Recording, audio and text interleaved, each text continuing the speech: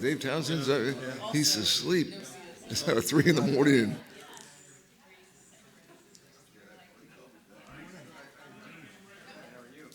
Good morning. Welcome to the Delta Stewardship Council Thursday, July 27th, 1917 meeting. I'd like to call this meeting to order. 2017, excuse me. Yeah, I'm old, but not that old. Well, I always try and get it for the record on the videotape, the date that we're meeting. So thank you for that correction. We'll begin with the roll call. Gatto here. Tatayan here. Fiorini here. Thompson here. We have a quorum. The next item is we will recess to closed executive session.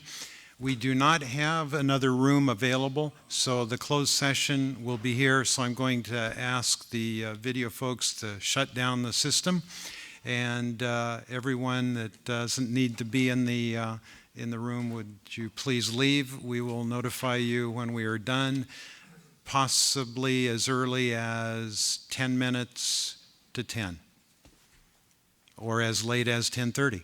So stay tuned. We are now recessing to executive session.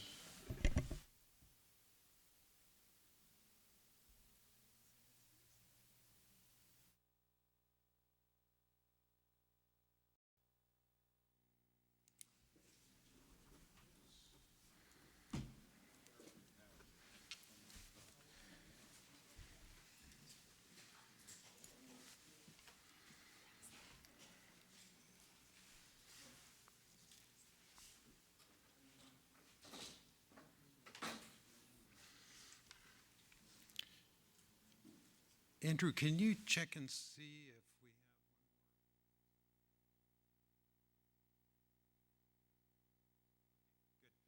have... All right. We are now back in open session. I have nothing to report coming out of closed executive session. File item number 5 is the adoption of the June 22nd, 2017 meeting summary. What is your pleasure? I'll move it. We have a motion and a second. Any discussion on the meeting summary? If not, we'll proceed with the vote. Weinberg, aye. Gatto, aye. Fiorini, aye. Thompson, aye.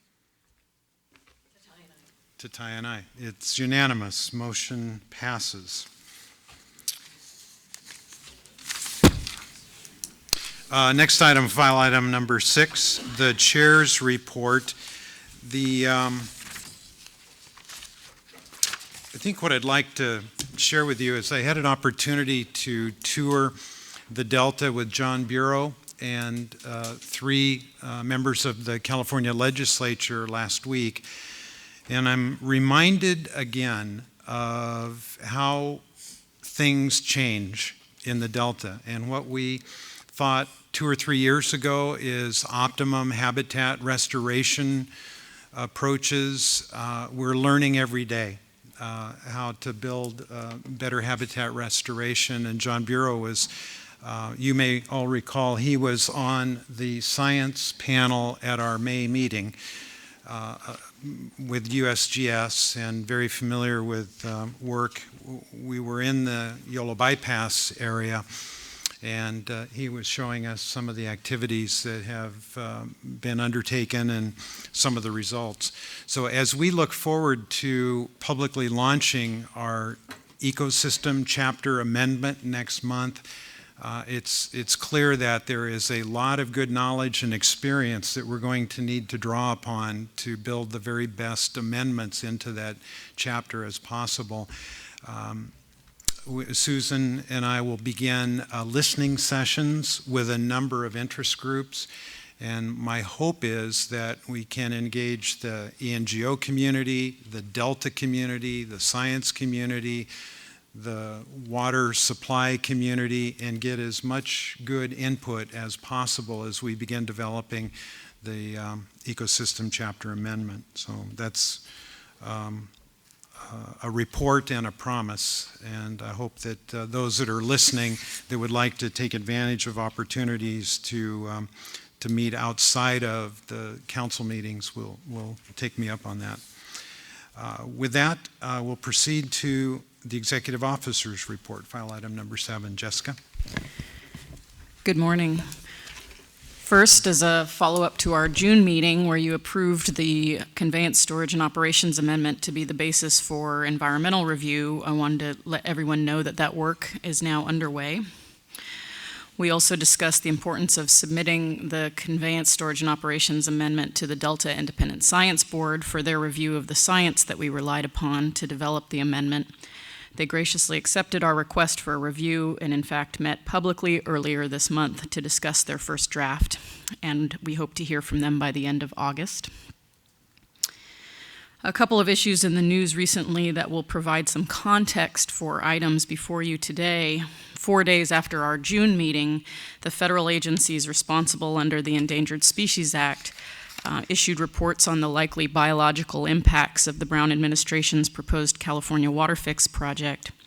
In what are known as biological opinions, the National Marine Fisheries Service and the U.S. Fish and Wildlife Service both concluded that the project is not likely to jeopardize the continued existence of endangered or threatened species. We'll have a more detailed discussion of what these so-called BIOPs are, do include or do not include, and how they fit into the bigger picture under item 13, and also as part of our legal team's update. Then just last Friday, the California Department of Water Resources certified the environmental analysis of WaterFix, issuing what is known as a notice of determination. The notice and other legal documents approve WaterFix as the proposed project under the California Environmental Quality Act and certify the environmental review. Both the Council and the Delta Independent Science Board provided extensive comments during the environmental review of WaterFix, and coming up under agenda item 9, past Delta Independent Science Board Chair Jay Lund will summarize some of those more recent comments. As a mid-year progress report, you'll recall at the February meeting we discussed council priorities for the current year. While we as staff manage these priorities on a daily basis, my executive team and I met last week to check in on a mid-year overall review, and I'm pleased to report that we're very much on track this year. In terms of implementing and updating the Delta Plan, which was a key priority, the CSO amendment is now in environmental review along with the fully refined performance measures and the Delta Levees investment strategy. And we've begun work on a planned ecosystem restoration amendment that Randy mentioned. We'll have a report before you next month on the foundations for that amendment. Later today, we'll have a chance to discuss with both the Delta Conservancy and the Delta Protection Commission, who are implementing aspects of the Delta Plan's recommendations for Delta as place. And you'll also hear from our science program's development of on the development of the Science Action Agenda, which was another 2017 priority, and that's item 11. In personnel, I'm pleased to announce my selection of Jessica Law as the Council's new Chief Deputy. She'll begin in her role next week. Jessica has been on staff with the Council as our Implementation Committee Coordinator and Special Assistant for Science and Planning for just over a year, and has already become an essential member of our executive team. Do you want to give a wave? As Chief Deputy, she'll be responsible for internal operations, including oversight on policy development, execution of annual priorities, and external communications. In the interim, until a replacement is hired, she will also continue to coordinate activities for the Implementation Committee prior to the next meeting on November 14th.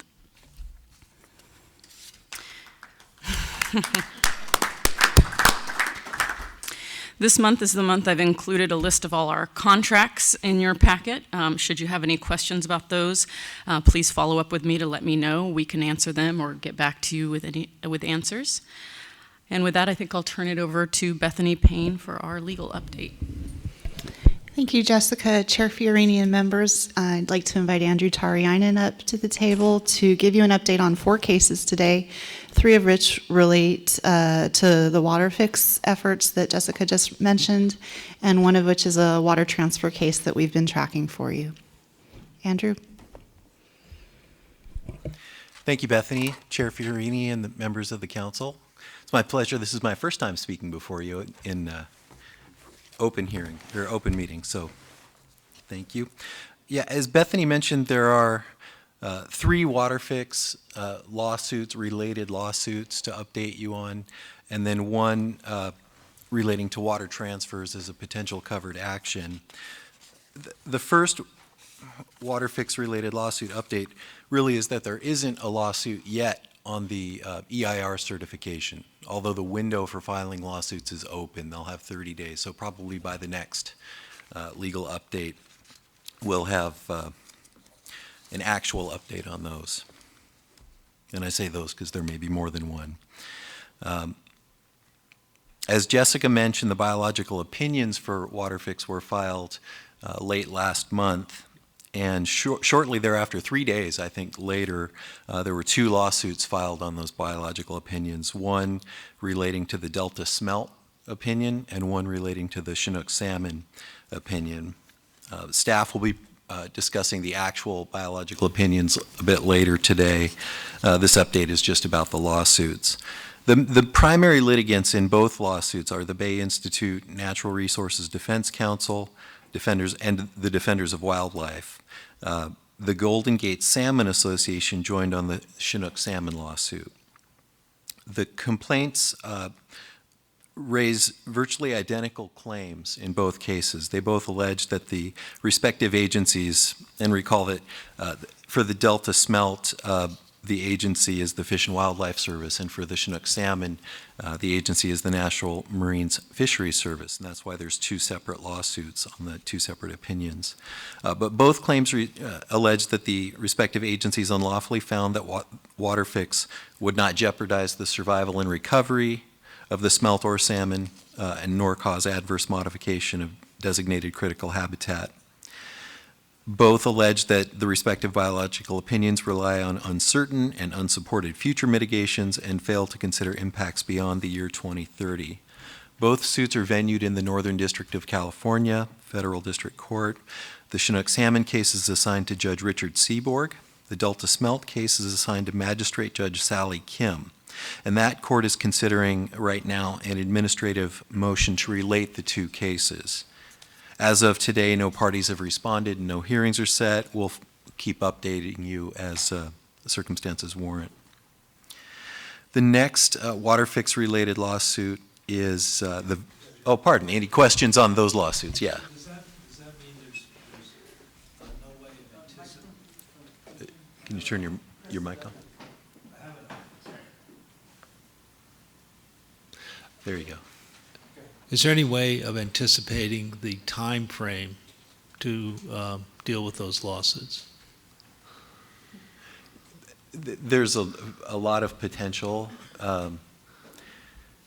procedural steps that can happen. The parties need to respond, and I'm sure there'll be potential interveners, and there may be some additional process to get the 2 cases venued, in the same court. Is this months or years? Long-term years, yeah, to a final resolution. It'll take some months, most likely, just to get the parties all set and the court all set, if there are interveners. Again, nobody's even started. It's very early. It's very early. Any other questions on the biological opinion suits?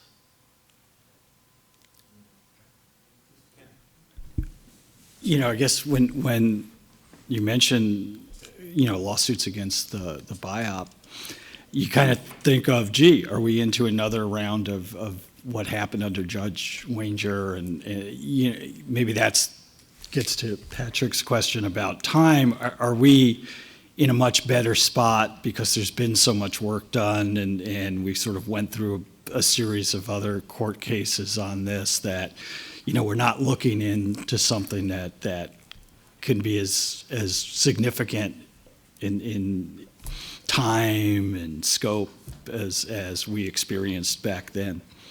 So maybe that's a more general, and I don't want to put you on the spot. And I wish I could reassure you, but I just don't. There's a lot of uncertainty about what's going to happen. So This is a federal litigation, right? correct. So what happens in the Superior Court has no effect on what happens in the federal court. So, Right. So it's a different track, and, that part's pretty simple, but I don't know if that was it. Yeah, it's more. What they want to do in federal court is another ballgame. Did we achieve anything in going through all those previous lawsuits and what happened in federal court as well, that, you know, maybe some of this is settled out, so we're not looking at years of upheaval, but maybe not. I mean, I think that. I'm not familiar with the litigation, but what goes on in Judge Kenny's court, that's what I was referring to. Yeah, right. It's very different than what goes on in federal court. Yep. Judge Seaberg's courtrooms, fresh start. So it's just, you just don't know. Yeah. Well, we don't. I don't think you can tell. Yeah, there's still going to be some framing of the parties and the issues, and maybe in future updates we'll be able to be more focused and specific. Okay, moving on to the next WaterFix-related case. On July 21st, DWR did two things. They certified the environmental impact report for the WaterFix project, and they also filed what's called a validation action with the Sacramento County Superior Court. The validation seeks a judgment that the department is authorized to issue WaterFix revenue bonds to finance the capital costs of the project, and to confirm the validity of the department's July 21st, 2017 resolutions adopted in connection with those bonds. So I actually misstated that the department really did at least three things on Friday the 21st. They also issued three resolutions setting the table for the department to begin issuing their revenue bonds for the WaterFix project. And the validation action really is an opportunity to get a court judgment that says that's okay, that those are all valid actions. One other thing DWR does in the validation action is requests that the court enjoin and restrain all persons from instituting any action challenging DWR's resolutions regarding the revenue bonds or from challenging those bonds themselves. A validation action in general in DWR explains that the validation judgment here is necessary to provide assurances to the financial community ahead of actually issuing those bonds. So in a validation action, interested persons may join the action to challenge or support the department's requests. This matter has been designated as a complex civil case with Judge Alan Perkins presiding. To date, no parties have responded.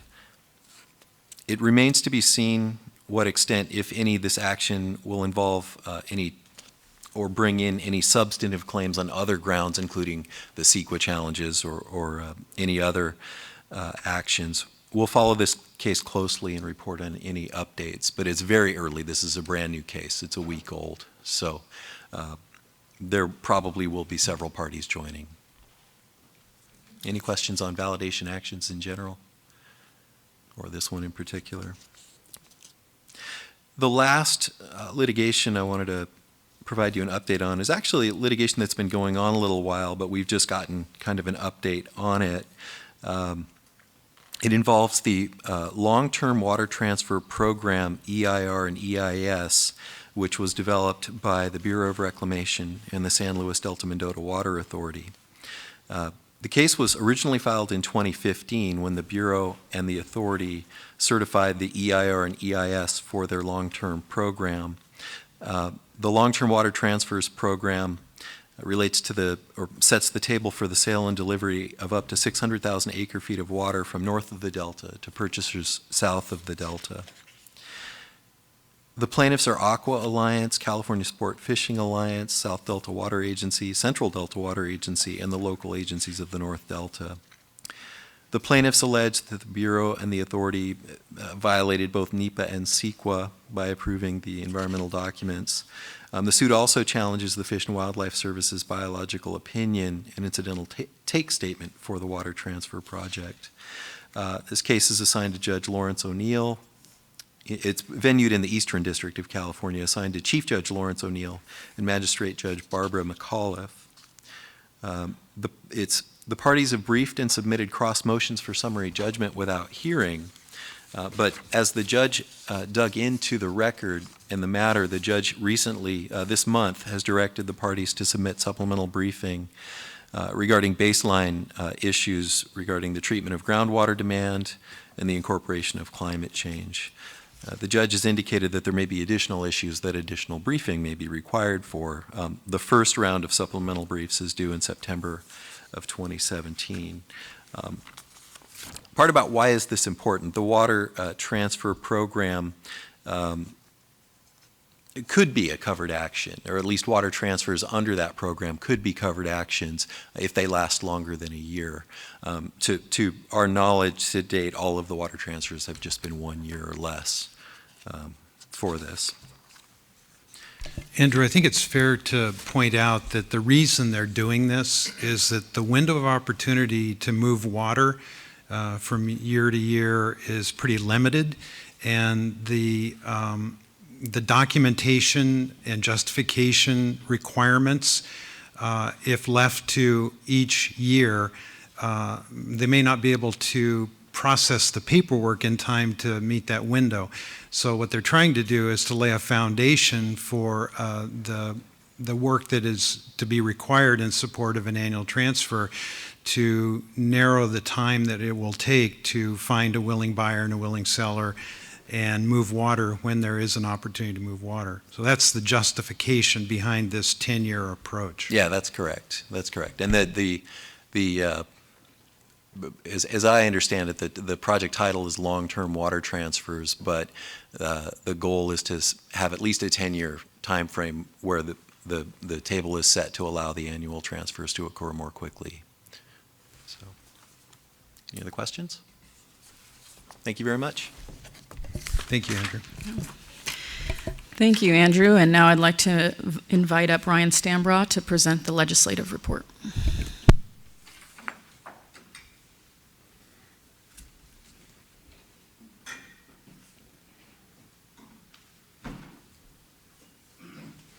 Good morning, Ryan.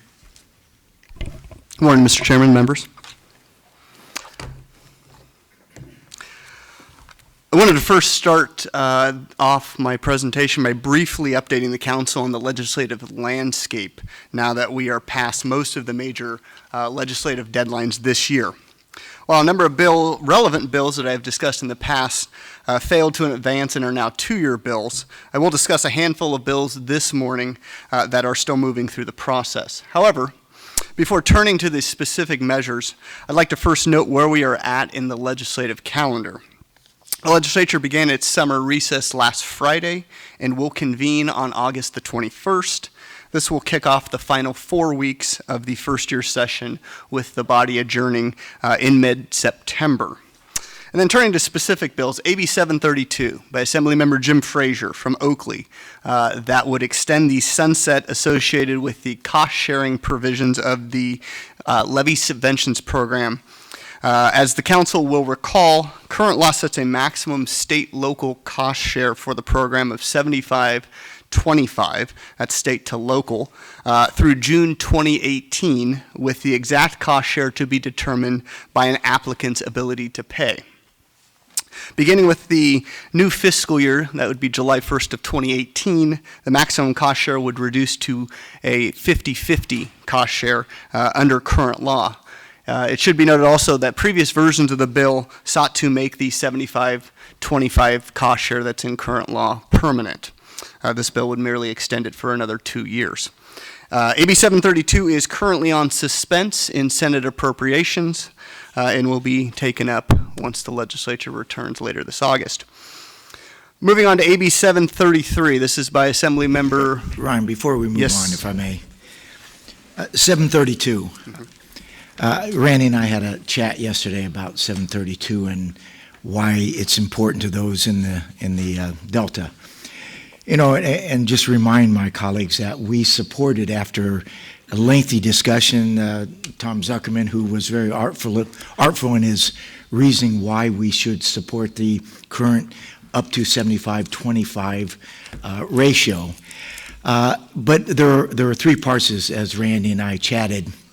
One is the ability to pay, and the other one is the per mile deductible. Mm-hmm.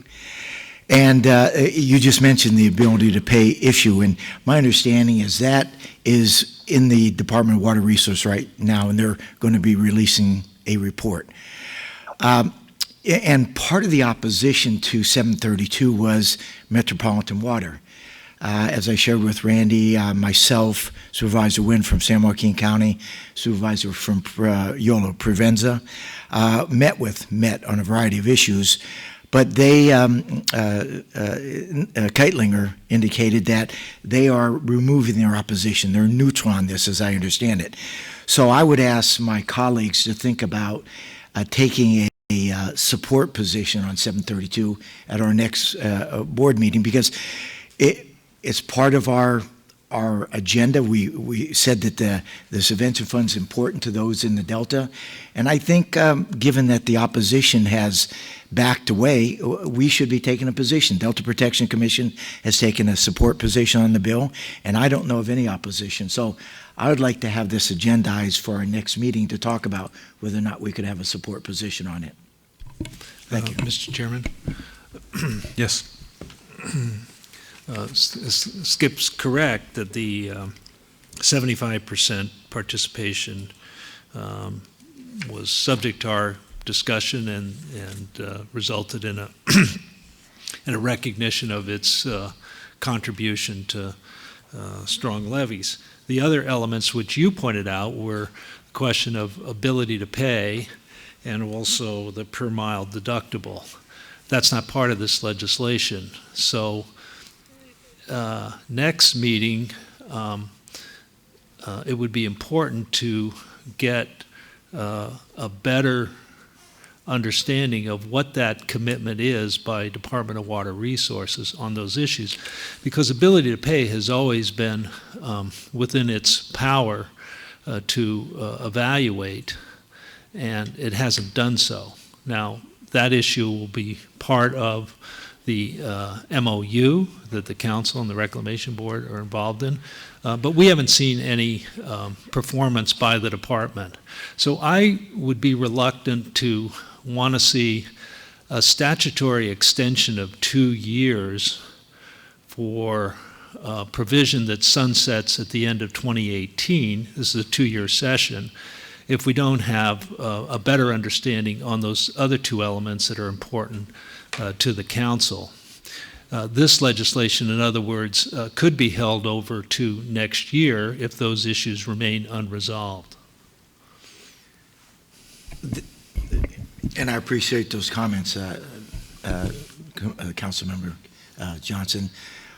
Then could we ask staff to reach out to DWR, find out where they're at on the ability to pay document they're going to be releasing? I mean, we need to be a bit proactive and maybe encourage the Department of Water Resources to finalize that report so we have something. Yeah, I think that's appropriate. I believe that the Delta Protection Commission was responsible for preparing the document to evaluate the ability to pay. And it's my understanding that that document could be provided by the DPC to the council. So you were going to work on that. Well, I was going to work on that, and I did. I actually called Eric, and just to make sure we understand what we, the Delta Protection, were doing was a feasibility study, and not talking about specific abilities to pay, but looking at generally who should be paying and what mechanisms that are available. I mean, we all know that 218 tends to cloud things because it restricts the ability to go after those that are, in our opinion, should be paying, but for some reason aren't. And as far as the report, my understanding is that report is not going to be available for some time. There's a great deal of disagreement among the commission as to what we actually told our consultant to do and what the report reflects. So we're not close to finishing up that report. But that's not to say that DWR hasn't been working on that ability to pay report. And that's what I'm asking, that staff be directed to reach out to DWR to find out if, in fact, that report's ready to be released or where it is. Thank you. Okay, Certainly, we'll follow up. sounds good. Will do. Moving on, AB 733. This is by Assemblymember Mark Berman from Menlo Park. This measure would add climate change projects to the list of existing activities eligible for financing by an enhanced infrastructure financing district. These districts, which have taken on new significance in recent years with the dissolution of redevelopment agencies, are local government entities with a focus on joint infrastructure development that is funded by tax increment financing. While this bill does not allocate funding, the author hopes that by explicitly adding climate adaptation and mitigation projects to the list of eligible funding categories will result in a heightened awareness and spur local governments to proactively prepare for climate change. As it relates to the Delta, and more specifically to the work that we do at the Council currently has a memorandum of understanding in place with the Bay Conservation and Development Commission, and one of the elements of that MOU is to coordinate on climate change-related endeavors. And given the anticipated impact of climate change, and particularly as it relates to the Delta, and not only in the near term but going forward, the Council recently provided support for BCDC to develop an initiative known as their Adapting to Rising Tides. This is, as you may recall, a 2017 staff priority that staff presented to the Council earlier this year. And this will support the Commission with its assessment of how current and future flooding will affect communities and ecosystems within the Bay Delta. And that work will include portions of Contra Costa County as well. AB 733 is currently on the Senate floor. And then the last set of bills I'd like to touch on this morning are the conservation and drought planning bills. As the Council will recall, the legislature has been discussing two different approaches on this topic. One supported by the water agencies with Assemblymember Blanca Rubio from West Covina as the lead author, and the other by Assemblymember Laura Friedman from Glendale. And her set of bills have encompassed the administration's vision on water conservation. However, as a result of actions taken during a Senate Policy Committee hearing earlier this month, the substance of the competing proposals has been amended out of the bills, leaving them as spot bills that contain only legislative intent language. This sets the stage for a working group of legislators, stakeholders, and administrative representatives to meet over the summer recess with the aim of developing a compromise. While the previous competing approaches have shared some general similarities, particularly in terms of improving drought contingency planning, recess negotiations will likely revolve around who ultimately sets the urban targets, to what extent additional requirements are placed on agricultural users, and whether additional conservation measures could be required beyond a water agency's stated contingency plan. As it relates to the Council, while reduced reliance on the Delta has not been explicitly mentioned in previous versions of these bills, improving regional self-reliance continues to be a major point of emphasis. And then turning to news from Capitol Hill, where earlier this month, House Republicans passed H.R. 23. This is the Gaining Responsibility on Water Act, authored by Congressman David Valadao from Hanford. This bill shares a number of similarities with past water-related efforts by the congressman. Specifically, H.R. 23 would, among other things, streamline the dam approval process by providing the Bureau of Reclamation with oversight for coordinating local, state, and federal permitting of new dams, amend the Endangered Species Act to equate wild fish with hatchery fish for the purposes of compliance, codify the 1994 Bay Delta Accord, which, as you recall, was an agreement between state and federal agencies to coordinate Delta water use and water quality standards, exempt the operation of the State Water Project and the Central Valley Project from the Federal Endangered Species Act and other related statutes, and preclude the State Board and the State Department of Fish and Wildlife from exercising the duties prescribed to them in state law to protect fishery resources and public trust values. This bill has been opposed by a wide range of environmental and recreation groups, as well as Governor Brown, California Attorney General Becerra, and Senators Feinstein and Harris. This measure now heads to the Senate for further consideration. And then finally, earlier this month, Nir Oxenberg from our Delta Science program and myself had the pleasure and the opportunity to provide a briefing to Capitol staff whose members are part of the newly formed Delta Legislative Caucus. The briefing was focused on providing not only general background on the Delta, the role of the council and its science program, but also how science can inform policy development. Given the interest expressed by the group, my hope is that this venue will continue to serve as an opportunity for discussion going forward with interested legislative staff as it relates to the council's work. And with that, Mr. Chairman, that concludes my report. Questions of Brian? Ken, and then, or Frank. Go ahead, Frank, and then Ken. Who chairs this caucus? It is chaired by Assemblymember Jim Frazier. I thought you were talking, this is the caucus here in In the state legislature. Okay, I misunderstood what you were saying. Okay. This is not congressional caucus, this is a. Correct. Gotcha. Correct. Ken?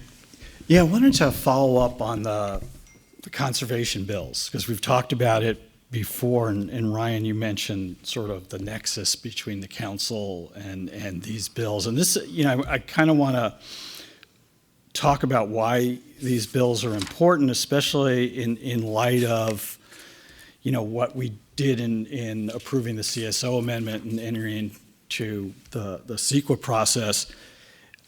These bills are more than just about conservation, and where the tension is between the water agencies and, what used to be a trailer bill is how you treat recycled water and local supplies. And that kind of puts us, puts our goals on reducing reliance on the Delta kind of front and center, because what the water agencies were objecting to is if I don't have an incentive to be better off because I've developed these local supplies, and one of my incentives is that, I don't have to do as much conservation, then why am I going to invest all this money? Why is my board or my city council going to invest all this money? So that's where things broke down, and I was kind of surprised because there were negotiations going on with the governor's office and on the trailer bill, but I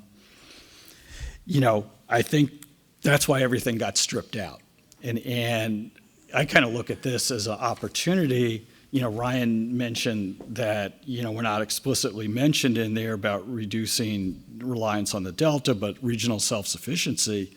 And I don't know how we do this. Supervisor Thompson talked about us voting to support a piece of legislation. I'm not clear on what our rules are. I know we had some conversation a few months ago about, what's the proper role for the council, but I view this as an opportunity to explicitly at least say one of the reasons we need to do this is to reduce reliance on the Delta. And I think from our perspective in the CSO amendment, looking at regional self-reliance and promoting local supplies and reuse, and potable reuse, that, that's an important goal. There has to be some kind of balance, because if the water agencies feel like they're being discouraged from investing in these supplies that we're counting on them to invest in, that's an issue. And I think that's kind of where, because we straddle both these areas, I think we've got something to say, and now we're out in public. We've taken a formal action. We've put a lot of emphasis on reduced reliance on the Delta. It's in the water code. How you do it is there. I think we could be some part of this explicitly, just that, hey, this is one of the goals of the state. This is one of the goals of the legislature is to reduce reliance on the Delta. And so that's why, and it even gets into the shortage. I mean, when I was in my previous life, during this last drought, a lot of agencies had invested in local supplies, but it was like, well, no, you have to cut back. Everybody's cutting back 20% or 25%. And it's like, well, why did we spend hundreds of millions of dollars? Our elected people made these decisions, raised water rates so that they could be better off in a drought. And so these are kind of the things that are swirling around there, but they link back to what we're trying to accomplish on reduced reliance on the Delta. I mean, everything rests on us being successful in the all of the above. And I think that's where the tension is, well, this isn't all of the above. You're trying to just do one strategy at the expense of doing these other things that have additional environmental benefits. So maybe I think they were starting to come together on this. I don't know where.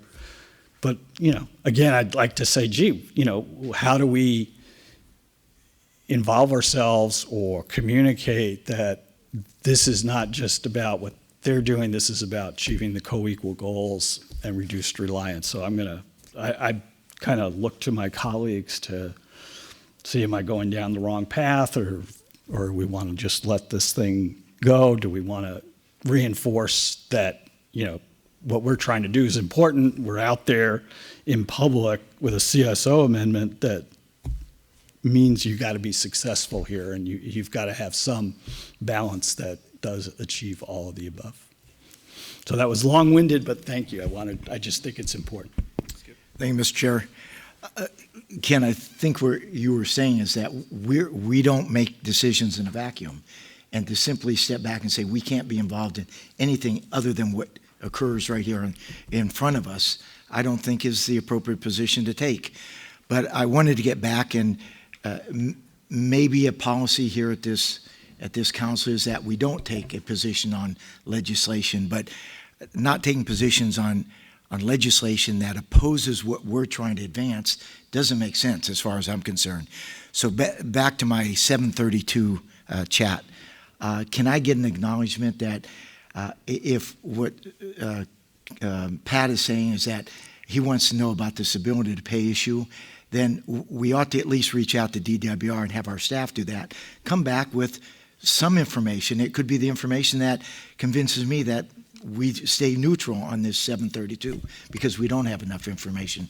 But to simply say we're going to ignore it when we should be somewhat proactive in trying to get DWR to tell us where they're at in their process, because they're the ones that control the ability to pay issue.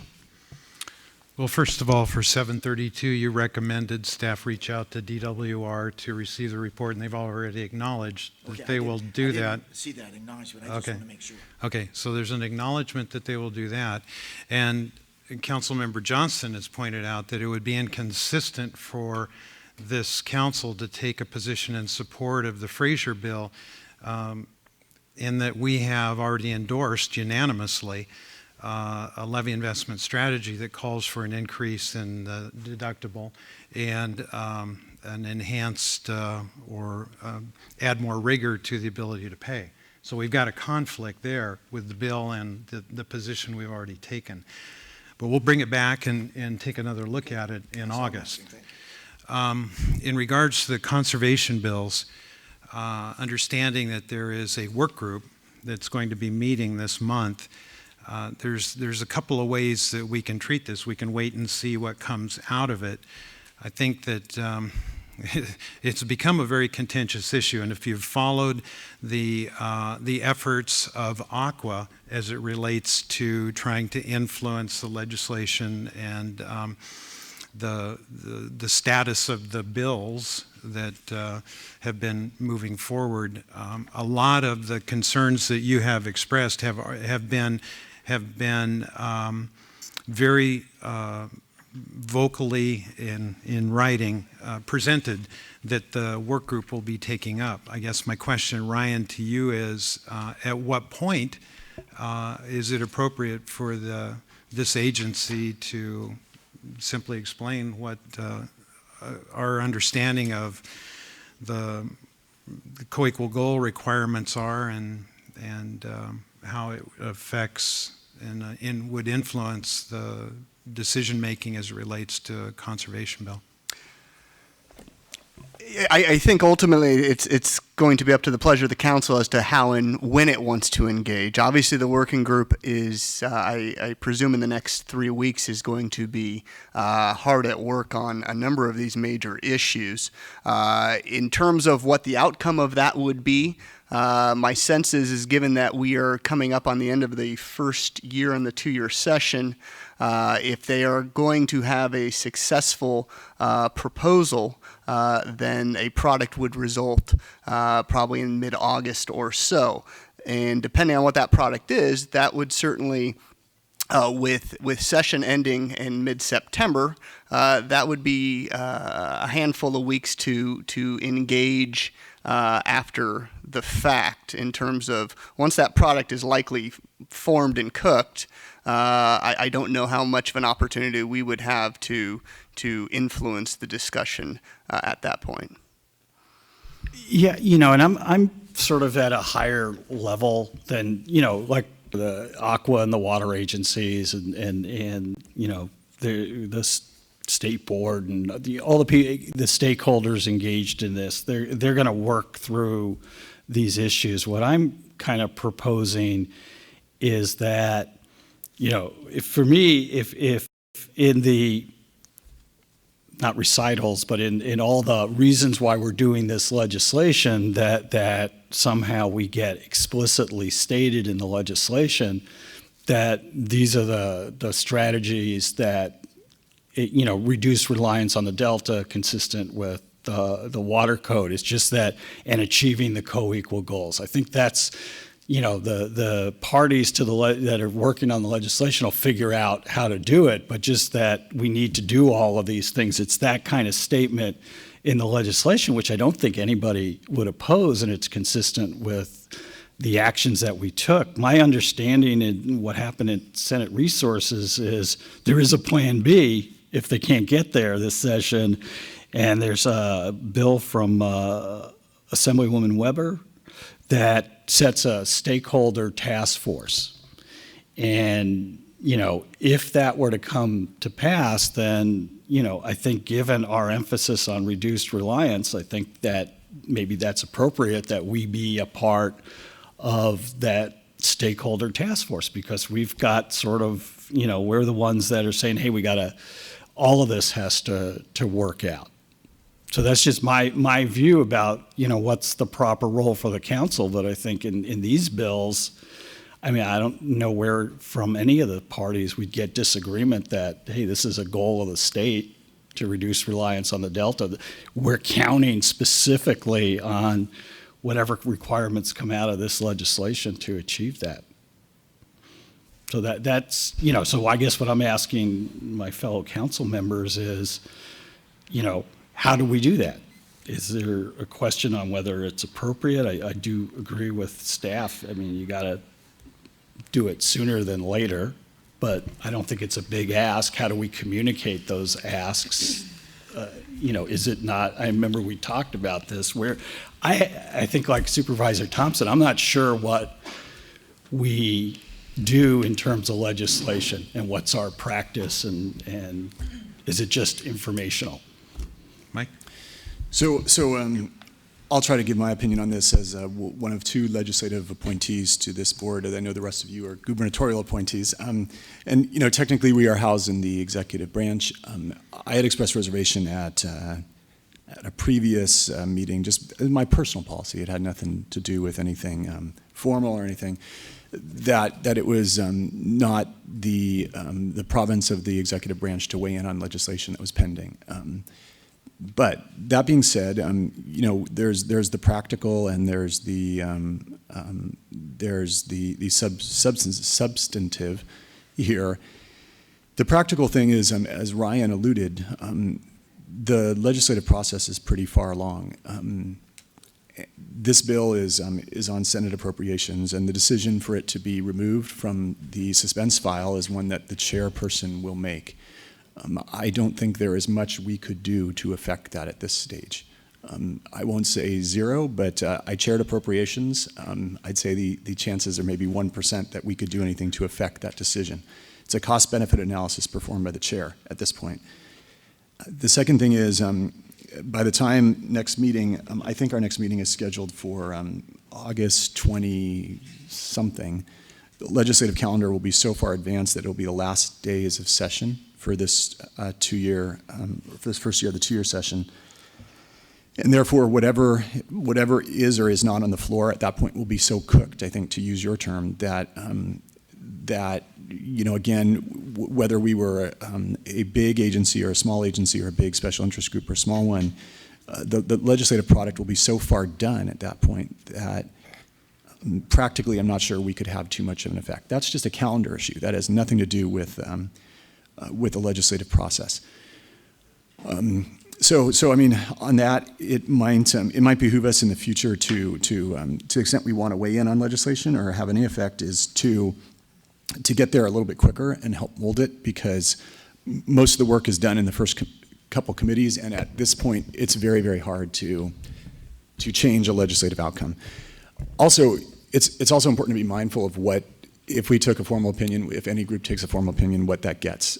More often than not, it's a letter that goes to a staff member on a relevant committee, and then it becomes a 9-point font entry on the overall list of who is supporting or opposing a bill. On a big bill, there's often 20 or 30 of those little 9-point font entries. And so my point, or my suggestion, would just be that to the extent that we want to influence the process, it's probably a better use of our time to as individuals who care about this and who have expertise and who have knowledge on this, to go directly to the lawmakers with whom we have a relationship, and to just talk with them as one human being to another. Because we could debate this and agendize it and do all this stuff, and both for the calendar reason and also for the practical or the substantive reason, which is we could debate this for an hour, we could send our letter in, we're going to end up being an entry on a ledger that is distributed to the lawmaker staffs, and they may or may not read it. But it's way more effective to, and I don't know if the senator feels otherwise, but to hear from human beings with expertise, to the lawmakers who can make a difference. And that's incumbent on all of us. I mean, we all come from districts. We all have our own sphere of influences. And in my humble opinion, that's the most direct way to influence legislation. Judge? The very first comment you made, Mike, was we are members of the executive branch of government, and I think we should be very careful about ever buttonholing a member of the legislature regarding our personal views on a particular bit of legislation. I think that's I would really caution that kind of on taking your cue. I think that's a very, very dangerous way to approach legislation on an individual basis, although it may be the most effective, but I think it would be counter maybe to this agency's position. I'd be careful with that. Patrick? Just as a quick follow-up on that, I mean, nobody loses their ability by entering a commission to have an opinion on a piece of legislation. I think it's very important, as you said, to be clear if you're talking with a lawmaker that, hey, this is me talking. This is me, personal, who has come to care very much about this, or as a city council member, or a county supervisor, or somebody who's had experience in this, as I'm not here talking on behalf of the Delta Commission. That's the very, very big, important distinction.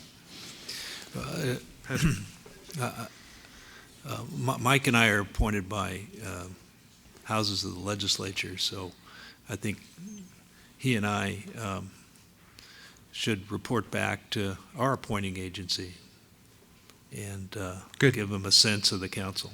Good.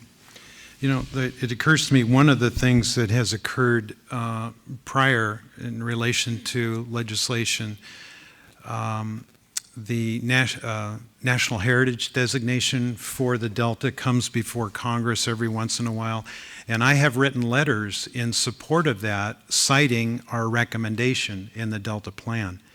I think it's appropriate from time to time to remind the legislature of the policies and the recommendations that are in the Delta Plan, but I don't feel comfortable extending any comments beyond that. So I just wanted to let you know that that's been a practice in the past. Yeah, I would say, based on my recollection, this body has taken a position approximately 4 times on legislation, and in most of those instances, it was either when our authority was a direct target of legislation, or when there was legislation that explicitly touched upon a specific recommendation or policy in the Delta Plan. We've been pretty judicious about taking positions.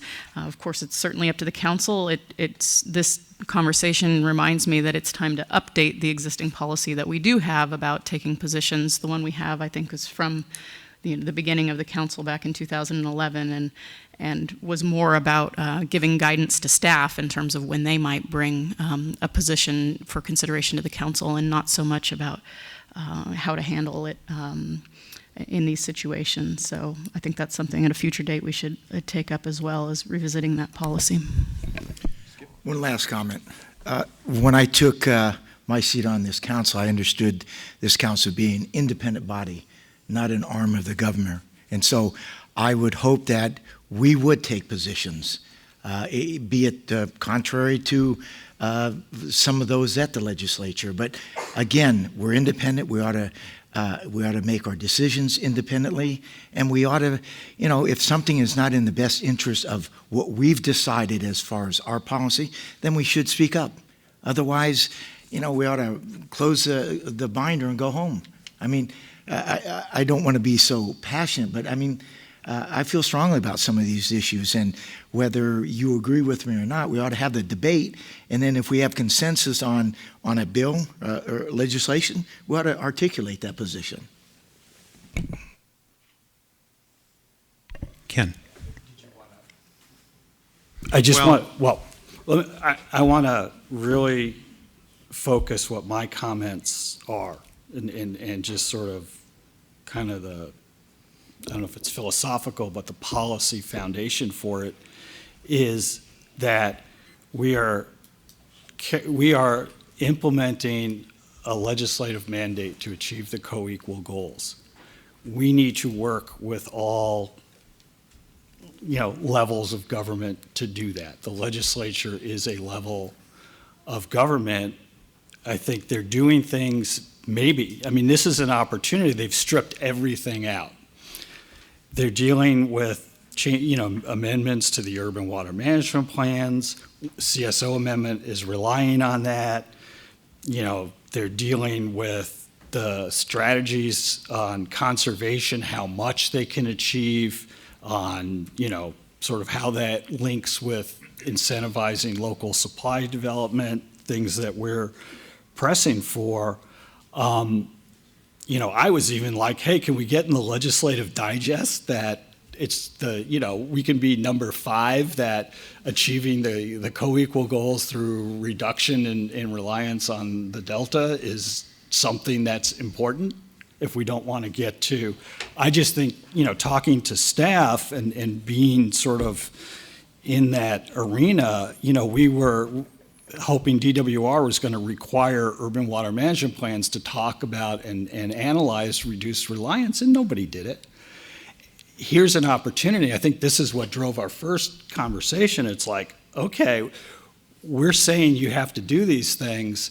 We're in no position to make anybody do anything really beyond the covered action. Here's an opportunity to communicate, hey, if you're amending the urban water management plan, address this issue. Why don't you put it in a table? It's these little things that get, it shows we're trying to implement this. And the legislature told us to do something, we're doing it. Hey, we need some help doing it. And I don't think what we're trying to do is not really controversial. It's not the issues that they're grappling with, but also kind of on a policy level, we need to communicate, hey, we got to accomplish all of this, please help us. That's all I'm saying. If we can't do that, then I think Supervisor Thompson's correct, and I'm not sure what the purpose of the ledge report is. It's good information, and we need to know what's going on, but we don't. And maybe that's where my past experience has been, because of being in local government. You have to be active in the legislature and in legislation, because that's affecting your residents and businesses and your ability to do business. So that's all I'm looking for is, can we raise our profile, because this is our bill. I mean, this is doing what, as policymakers, we said we need to do. But if there's a red line, then we need to know about it. And I think, Senator Johnston, I like the idea of, both our legislative appointees being able to sort of carry the message of, we could use some help. Mike and then Frank. Sure. So I'll try to clarify my statements for another time. Just again, there's practical considerations for time, and then there's my philosophical things, which I've expressed before.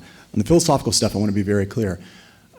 There's a difference between saying that we're an executive branch agency that exists to implement the Delta Plan, and saying that we're not, independent, and that's not what I'm trying to say. We're obviously human beings with very strong opinions. We are an independent body. I wouldn't take that away from us by any stretch, but we do have a statutory mandate, and we are supposed to implement those statutory mandates, and we have limited regulatory or limited authority to promulgate regulations. And I've asked about this before.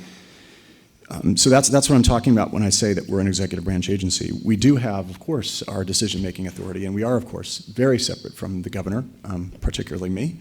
So that's what I'm talking about there. That's a philosophical issue that I've raised before, but it has nothing to do with independence. It has to do with the statutory scheme in which we operate. The second component, the practical one, is really just the timing thing. I mean, we can weigh in, but I'm trying to advise on the most effective way that I know how to do it. I spent 7 years being on the target of these letters, and at this stage, there's both the calendar issue, and then there's also the how is the most effective way for us to do it. I think the most effective way for us to do it is to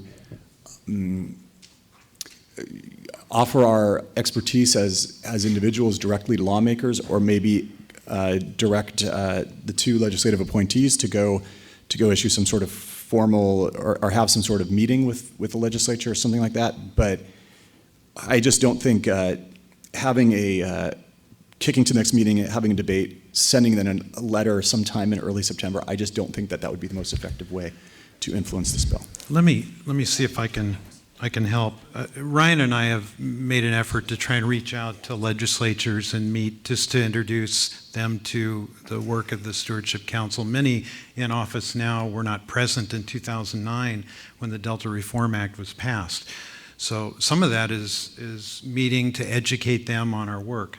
I would be happy, if it's the council's pleasure, to write a letter to the work group stating what our recommendations and regulations are in the Delta plan. If you think that would be helpful, I'm uncomfortable going beyond what we've already adopted, but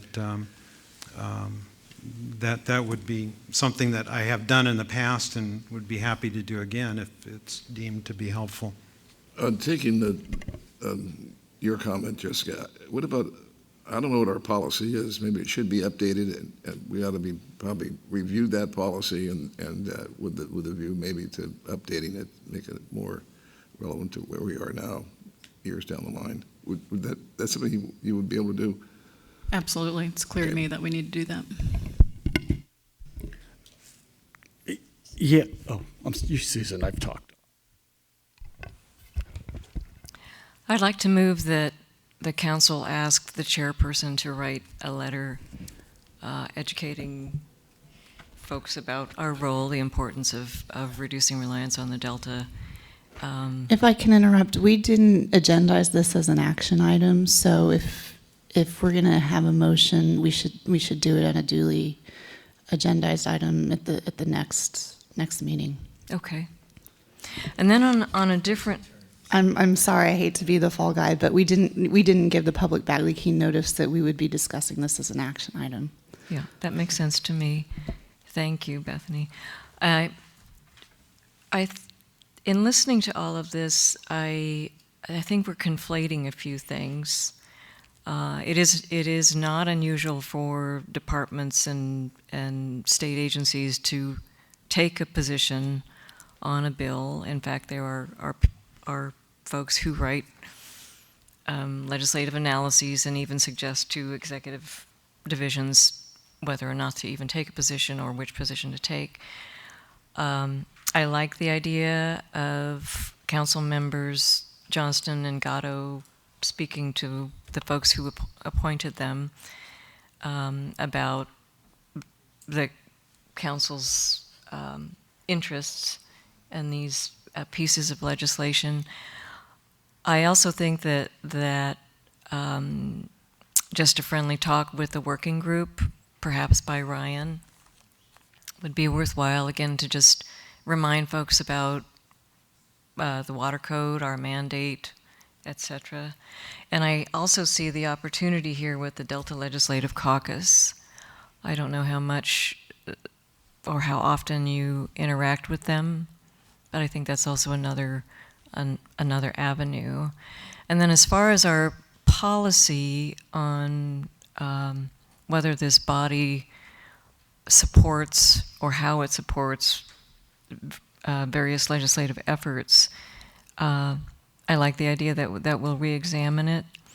And in re-examining it, I think that we ought to look at not only whether the council takes a support or oppose or a neutral position, but the variety of ways that we interact with the legislature and when we interact with them and when is appropriate to interact with them, because I'm mindful of what Council Member Gatto said, especially about calendar, especially about being the executive branch. So I think whatever this policy turns out to be, it should address more than just when and how to approach supporting a bill, but in general guidelines for how to interact with the legislature and the legislative staff. Thank you, Susan. That's helpful. Ken? Yeah, I guess, I agree with everything Susan said. And I'm not, I think there's this formal policy aspect, but I think what I'm kind of trying to put into as specific language as I can is requesting our legislature appointees to help, viewing this as an opportunity to not create new policy. I think the chair's right. I mean, this is existing policy. We just put it on the street.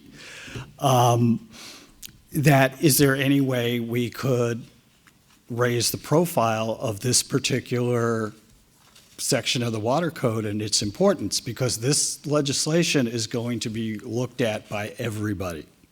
And it's going to be looked at for years, and it's going to be a primary vehicle to achieve this reduced reliance. So I guess, Mr. Chair, what I'm asking is, could our legislative appointees reach out to their appointing authority and to just raise the importance of recognizing the linkage to reduced reliance, and if they need sort of technical backup, they can bring someone there. Is it appropriate to ask them to reach out to their appointing authorities because there's a major policy issue that they're dealing with? And here's an opportunity. Well, I would welcome that if I had the document that our chair was utilizing generally to explain our policies and our recommendations and our goals. And that's something that Ryan and staff could provide you with. And it would be like, talking points that I and Mike could utilize ourselves and augment it as we see fit. But I'd like to talk to the Senate leadership about that and update them on these key issues, and do it, though, in conjunction with the chair's leadership, so that I'm not, saying something inconsistent, because that would not be my intent with what Ken correctly pointed out is our actual current policies. I don't know that that's a council action for you to write a letter. No, I can summarize our recommendations and regulation. I don't need permission to do that. So I'll go to work on that and work with staff and have something early next week available. Given general counsel's comments, I'm going to make a suggestion. I don't know if this requires a motion, but that you notice the legislative report as an action item. Oh, well, Because sure. I've never heard that kind of a ruling that you can't give direction or to do a motion on a ledge report. No, I want to be clear here. We have language on the agenda that says that items could be, I'll read it to you. All items appearing on this agenda, whether or not expressly listed for action, may be deliberated upon and may be subject to action. So the information items can be subject to action. My concern here is that on this agenda, we noticed a legislative update with no description. So the public did not know that you all would be deliberating positions on bills, whether or not to direct the chair to write letters in certain positions, and that's not fair Bagley Key notice. So if we had more description in the legislative update agenda item, I wouldn't have interfered, but in this case. No, I absolutely see your point. You're very right, and commend you for doing that because you saw we wanted to do something. Right. So maybe, I don't know if it's motion, is that we do in future agendas provide the flexibility that we are going to have conversations and maybe write letters or whatever, the council decides to do. So because, Assemblymember Gatto is correct. You got to move fast. There's not a luxury of time. And usually letters are like just before the vote, just try and get them in. But Right, so I'm not sitting here trying to keep you from yeah, but I and think you we need more pointed out clarity something in this important agenda. because Right. I think we're hearing a desire to get Ryan in the middle of more things. Ken, we'll accept your suggestion as a recommendation and respond accordingly. Because I think you make a motion, you might get the same direction from legal counsel. That No, it's if not you make a motion on any other information item on this calendar or this agenda today, we have that savings language in the agenda, but this one just wasn't specific enough. So I think you're hearing, it would be a good idea if they rewrote how they, yeah. Okay. Duly noted. Thank you very much, everyone. Ryan, you get an award for the lengthiest legislative report in the history of this council. Do you have anything else for us? Randy, don't encourage him. We'll be here till. I was going to say, I do have some added material that I usually just keep for these sorts of situations. I do not, Mr. Chair. Okay. Anything else? Any other comments? Jessica. Thank you. Thank you. Okay. Thanks, Rand. The first half of today's meeting is going to focus on science. In addition to Dr. Dom's lead scientist report, members of the Delta Independent Science Board will be on hand to provide an update, including an overview of the Delta Independent Science Board's recently released review of research relating to Delta's place. You will also be asked to appoint a new lead scientist for the Delta Science Program based on the recommendation from the Delta Independent Science Board. Delta Science Program staff are here to present and ask the Council to accept the 2017 to 2021 Science Action Agenda, which is one of the 3 strategic elements identified in the 2013 Delta Science Plan in order to advance the vision of One Delta, One Science. Also on the agenda is a quarterly report from the Delta Watermaster. Mr. Michael George will update the Council on his recent activities, and then staff will present an update on the recently issued WaterFix biological opinions. Finally, at the end, we will circle back to Delta's place with a panel presentation on recent Delta marketing efforts led by both the Delta Protection Commission and the Delta Conservancy. And with that, I conclude my executive officer's report. Very good. Any questions of Jessica? If not, thank you. Now we're on to any requests for comment? None. Okay. On to file item number 8, lead scientist report, Dr. Cliff Dom. Thank you. I have 3 items that I came across here in the last 10 days that are not in your lead scientist report, but I thought might be of interest to update you on. The first one is the National Oceanographic and Atmospheric Administration recently released their 6-month survey of billion-dollar weather and climate disasters in the United States. This is a database that I talked to you about earlier this year. It's a database that has been kept since 1980. And I just thought you might be interested in knowing where we are in 2017. As I informed you when I talked about this agenda item earlier this year, 2016 was the second, had the second largest number of these kind of weather and climate disasters. The record year is 2011 with 16 of these. Currently, we've had 9 of these billion-dollar climate disasters for the first 6 months of 2017. One of them, of course, is here in California. It was the series of atmospheric rivers that hit in mid-February that produced a number of issues here in central and northern California.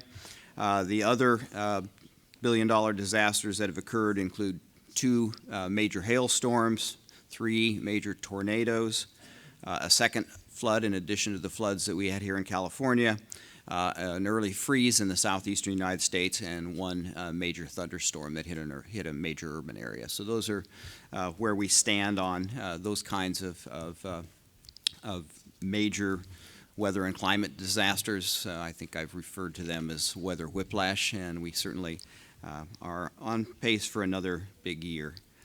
Second thing I wanted to highlight is 6-year report on temperature in the contiguous United States, continental United States.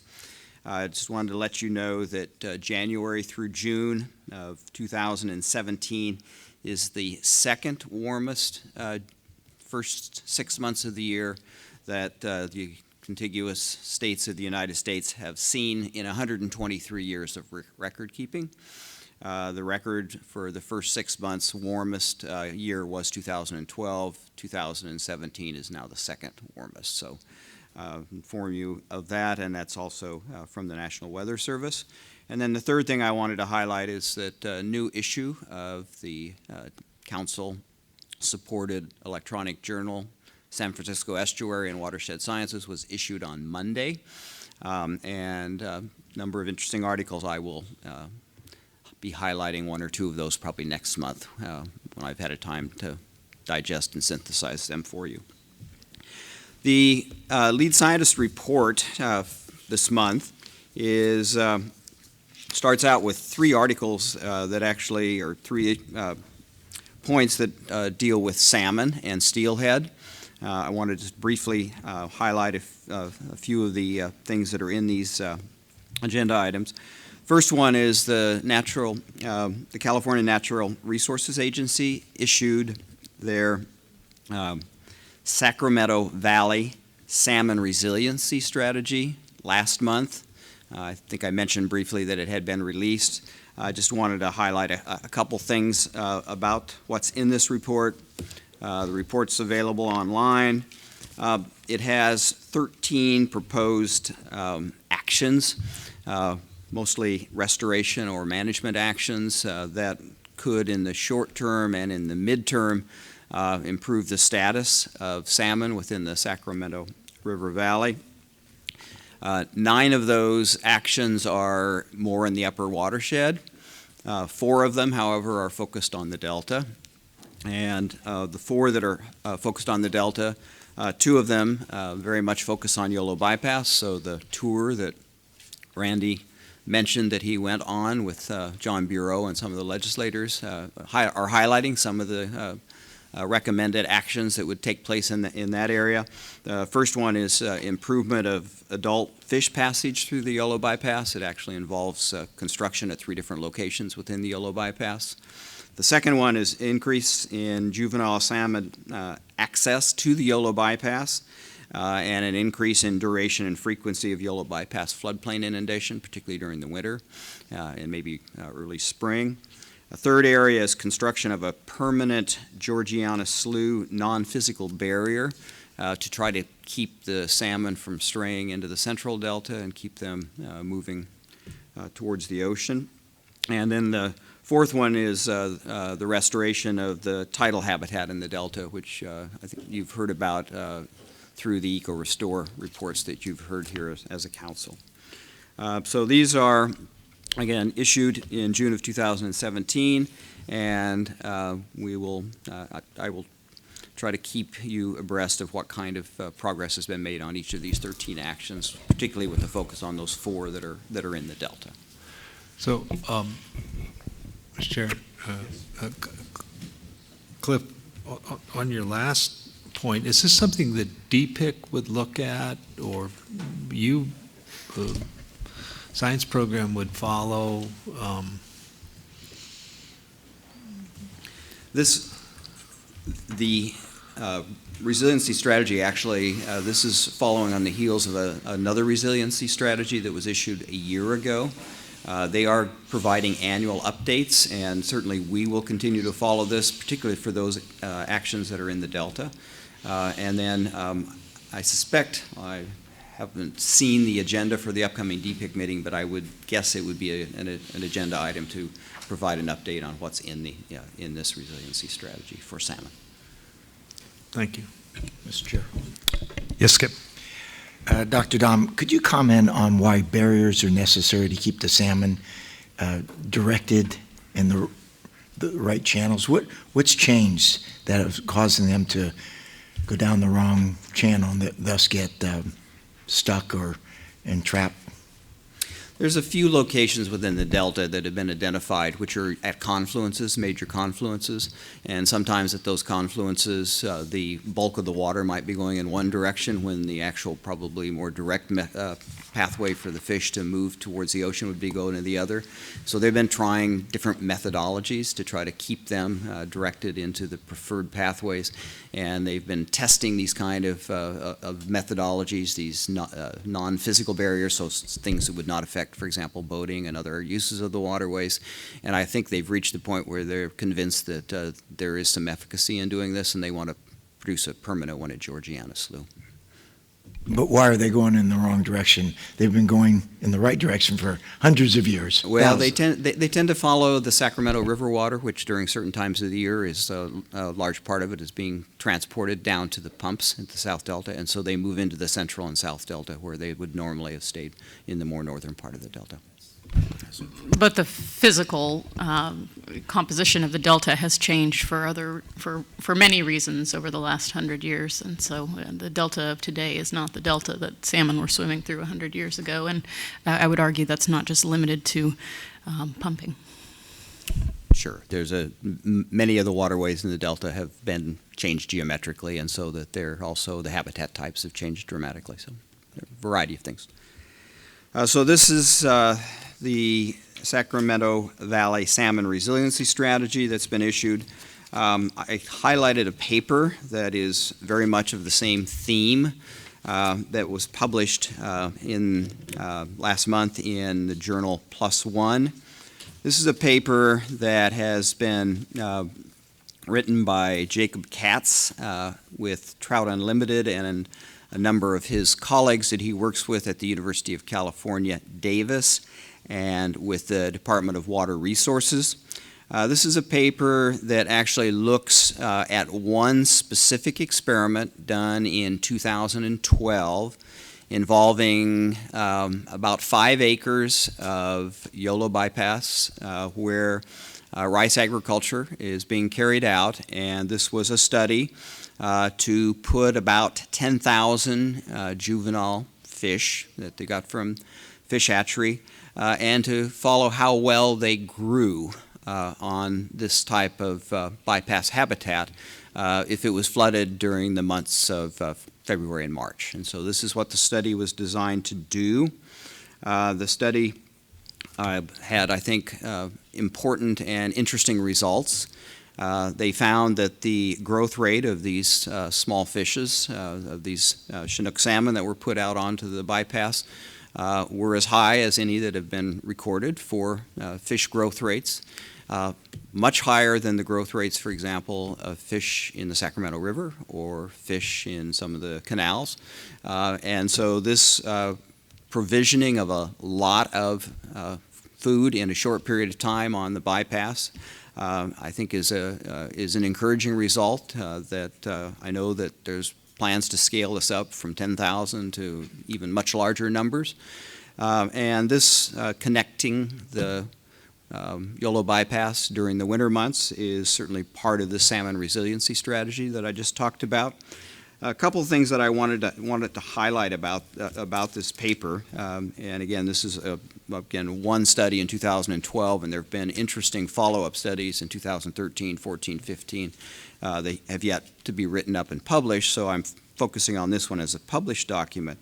But one of the things that I thought might be interesting to just at least briefly discuss with you, and that is why an area that is only flooded a couple months of the year turns out to be so effective as producing the kind of food resources that would allow these salmon to grow so large in such a short period of time. And we're calling them floodplain fatties is the little acronym you've heard.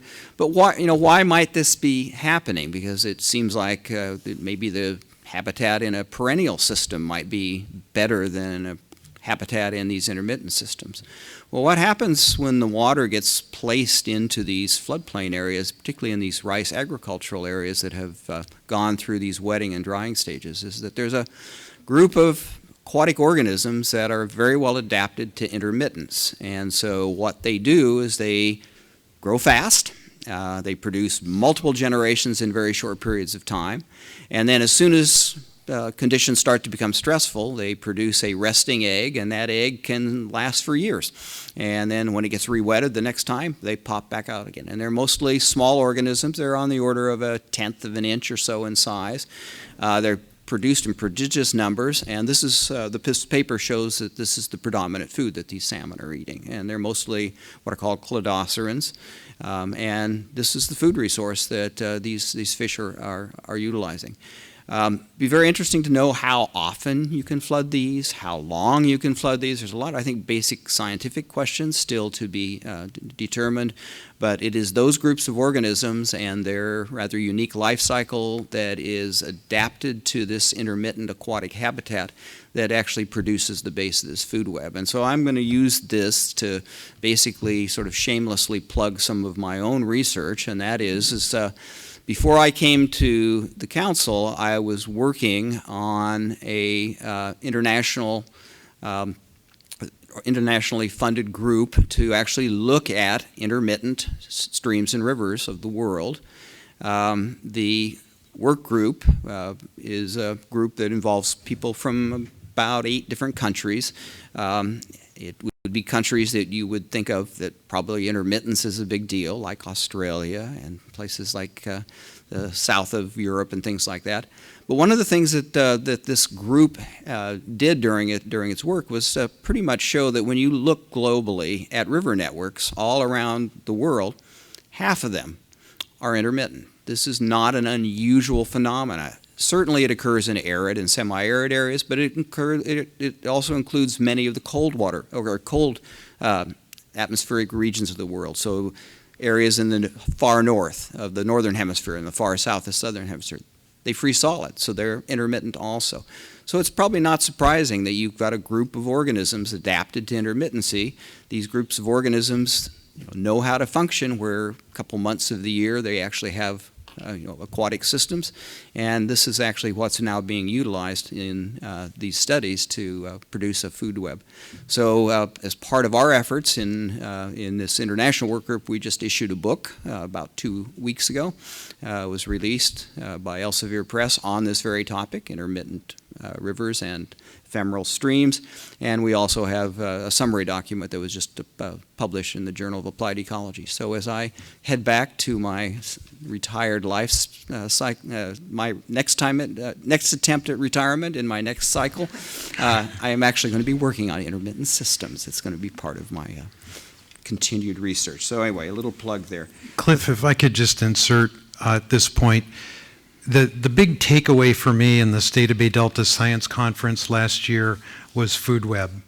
And over and over and over again, the presenters were describing the Delta as a highly channelized system that has effectively eliminated the opportunity for that land-water connection. And we've seen some experiments since then, such as the smelt resiliency Thule Canal. With the little amount of water, created a lot of biomass.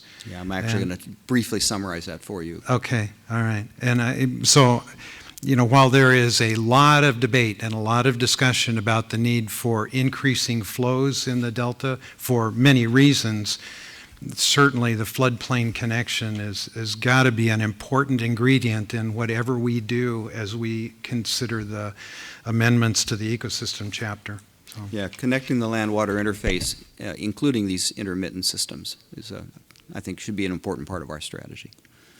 And then the poster that is displayed for you to look at is another salmon paper. It's actually looking at the Stanislaus system. And the question in that poster was asking, okay, what is it that would best help us get more adult salmon back to the Stanislaus? And they looked at a number of different factors, and certainly the take-home message in the poster is returning adult population size is very strongly affected by the number that out-migrate as juveniles leaving the system. So getting them through that egg, fry to juvenile stage and then getting them out of the Stanislaus system is one of the best ways of getting more of the adults back. So that was the summary of that poster. I did want to briefly mention that the Delta Smelt Resiliency Strategy, issued a year ago, has issued a one-year progress report. And that progress report looks at the 13 areas, action areas that were identified in that strategy. And I did just want to highlight briefly two of them. One of them is they are exploring the ability and need for doing aquatic weed control in the Delta and whether or not that will positively affect habitat for Delta smelt, so that's one of the strategies they're looking at. I know an important question that still needs resolution on this is whether or not the use of herbicides to basically take care of these aquatic invasive plants will have any effect on the base of the food web, which is also plants, phytoplankton, plants growing in the open water, and whether there will be any interactions between the application of herbicide and the other parts of the food web that are important for these fish. And then the second one is this issue of managing the North Delta for food webs, and there was an experiment done, as Randy mentioned, in July of last year where about 12,000 acre-feet of water was redirected through a portion of the Yola bypass to see whether or not they could stimulate the growth of some of the more desirable phytoplankton and whether or not they would get a response from some of the zooplankton that is an important food source for Delta smelt. And that study gave them a rather positive result. They got a pretty substantive bloom that moved down into the Cache Slough area, and whether or not this is, ultimately in the long term will be a food resource that can help provide provisions for the Delta smelt. I think it's still early on in the studies, but I did want to highlight that one pilot study did give some interesting positive results. Finally, just wanted to bring to your attention that there is on August the 29th at UC Davis, sponsored by the Delta Interagency Invasive Species Coordination Team and in conjunction with the Delta Stewardship Council and the University of California, Davis. There's going to be a symposium on Delta invasive species. This will actually, I think, involve all Delta invasive species, aquatic and terrestrial. And this will be an all-day symposium, and if you're interested in attending, there's a registration information, and I understand it's filling up fast. So just let you know that that'll be forthcoming at the end of August. And then finally, I'll turn it over to Catherine Coutier unless there's some additional questions you'd like me to try to answer. And Catherine has received feedback from all of you and is going to report a little bit on some of the changes that she's instituting in by the numbers, and also give you an update on some of those numeric values that she tracks and reports to you. So, Catherine, turn it over to you.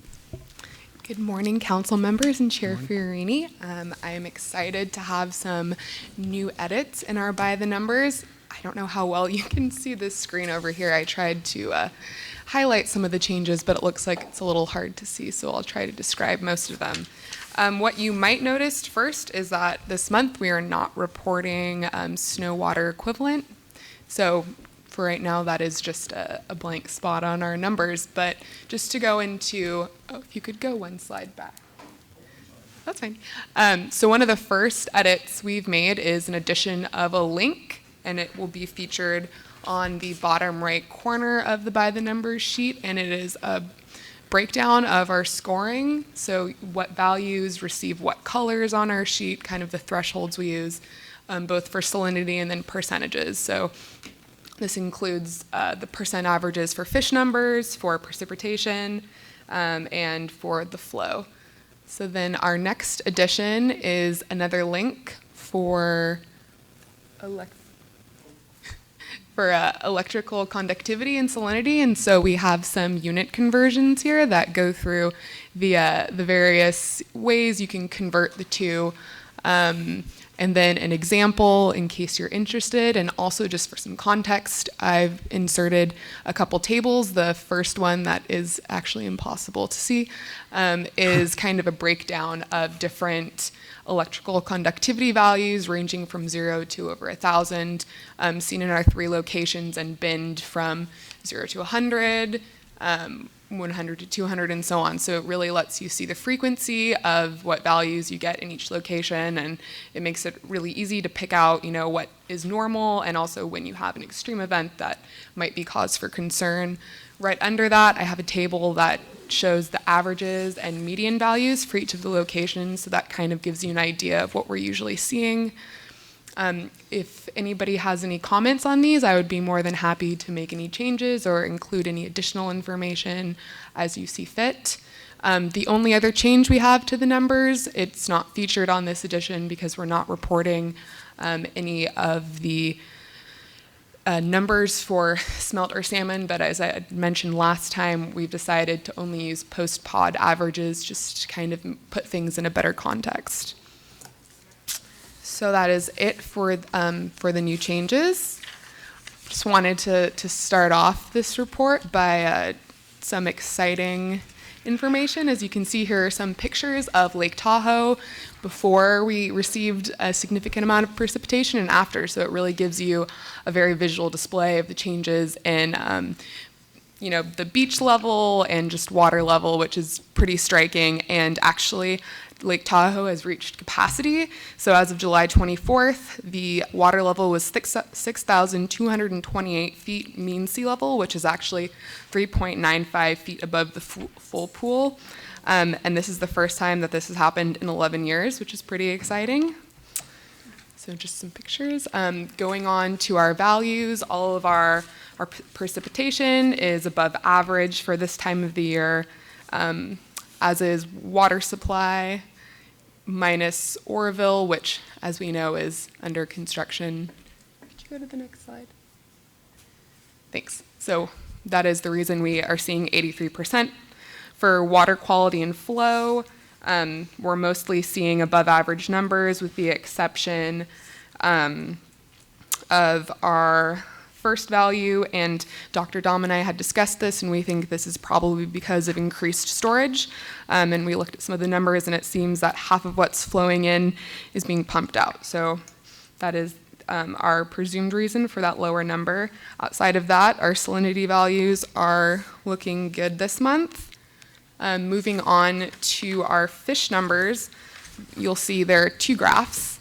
The first one is the summer tow net index for the Delta smelt, and right now it is at 0.2, which is the 3rd lowest value, and this is after lower values of 2015 and 2016. And then right below that, you'll see the 20 millimeter survey index, which is at 1.5, and this is actually the highest value it's been since 2013. Next, the annual waterfowl survey came out. So first we have a look at mallards, and their current estimated population average is actually a 25% decrease from last year, and it is thought that that has happened because of all the extra water we had this year that had destroyed a lot of the breeding grounds and kind of disrupted the nests.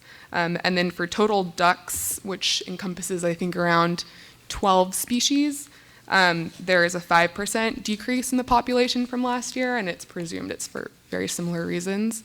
I didn't include any other information on how it's calculated or how the survey results are done, but if anyone's interested in that, I'm more than happy and willing to send you some supplementary information. But outside of that, that's all we have this month for the numbers.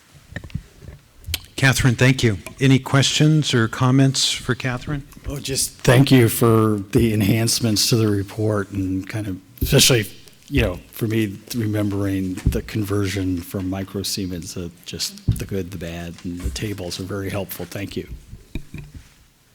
Well, if there's anything else you want, I can include it. So take a look and let me know what you think. Good. Thank you very much. And that concludes my report, unless there's further questions. Any questions of Cliff?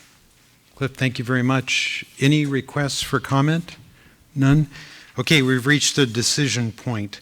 We can proceed to file item number 9 because Dr. Lund and Dr. Norgard are present, or we can break for lunch now. Just a point of order, we'd need to take 9 and 10 together because both involve Dr. Lund. All right, let's break for lunch. We will reconvene at 12:35. See you then.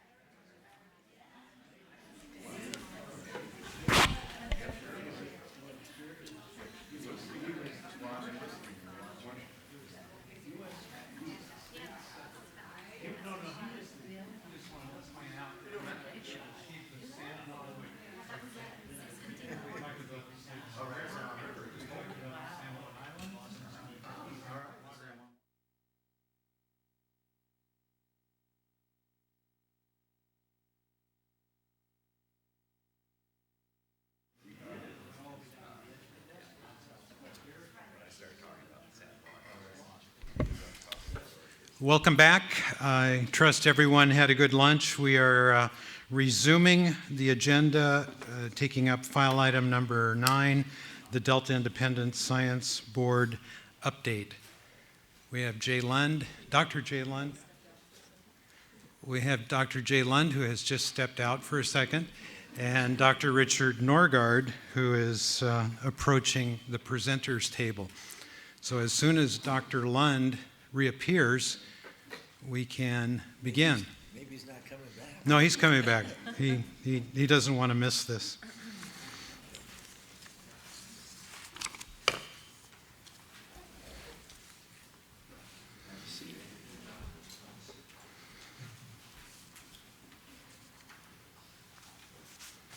So we have 2 items as Dr. Lund is approaching the presenters table. One, an update for you, which is a regular occurrence of the Delta Independent Science Board activities, and then a particular work product, the Delta is a Place white paper that Dr. Richard Norgard was an integral part of. We will be receiving a report from him. I just want to caution everyone or provide some reassurance that although Dr. Norgard has 26 PowerPoint slides, he's assured me that he can limit the key points to 10 to 20 minutes. So yeah, he's distilled it from 26 to 24. So With that, Dr. Lund, welcome.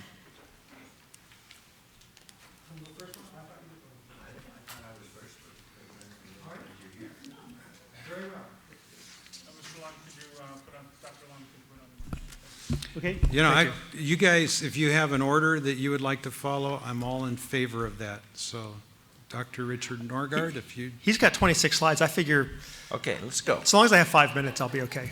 So let's darken the lights so we can see what we're looking at. Well, he's got 20 minutes. And I'm going to show a lot of slides quickly. There's lots of print on these We slides. still need to switch. I'm making up for... Yeah, we need to switch the. Sorry about that. I thought I was the second one, so I took a little break. And I'm reporting on the Delta as Place report. Chuck Bonham had a quote that is eminently quotable. He gave a speech in January in which he concluded that what the Delta as a place means, or how is this place special, and the significance of that was extremely important. So this is getting attention. This is a regular review of the board. The Act mandates the co-equal goals shall be achieved in a manner that protects and enhances the unique cultural, recreational, natural resource, and agricultural place values of the Delta as an evolving place. You're all familiar with that word, that wording, and yet we hear co-equal goals, co-equal goals, co-equal. Probably a million times, co-equal goals has been bantered without saying, and they shall be achieved, or there is this constraint. Co-equal goals is really easy to say, shall be achieved in a manner that protects. That's really hard to also include. It is frequently called just DAP. It is the 5th chapter of the Delta Plan, and so we are looking for what is the science behind the 5th chapter. But there was a lot of confusion about why values. What's this independent science board doing, looking into something that's a phrase that starts off with the unique values? And so we have a section in the report that covers that. But the most important and quickest answer is water reliability is valuable. Ecological restoration is valuable. If it weren't valuable, we wouldn't be doing it. And the Delta as place has values. We have a quick section on methods. It's just a list of all the things we did. It was kind of a random poke here, poke there, interview this person. We did a lot of literature search. For the literature search, we eventually had this vision of what we meant by the values of the Delta as an evolving place. We saw the natural system and the socio-economic system in interaction, and out of that interaction comes values. And so the big circle is sort of representing, the big ellipse is representing the values. And almost all the research has been done on the environmental system and the co-equal goals, the part circled here, with little or no reference to those other arrows connecting back to the social system and to the larger issue of the values of the Delta as an evolving place. Our literature search concentrated on material mostly since 2009, or started around then, maybe a little bit earlier, but that complemented our vision. We found only 7 such research projects. And so we list the 7. They're accessible. If you take the electronic version, you can get to them quickly. The list is unusually short. Many of the projects we completed while this review was underway, and I was interactive with some of the projects. And yes, one of the projects of the 7 is a senior thesis done at Berkeley. I was not involved in that. I learned about that through Jay's Water Center. I somehow came in contact with her and gave her some notoriety. But it is a very good senior thesis. But when senior theses count among your 7, we know we're in trouble. So the Independent Science Board recommends that an ongoing research program on the Delta as an evolving place be established. We recommend that this area of research become substantial and integrated with Delta research in other areas such as flows, water quality, or at-risk populations. And then we define what we mean by a research program. We mean the organized accumulation of work by academics, non-governmental research organizations, and agency researchers that contributes to a recognizable literature that informs subsequent research, responds to new developments, contributes to coherent, usable knowledge, and informs policy and management decision-making. Such a research area needs to evolve through the efforts of multiple funders and individual researchers and build to a coherent whole through further reviews over time. And we don't just mean the ISB reviews, but within a literature, researchers are constantly reviewing their, what's going on and trying to update. In fact, most journal articles start with a literature review. And it's that sort of reviewing of, what's the status of what we know and why is the project that I'm doing next important? We see that as we begin to do such research, we'll begin to answer those really tough questions is what did the legislature possibly mean or possibly hope would evolve from that long phrase that they inserted into the legislation. So it's an iterative process, and this is true of any research project. As you get involved and dig deeper into it, you learn more, and what it is you're studying changes, and the questions you start asking change. And so, no, we cannot say what the legislature might have meant, but that's something that we can see as evolving over time. There are clear places where we need the input from such research. The economic sustainability plan needs it, the levy investment strategy needs it, the Delta plan itself needs to have further scientific backing in Chapter 5. And we suggest some particular things.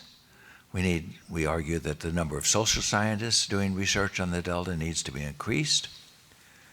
We argue that the lines between social science and humanities should not be drawn sharply, that values can best be understood through the help of philosophers and historians and cultural anthropologists, and we should welcome them all.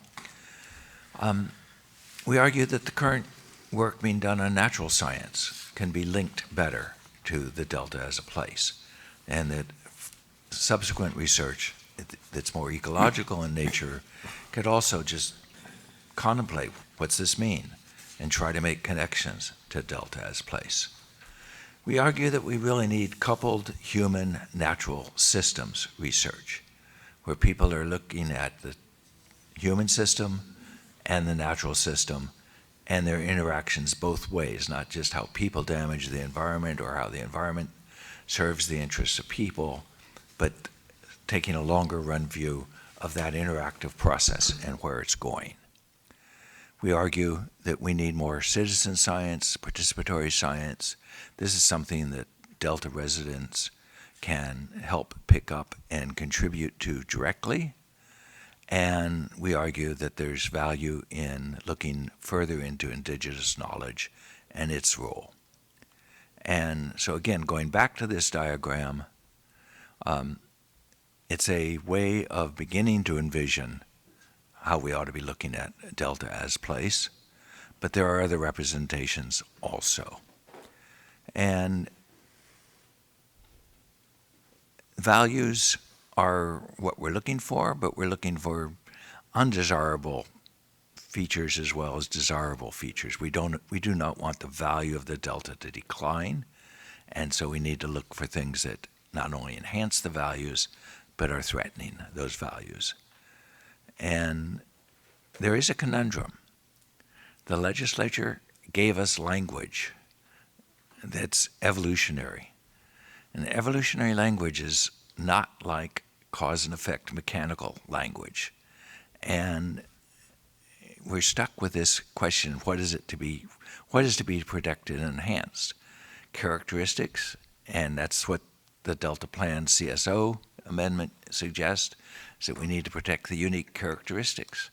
Or do you need to protect the unique processes? but in an evolving system, it's all evolving.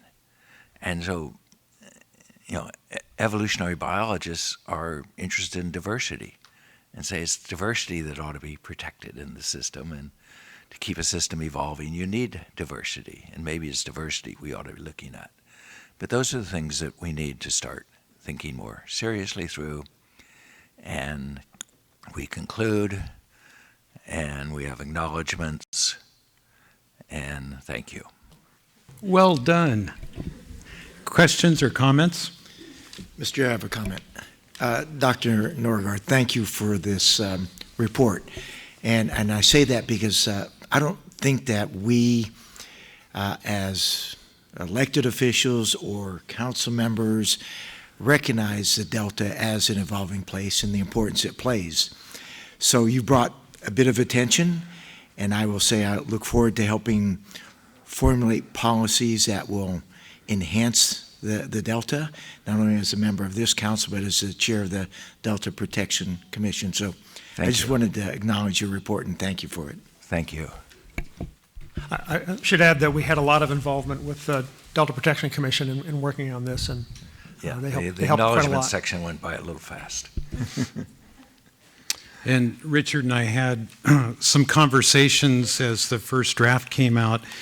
It'd probably be helpful to explain to the council, since we perceive levees and agriculture as two important defining issues in the Delta, why you chose not to cover those in this white paper. I wouldn't say we chose not to cover those. I would say that the work that we did uncover on levees and on agriculture tended to be levee specific, the riskiness of the levees, or agricultural crop specific, how's this crop doing and how can it do better? We're not really connecting to that greater vision that I think it is that we're trying to protect. But what that is still a little bit elusive. But I think we did have a report there by Jay and Robin Sudeth that covers levees and agriculture and agricultural values. I think we also, on the list of the 7, had papers that were more scholarly. There were a few technical reports that were put out by PPIC, I know because I was involved in it, and a few other folks that look specifically at the economy of the Delta, and most of which is agricultural and recreation. So there's a bit more out there that focuses on those areas. I think this report tried to plow a little bit of new ground in the sense of showing a little bit more than the traditional areas that we think of for the Delta as place. I think it was very useful that way. Okay. Is there an acknowledgement by the authors that the type of agriculture in the Delta is likely to change over the next few decades, and that the highly channelized Delta levee system will likely change over time, and that's part of the evolution in the Delta? I think that's inherent in the term evolving place. In my lifetime I've seen tremendous change, right. And that will continue to go on, and that's why I sort of raised the conundrum at the end. We really feel strongly, or maybe many of us feel quite strongly, that this Delta is a special place, and I guess this report urges to work on that more systematically is what we actually mean by that. Okay. Any other comments or questions? Patrick? Well, you recommend the expenditure of money to fund research papers in a variety of areas, right? Isn't that the heart of what you do? Will the Independent Science Board look at those and advise us how that affects values that you cite.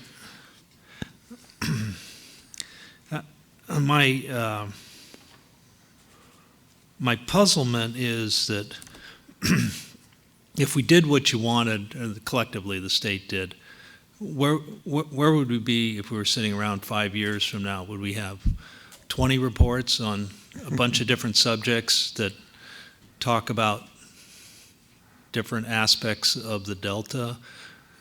Would the science board or the council or somebody better describe, define what the evolving place is and what are the elements that need to be preserved or adapted to? I would hope so. I mean, it's like, does Delta Smelt Research tell us what to do? It helps, and we discover stuff along the way, and along the way we begin to investigate the yellow bypass, and we have surprising, interesting results. But if you don't have people trying, the goal with Delta Smelt Research is resisting extinction and hopefully seeing an increase in smelt. Isn't that right? I would guess so. I would hope that the goal would also be trying to understand what the Delta smelt actually indicate. Okay, that's good. So it's broader, Yeah. but consistent with that. So there's what's the goal in studying Delta as place?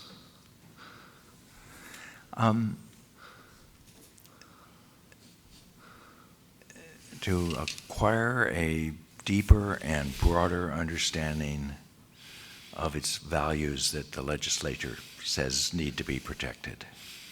So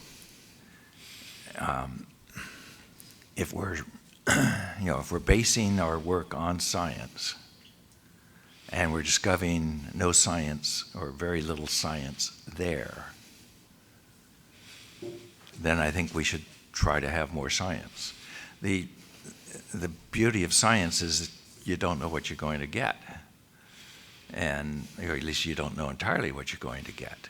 If you did, you wouldn't have to do it. Let me try another tack at this. Not that I don't disagree with what Dick has said, but the management of the Delta faces really some eternal questions. We've faced them for the last century, and we'll be facing them for the next century or two. Some of them regard levees, some of them regard subsidence, some of them regard changing agricultural economy, some of them regard rising sea levels, quite a few different things going on in the Delta. The Delta will always be an evolving place. It has always been an evolving place. We've seen relatively little science, public independent science work that looks at this problem and says, well, how Herculean of an effort does it take to keep all the levees going? It's up for the policymakers to decide whether it's worthwhile, but what are the trade-offs involved in trying to keep different parts of the Delta going the way they are versus letting them evolve into something else? And what other things could they perhaps evolve into? Maybe there's more room for the recreational economy as some of the agricultural economy shifts. So I think there's some ways that the science that might come out of some of these papers and technical work would be useful in the policy discussions. Otherwise, you just get folks on different sides saying what they hope and what they fear. Do you use the term science to apply to, at this point, to any research that's disciplined?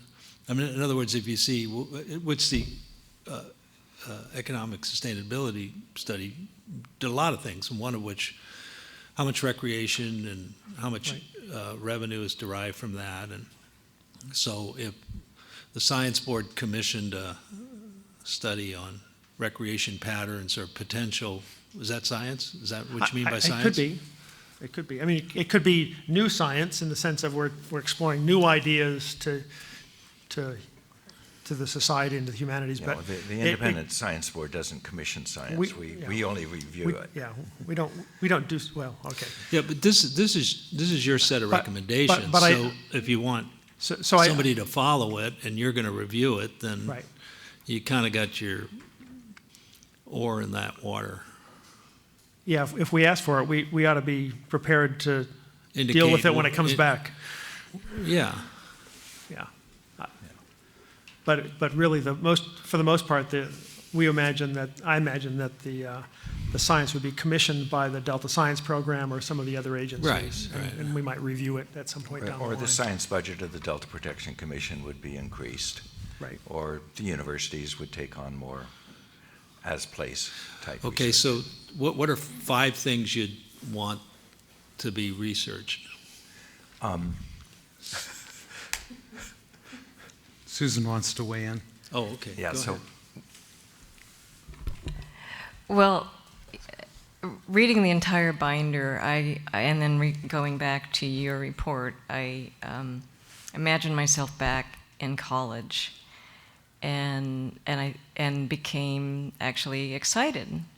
You know, if I were currently a student, this report would probably have guided some research projects for me. And what I'm noticing is in the science action agenda, there are some excellent items to continue research on, but I don't see a feedback. Well, one, I don't see a baseline of the values.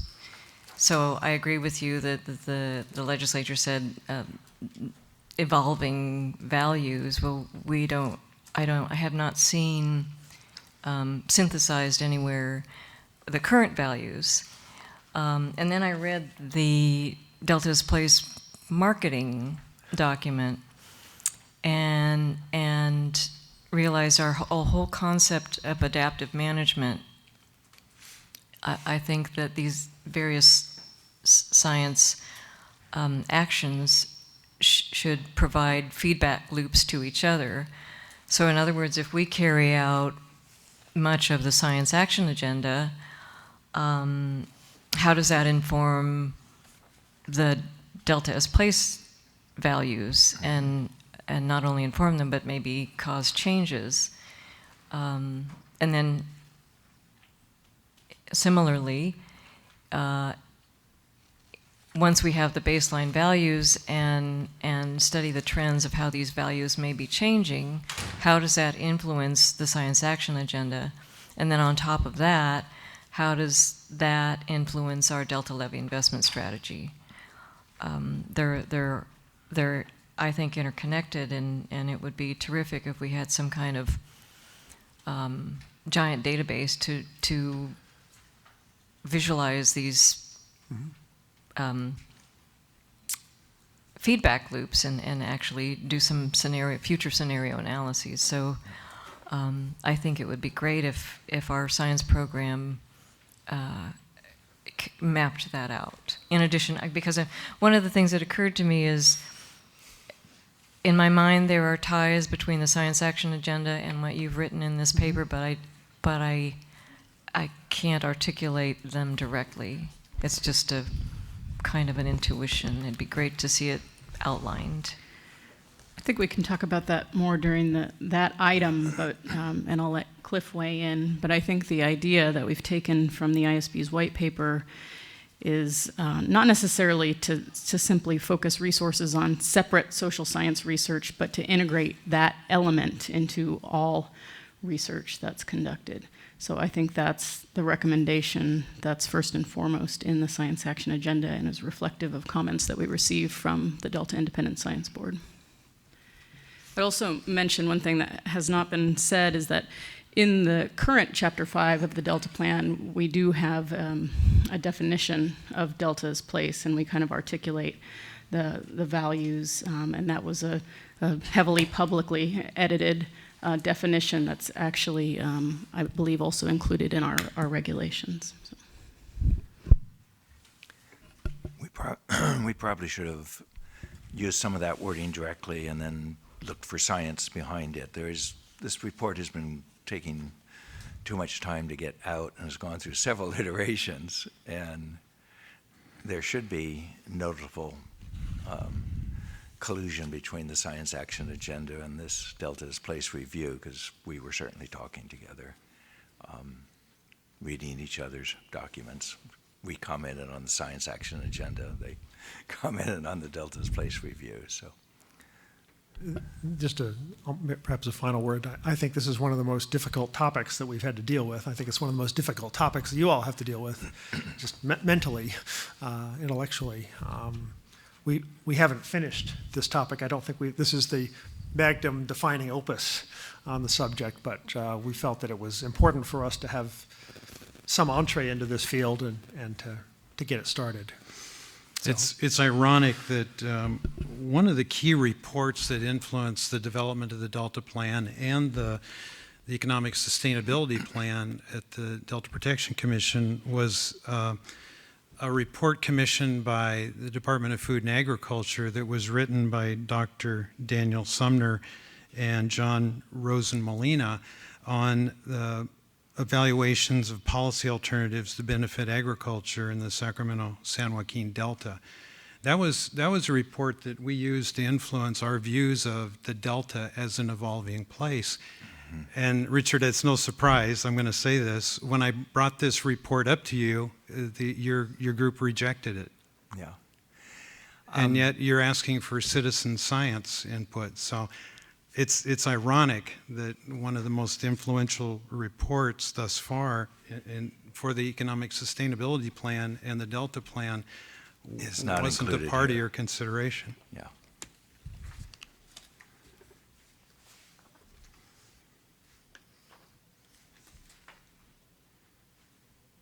All right.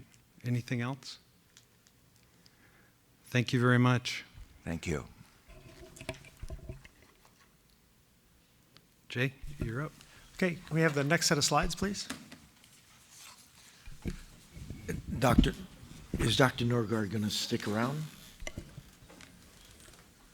Richard, are you going to be available for questions? Or You're going to, because I have some questions of you later. All right.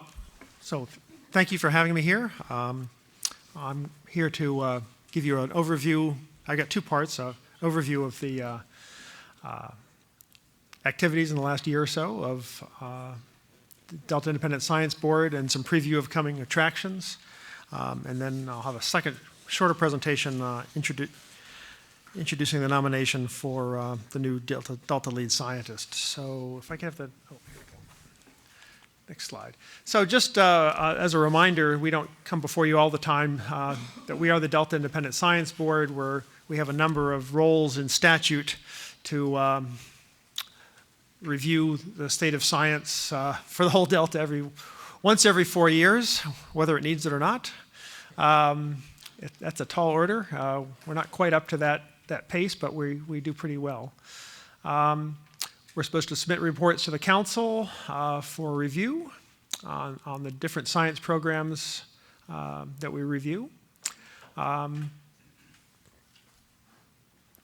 And we have a role in appointing the next lead scientist, which I'll talk about in the next talk. We're also supposed to review the science for the Delta Plan, and as you see some of our reports, you'll see that that's the basis for our review. And we're supposed to review the application of science for adaptive management in general.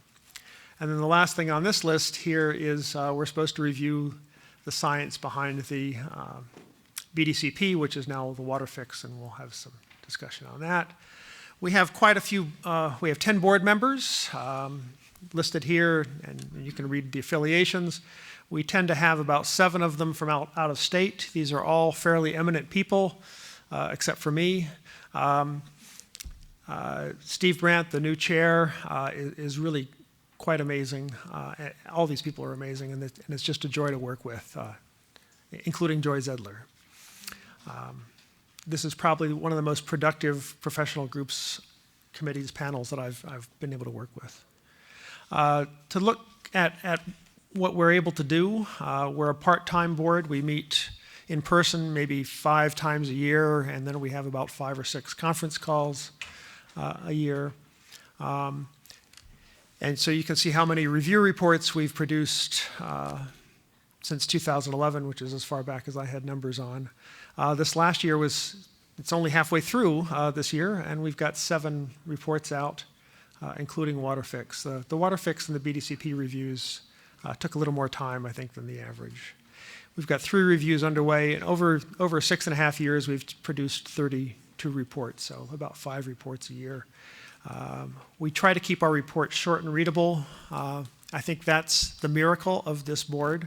It's a lot easier to get a group of 10 people to write a short report, and I think it's a lot easier, hopefully, for you all to read short reports. So, some of the recent reports, this is just for 2017. I've starred a couple here that I want to talk about for about a slide each. The last one we finished was the final review of the final EIR-EIS for California WaterFix. The Science Action Agenda draft, Delta is an evolving place that Professor Norgard just spoke about. We reviewed a white paper that EcoRestore has produced on adaptive management. Review of the Science Enterprise Workshop. Another review I'll talk about just a little bit is the State Water Resources Control Board came to us and asked us to review the draft Phase 2 scientific basis report for their, essentially the environmental flows that they'll be developing for the eastern and northern tributaries to the Delta. So another way that we get things is people come to us and say, will you review this for us, please?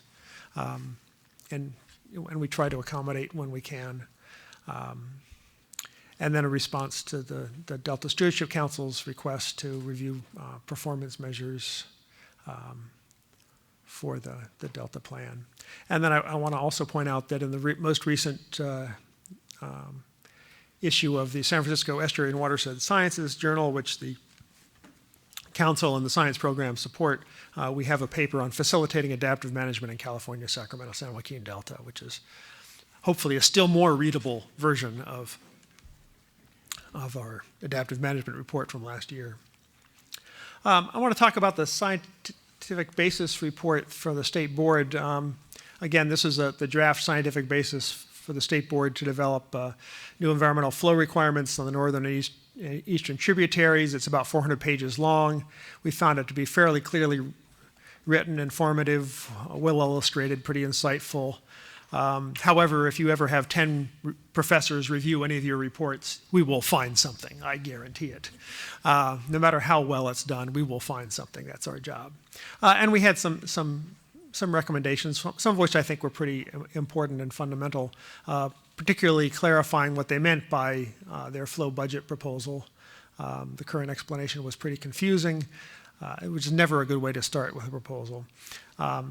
Then to compare the different approaches that are available, scientific approaches that are available for establishing environmental flows, and then have some more, we thought that they should have more on several of the other stressors aside from flow, particularly temperature, non-flow stressors, climate change, and of course adaptive management. The other report I want to highlight, review report I want to highlight is our most recent one, which is on California WaterFix, their final EIR-EIS. This was a little bigger, 30,000 plus pages, but who's counting?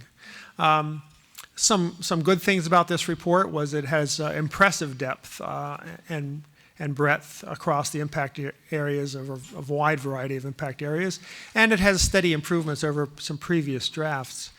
We also found some remaining gaps, particularly adaptive management, and in the clear, informative organization of the most important trade-offs in the decisions. You know, when you're getting a EAR, EIS, you want to see, okay, what's the problem? What are the alternatives?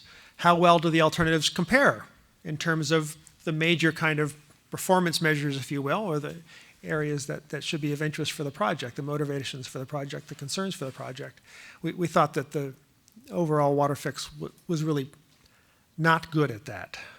Our major concern was the ineffective distillation of information useful for decision makers and the public poor structuring of the information involved in the EIS documents, and in the drafts and in the final. That one of the phrases, one of my favorite phrases, was more eye strain than insight, and it seemed to us missed a lot of the intent of NEPA and CEQA. And it's kind of a poor use of everybody's time, including the people that paid to have this done. And I think for the purposes of the council, it represents to us a missed opportunity to have a more thoughtful discussion and more science-based discussion of what is, again, another eternal issue for the Delta, of how do you manage water supplies from the Delta, and how do you manage the Delta in general. Since we were so pointed in our criticism of distilling all this information down, we even in our 2014 review came up with a graphic which we thought would be an attempt to distill all the major performance aspects of the alternatives down in one graphic. But we never saw such a graphic even in the final, so we were disappointed.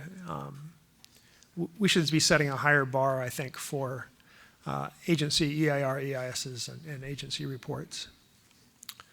Coming attractions, we have 3 ongoing reviews. One of the Delta Plan Amendment on conveyance, storage, and operations. That's going along fairly well. We have a draft out.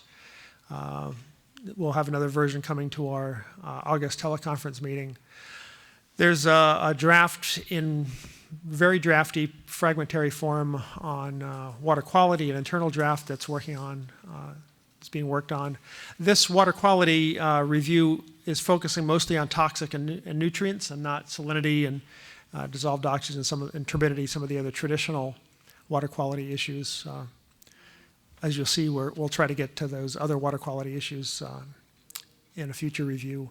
And then we're starting working with the science program on developing a review of a comprehensive review of the monitoring enterprise that's scattered across quite a few agencies for the Delta. Some anticipated review topics. We just had essentially our planning retreat in the July meeting. Some of the topics that we have high in our priority for the next year or two are water supply reliability. I think this is the last major area we don't have a formal review on. Ecosystems, going back to ecosystems, going back a bit to habitat restoration. Have a second water quality review that looks at temperature, salinity, dissolved oxygen, turbidity. Look at a future promised Delta Plan ecosystem amendment, and then other requested reviews. So that's, I think, the range of things we're looking for in the future. Any questions on status and Ken? Prognostications here? Thank you, Mr. Chair. Yeah, I have to agree with you, Dr. Lund, on the EIR. I think we went through in the CSO amendment process, I think we saw the shortcomings of that document in terms of communicating to the public, which you're right, that was the original intent of CEQA, but now it's more about how do I make it as technical as I can to fend off challenges. So, that was clear during that process. I wanted to ask you about, you had the coming attractions, water supply reliability, and wanted to understand how you were thinking of coming at that and kind of what's the goal there. Well, our reviews are mostly on the science around the water, around these particular topic areas. So what's the science around adaptive management? What's the science around ecosystems? What's the science around water supply reliability? So I think high on our objectives ought to be, what's the state of scientific work on water supply reliability from the Delta?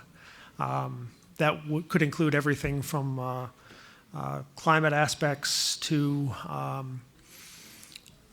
the effects of water conservation, groundwater use in the southern part of the state on demands from the Delta, what kind of flows are available for the Delta, what's the trade-offs between that and ecosystems. This is not going to be an easy topic. I was author of one of the chapters of the State of Bay Delta Science on water supply reliability, so I found that personally useful as a way to step back and try to fit it into one chapter. But I think we're going to have a little bit more of a future-oriented, okay, what should the agencies be doing in their research and their technical development on water supply reliability to better serve the information needs of not only the Stewardship Council, but the other state and local and federal agencies that have to grapple with this. But both, they have to grapple with it for water supply reliability purposes, but the water supply reliability is all, of course, entangled with many of the other aspects of the Delta's place and the ecosystems as well. So it's a comprehensive look at all the factors that could affect it, and would you want to quantify that? Well, I think in order to keep our review short and focused on the science and the science programs that support water supply reliability, we will focus on, I would guess we would focus mostly on the organization of science to answer the questions. And not, particular controversies, although we might touch on a few of them. Okay. If we touch on every controversy in one report, you wouldn't want to read it. No, you'd never finish it either. Yeah, we would never finish writing it. That's true. You know, as professors well. No, thank you. I look forward to seeing that one. Me too. It might take us a year or so. Anything else on this item? Yes, Mr. Chair. Dr. Lund, thank you for the report. I guess the basic question I have is, the Independent Science Board is going to be reviewing an action that the council took on CSO. Why is the review coming after our action? Why wouldn't it come before to assist us in making an informed decision? When did you ask us to do it? Well, I can't speak for the rest of the council, but the version that we were given to review was the one after you voted on it. So, and we're reviewing it as if you're going to look at it again. So, and I guess the obvious question I have for you is science to drive policy, or is policy supposed to be based on good science?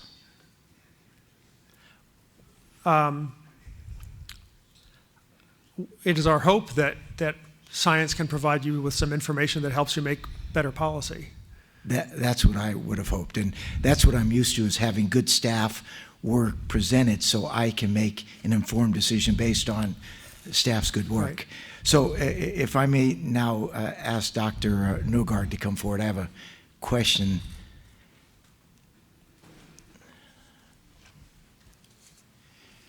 And I was going to say I had not the pleasure of, but I had the opportunity to watch the Independent Science Board most recent meeting. And I think it was you, Dr. Norgard, that suggested that a white paper be presented on a controversial subject. And I think you used the dual conveyance as that reason why you might want to have a white paper written to justify from a scientific perspective why the dual conveyance was selected. Could you talk more about your thoughts? I'm trying to remember the Was it Dr. Atwater that recommended that? Oh, was it? Okay. I think it was this case. Yeah. It was concerning. And I apologize if I thought it was you that made that suggestion, but do you feel like you can elaborate on why he thought a white paper might be justified prior to an action taken, or on an action such as dual conveyance? Well, I thought it was an excellent suggestion in that we have we have quite a few.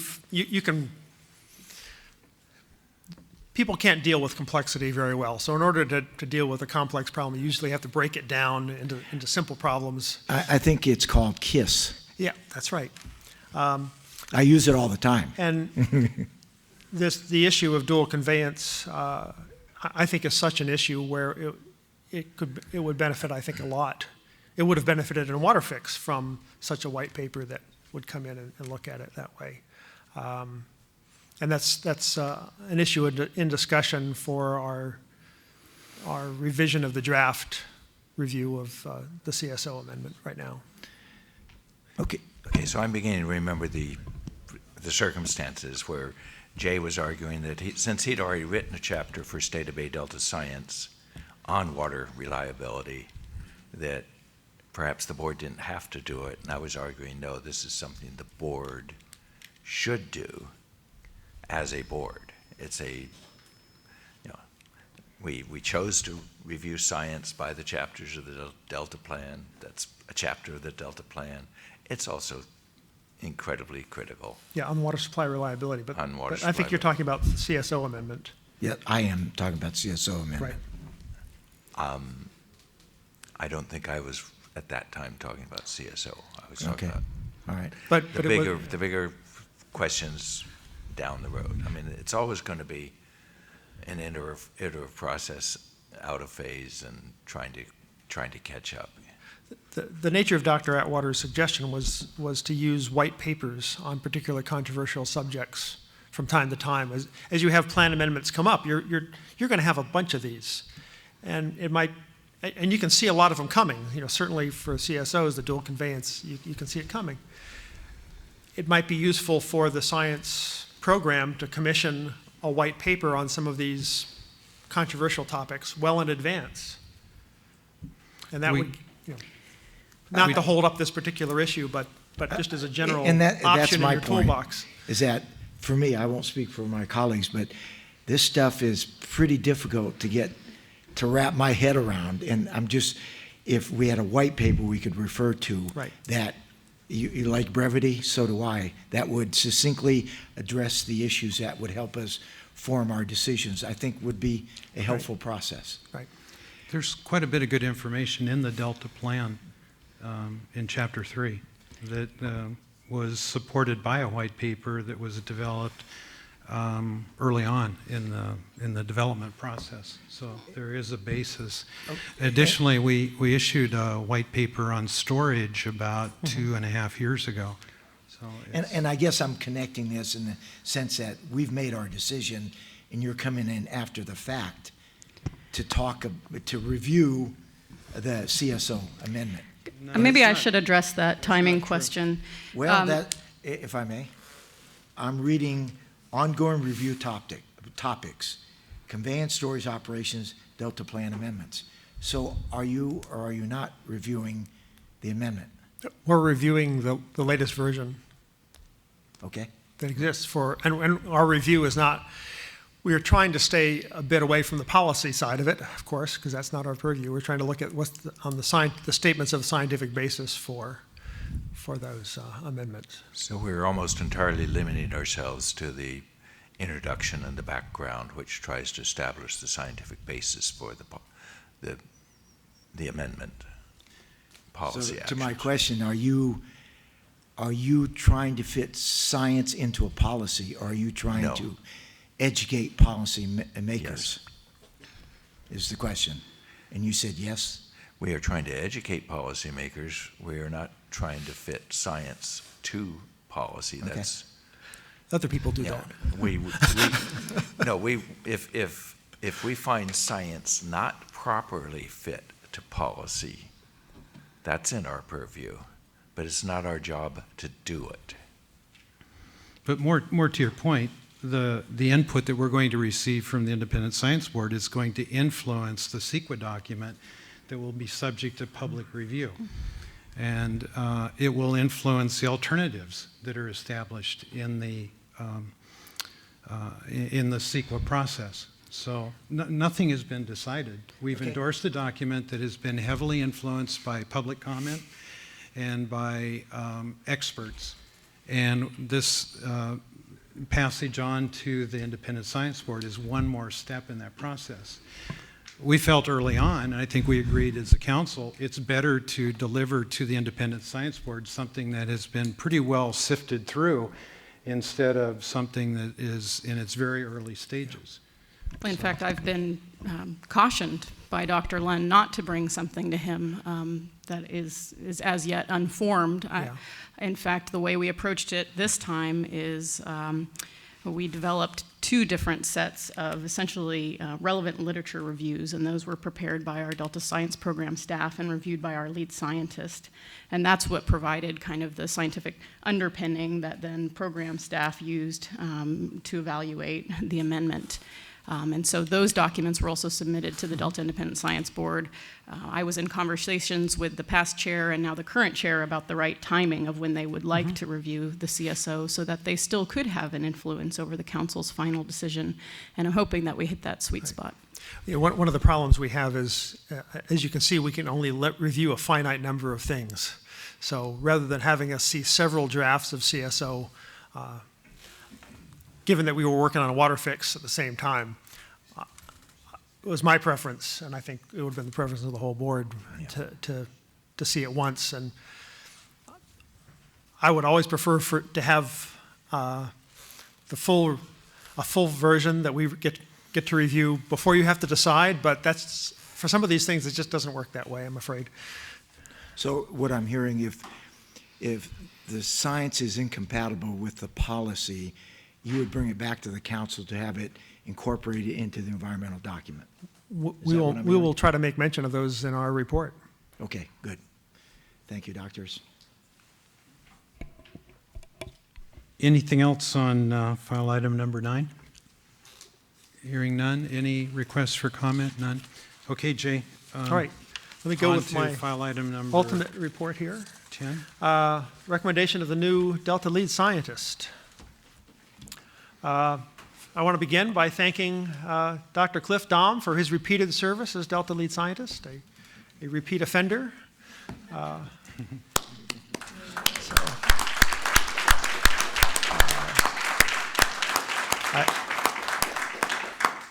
Having lived in this system for a long time and observed science and lead scientists for quite a long time, I think he continues a very fine tradition of having strong, independent lead scientists that build a foundation to keep science at the forefront and to keep it somewhat independent and useful for making decisions in adaptive management. So thank you, Cliff, for all of your many forms of service.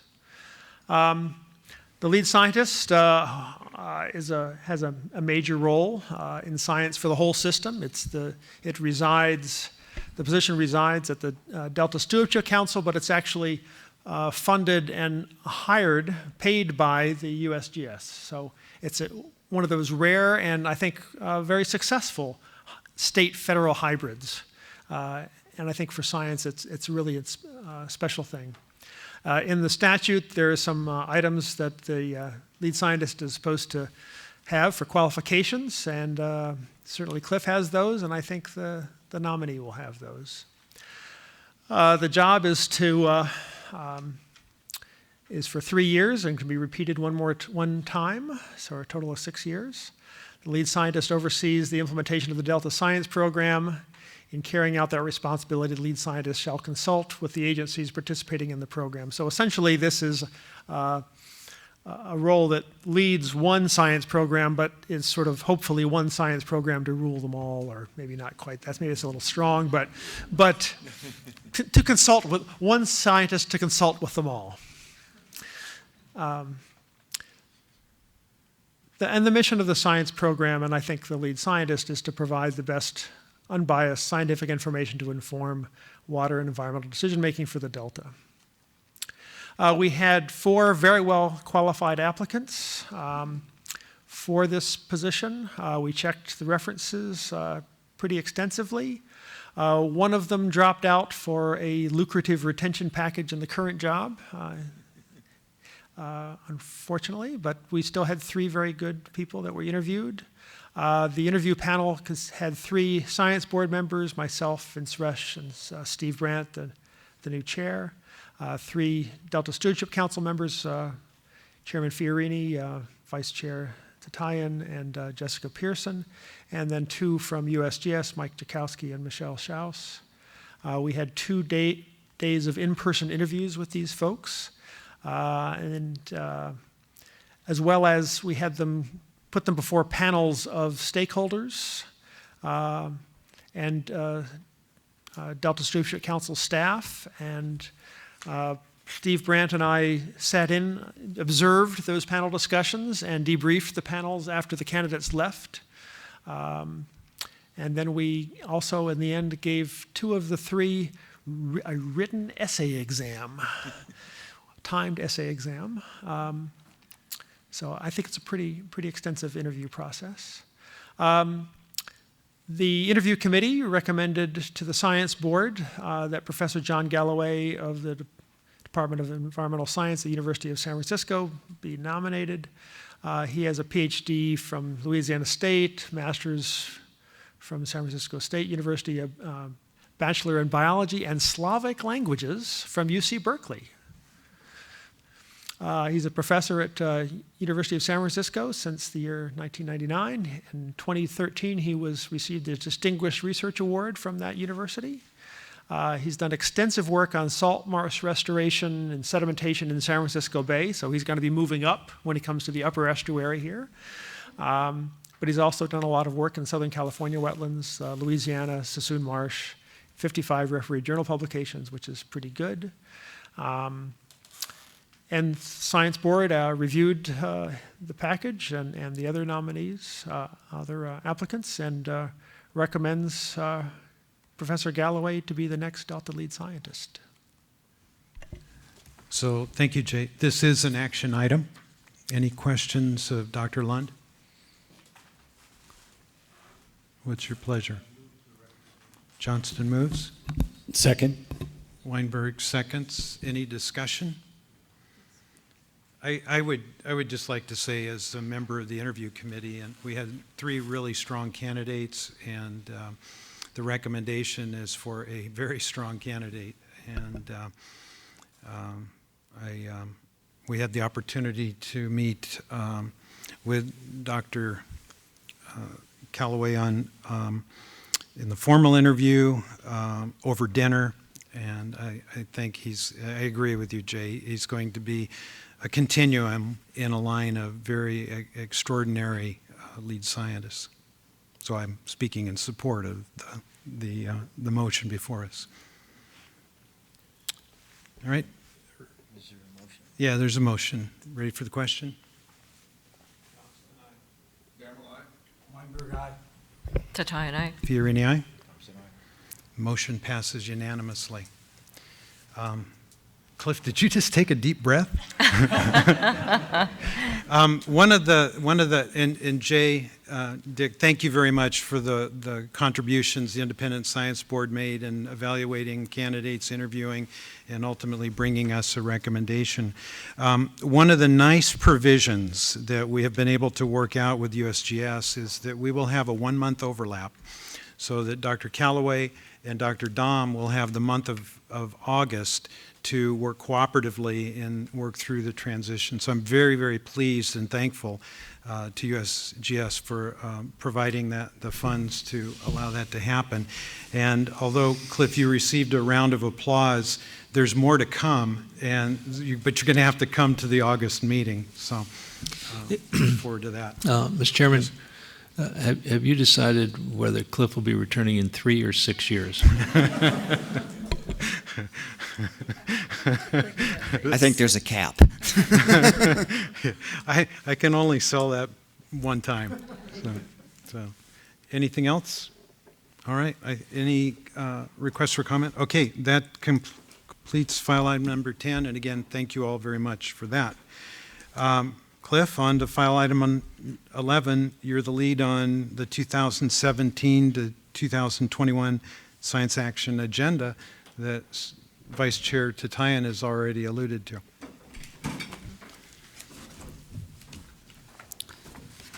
So I've invited Lindsay Correa and Yumiko Henneberry to present some of the more detailed information about the development of the Science Action Agenda. These 2 staff members have worked diligently and hard for over a year in putting this together, and I want to acknowledge them and also allow them to provide you a good overview of what's been done and some of the final decisions and this current draft that we're bringing to you for your consideration.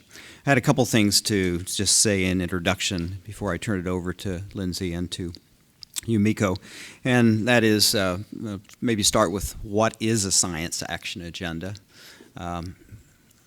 Had the opportunity when I was a program director at the National Science Foundation to work on something like this in the portion of the NSF that I was there, and we're always trying to have a clear crystal ball that tells you what things are going to be like in 5 years and what are some of the things that need to be basically cutting edge areas that need to be developed and enhanced, and come up with a science action agenda. There's an aspirational reason for doing this, and I think there's also a pragmatic reason for doing this. The pragmatic reason is pretty straightforward. This is an action item in the Delta Science Plan, and this is something that we promised that we would do. The more aspirational reason is I think that when you see scientific groups or organizations go through the process of discussing in detail what the science landscape looks like and where the science landscape might be heading, it's really helpful to have those kind of dialogues and discussions and come up with something that then gives you a forward-looking document. And I remember having discussions when I was at the National Science Foundation about how certain disciplines of science have been very, very good at doing this. I remember, for example, the astronomers were very good at getting together and coming up with a decision as to, what is the next generation of telescopes we need to develop for some of the work that we do. The oceanographers had a similar ability to kind of plot out some of their needs relative to the kinds of things that they would be doing to study the world's oceans and the ships and the kind of infrastructure they needed to do that. Physicists have always had a long history of kind of thinking about what are the tools and questions that need to be addressed. And this is, I think, the aspirational aspect of this. And to do this, I think it was really important that we talk broadly to the science community, and that's where Yumiko and Lindsay really took the leadership role. They spent a lot of time talking with a lot of different people and assembling a lot of different information, which we've been distilling and synthesizing and trying to communicate to you in this document.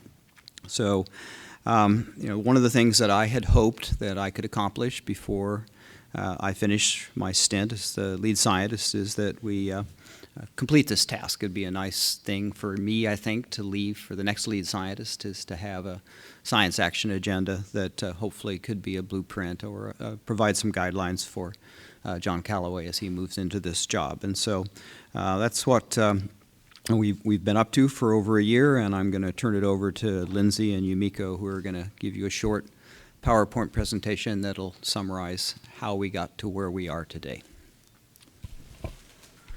Thank you. Welcome. Thank you. Thank you, Cliff, and good afternoon, council members. I'm Lindsay Correa, this is Yumiko Henneberry, and we're pleased to present to you today the proposed final draft science action agenda, which we will refer to as the SAA, probably inadvertently throughout this presentation.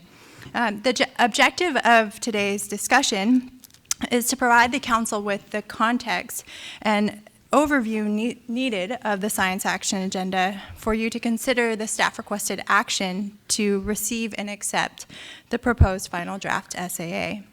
As Cliff mentioned, I will start this presentation with highlights from a year of community contributions received through an open and collaborative process, and also touch on how this is part of a larger ongoing effort to come together as a science community to further the vision of One Delta, One Science, formalized in the Delta Science Plan. Yumiko will then highlight how the Science Action Agenda has been shaped by the community contributions and the Delta Independent Science Board's review, go over the major themes in the draft, and conclude with a discussion of next steps. Because the Science Action Agenda is intended to be owned and implemented by the broad Delta science community, we sought input, as Dr. Dahm mentioned, early and throughout its development. During the first 6 months of this effort, we reached out to collaborative groups like the Interagency Ecological Program, the Delta Regional Monitoring Program, social scientists, and the diverse agency, academic, NGO, and private sector scientists that attend the Bay Delta Science Conference that you sponsor.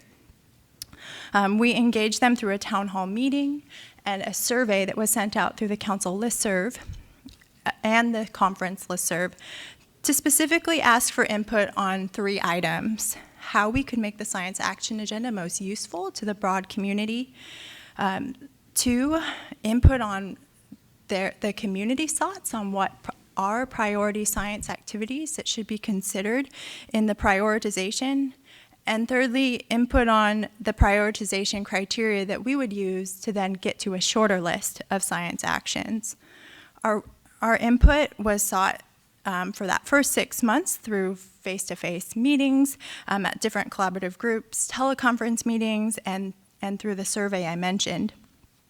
As a result, we learned that the science action agenda could have the greatest value to the broad community if it focused on the gaps and glue science activities. And when I say gaps and glue, this is a term that Peter Goodwin, in his tenure as lead scientist, would talk about priorities that are science activities identified by multiple organizations or programs or agencies, but for several reasons would not underway or taken on. These present themselves as opportunities to speed progress on cross-agency mandates and opportunities for the community to come together and celebrate successes similar to some of the activities that have been catalyzed through the Delta Plan Interagency Implementation Committee. So this action agenda really focuses on gaps and glue science activities. It's not an inventory of every important science activity, and that's because the science community said that that's how we could add value to the various collaborative efforts underway. We received a lot of input in those first 6 months on different plans, reports, synthesis efforts that we should look at. As a result, the science program looked at over 40 documents and reviewed, I'm saying this to you, Chair Fiorini, over 550 actions, which if you thought the interim science action agenda effort was a lot with, I think it was 320, we looked at even more actions in this round. The Delta Science Program took the lead on applying criteria that we vetted with other collaborative groups to develop a short list of science actions that was organized by 5 themes. We took that out to leading scientists from agency and stakeholder groups. We sought input from the Delta Science Program Science Advisory Committee to see, are these on target of what are the thematic areas of where we could add value of gaps and glue science.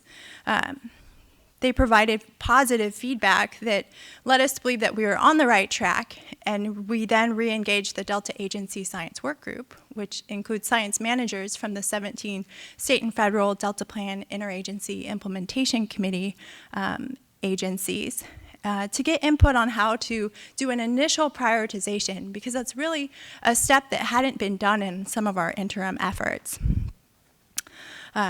The feedback we received through that group helped us to develop the draft science action agenda that was issued in early April and was out for public comment to the broad community, sent out through the council listserv, discussed at Delta Independent Science Board meetings, and served as a foundational document for the Delta Independent Science Board's initial set of review comments, which they highlighted as an effort that they undertook this year.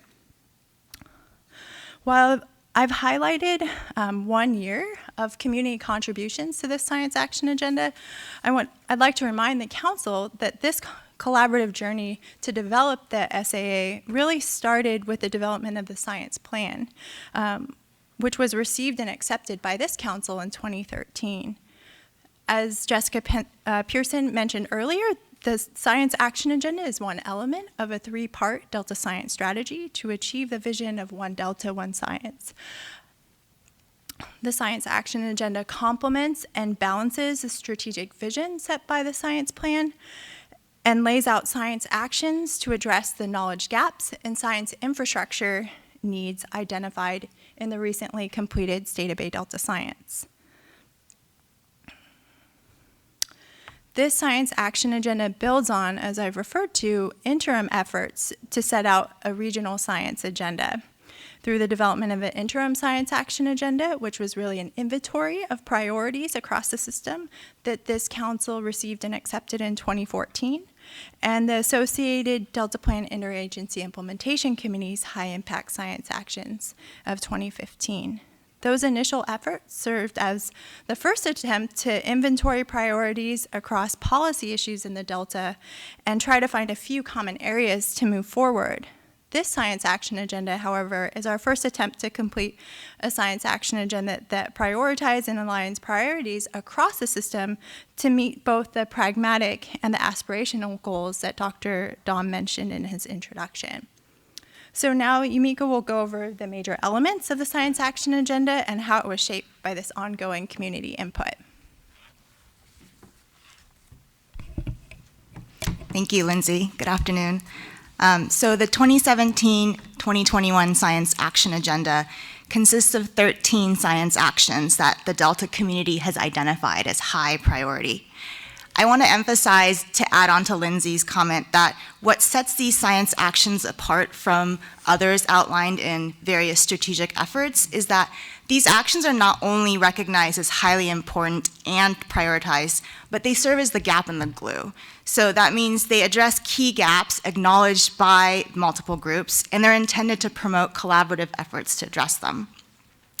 These 13 actions, in turn, are ranked within 5 thematic areas, action areas, which I will discuss a little bit in more detail a little bit later.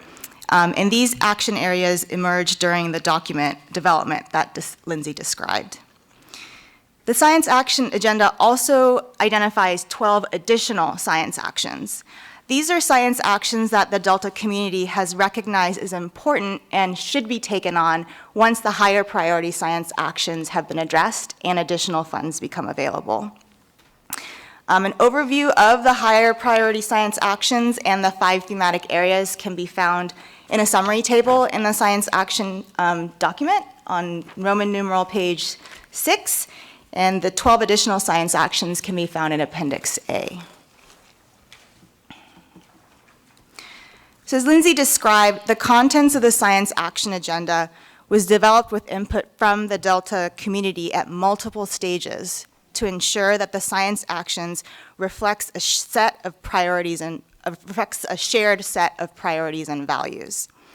Highlighted here are a few ways in which we improved the draft document to be responsive to recommendations we received during the public comment and Delta Independent Science Board review period.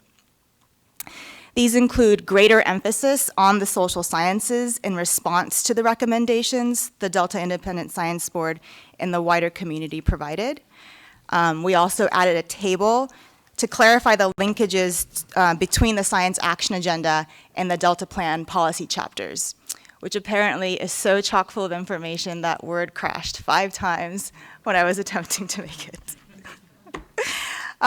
Additional high priority science actions were also identified based on multiple recommendations, and we also modified sections of the methods to improve clarity on how we engage the Delta science community and the process by which the list of priority science actions were identified. So the result of these comments and contributions from the Delta science community over the course of a year is the Science Action Agenda before you. The draft document outlines the shared priorities of the Delta tied together under 5 thematic science action areas listed here on the slide. I'd like to go over a couple of these, the action areas as well as the science actions, just to provide you with specific examples of how we responded to the Delta science community comments. So starting with the first action area, and this I think directly responds to Jessica Pearson's comment about the connection between the Science Action Agenda and Delta as a revolving place. We expanded Action Area 1, which is invest in assessing the human dimensions of natural resource management decisions, and added Science Action 1C, which calls to initiate a research program of Delta as an evolving place, ensuring that it integrates social science with both the physical and natural sciences. And we took this from a recommendation that was provided by the Delta ISB in their Delta as an evolving place research review that was just discussed earlier. Science Action Area 4 was also expanded. Science Action Area 4 states improve understanding of interactions between stressors and managed species and their communities. We expanded this action area by adding 2 science actions.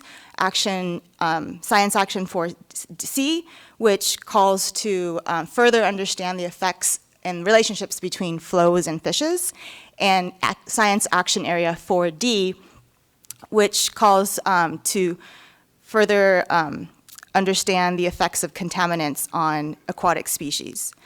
Science Action 4C is in response to recommendations to include more science actions that are related to water supply reliability, while Science Action 4D is response to comments that noted that contaminants continue to be understudied in the Delta despite evidence of their effects on endangered and threatened species.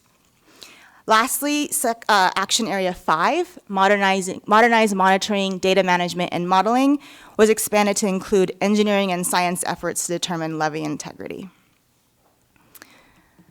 So I hope this discussion provided you with additional contextual information pertaining to the Science Action Agenda, particularly in respect to the importance of the Delta science community's engagement and input in shaping this document. In moving forward, we would like to present the document before you as the proposed final 2017-2021 Science Action Agenda and request that the Delta Stewardship Council receive and accept this document as described in the staff report. Pending the Delta Stewardship Council action, any additional changes necessary will be made in finalizing the layout of this draft final document to complement the State of Bay Delta Science Fast Forward. And we're hoping that the final science action document will be available to you in August. Progress in implementing the Science Action Agenda will be provided to you by the Delta Science Program lead scientists on an annual basis. We're also planning to take this to the Delta Plan Interagency Implementation Committee to seek their endorsement and also continued support in engagement from the Delta Agency Science Work Group in helping identify opportunities to implement the Science Action Agenda. Examples of implementation of the Science Action Agenda include developing coordinated competitive research proposals and also identifying where existing resources can be leveraged.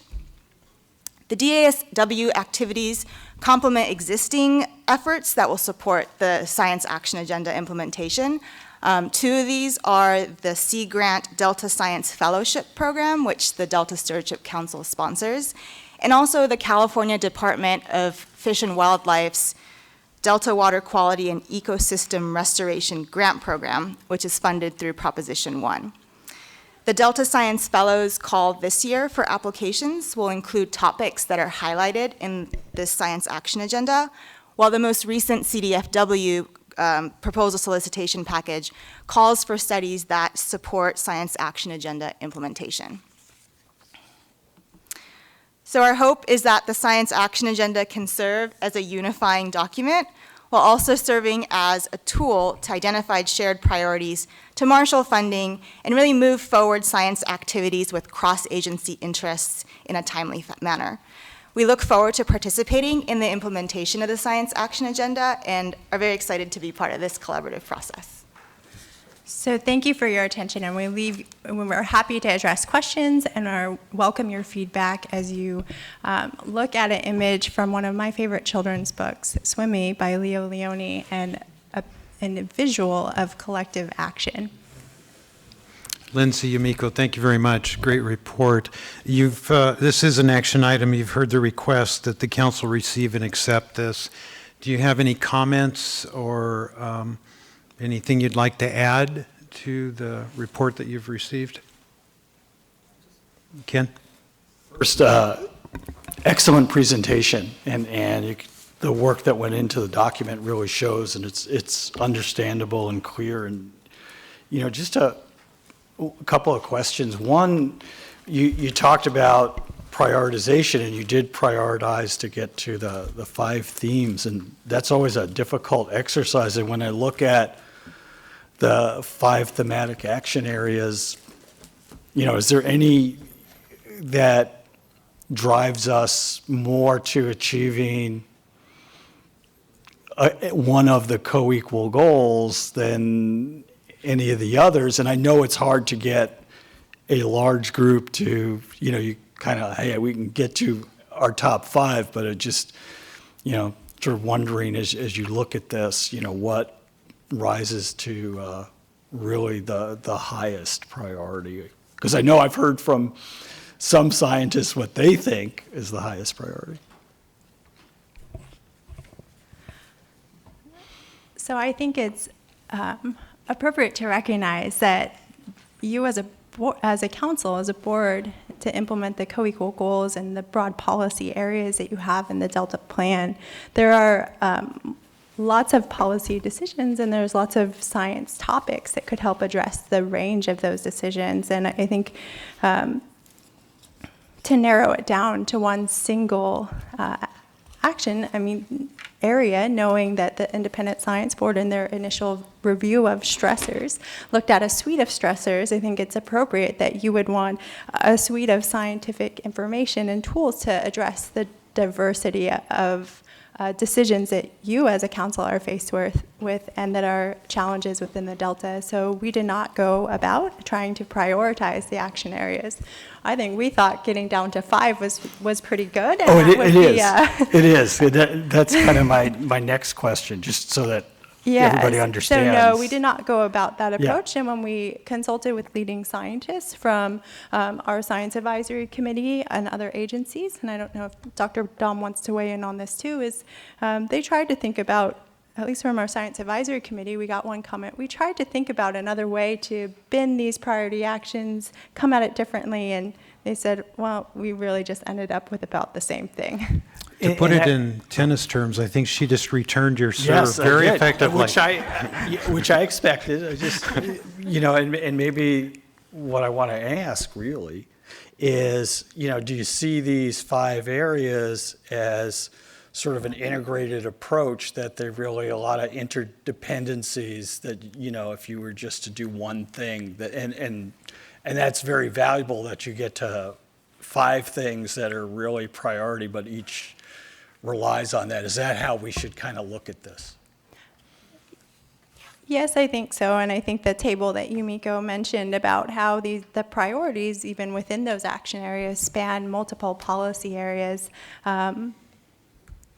fill knowledge gaps and provide the science infrastructure needed. I think you'll see that integration in that recommendation from the Independent Science Board and the public to help you with your mission. Okay. No, thank you. I think just an extra comment. So the action areas themselves aren't prioritized, and I think that reflects the integration that is required. The science actions within the action areas are prioritized, but I think our thought was that because these overarching thematic areas are sort of equal to each other and are required to be addressed to address the co-equal goals. And you need to make progress in all of them to get there. Well, and opportunities, come along that some get more emphasis than others, and that's why I think the yearly check-in to see how we're doing and which ones are getting attention and which ones are not will also be informative both to the science community and to the council, and maybe the council can help us in getting areas that are underemphasized more stronger priority. It was so nice of you, Cliff, to get this done before you left.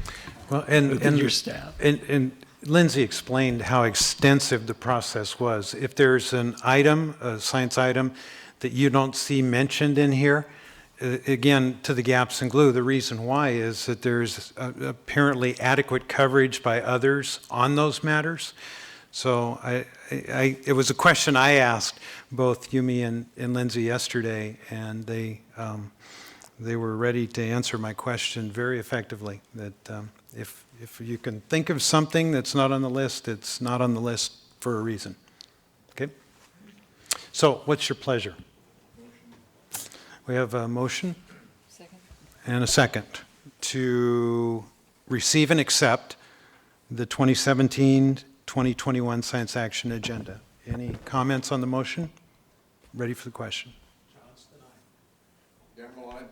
Weinberg, aye. Gatto, aye. Tatayan, aye. Fiorini, aye. Motion passes unanimously. Great work. Thank you. Are there any, I failed to ask if there is any public comment, but I know you'll waive the blue slips if there are, so thank you for that. That concludes file item number 11. On to file item number 12, Delta Water Master Michael George, quarterly report.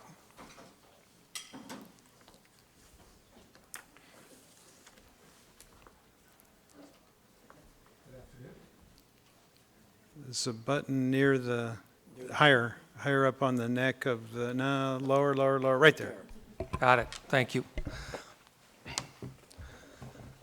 So I appreciate the opportunity to be here today to give the quarterly report from the Delta Water Master. And I noticed that you complimented Dr. Norgard in going over 26 slides in less than 20 minutes.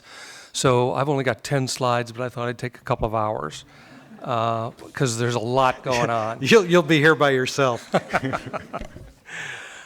So first of all, there are 7 areas that I want to touch on. I can touch on some of them very briefly because you'll be aware generally of what they are and what the water master's responsibilities in that area is. A couple of them I'll go into a little bit more detail. So the 7 items are, first of all, just a quick recap of the major State Water Resource Control Board activities that relate to the Delta. There are some of those that are pretty controversial and are well along in a process. Secondly, I want to update you on the consumptive use study, which the Stewardship Council, along with the Water Board and other agencies have funded, that is near conclusion. Of course, whenever you talk about studies and research, it always comes to what needs to be researched next. What have you learned to inform what you're going to look at next? And I want to talk about some of those new study initiatives that we're pursuing. I want to also report back to you on a subject that we discussed actually in the last 2 quarterly reports, which is the challenge of capturing, QA/QCing, and then using, synthesizing, and making available data that we've got on the Delta, how it's operating, and where we go from here with that data. We've also spent a good deal of time trying to consolidate the lessons that we learned in the last extensive drought, because of course we know that the next drought is uncertain but around the corner. We've got to be ready for it. Also, in the course of that drought, we learned a lot of lessons about the Delta and the water rights system, because that's where you find the flaws. It's when everything's short. When there's lots of water in the system, the water rights system just sits off to the side. But when you get shortage, that's where you really find out where the flaws, where the shortcomings are in the system. And finally, I want to talk about the coordination of climate change response, which is something that kind of cuts across all agencies, and I want to discuss some of what we're doing there. So first of all, the State Water Board activities. 2 big ones that are ongoing: the update of the Bay Delta Water Quality Control Plan. Phase 1 document was presented in September of 2016, then underwent about 6 months of public comment, 5 hearings in 3 different cities up and down the valley, and the comments that were finally due on that document in the middle of March are now being reviewed by staff with the idea of coming forth with an updated Phase 1 document. Remember that Phase 1 deals with the San Joaquin River and its tributaries. And Phase 2 is right behind it. In fact, in a lot of ways, Phase 2 is kind of catching up with Phase 1, which is good for a couple of reasons, but it deals with the Sacramento River tributaries and the Delta itself. So it's kind of this second part of looking at the entire watershed.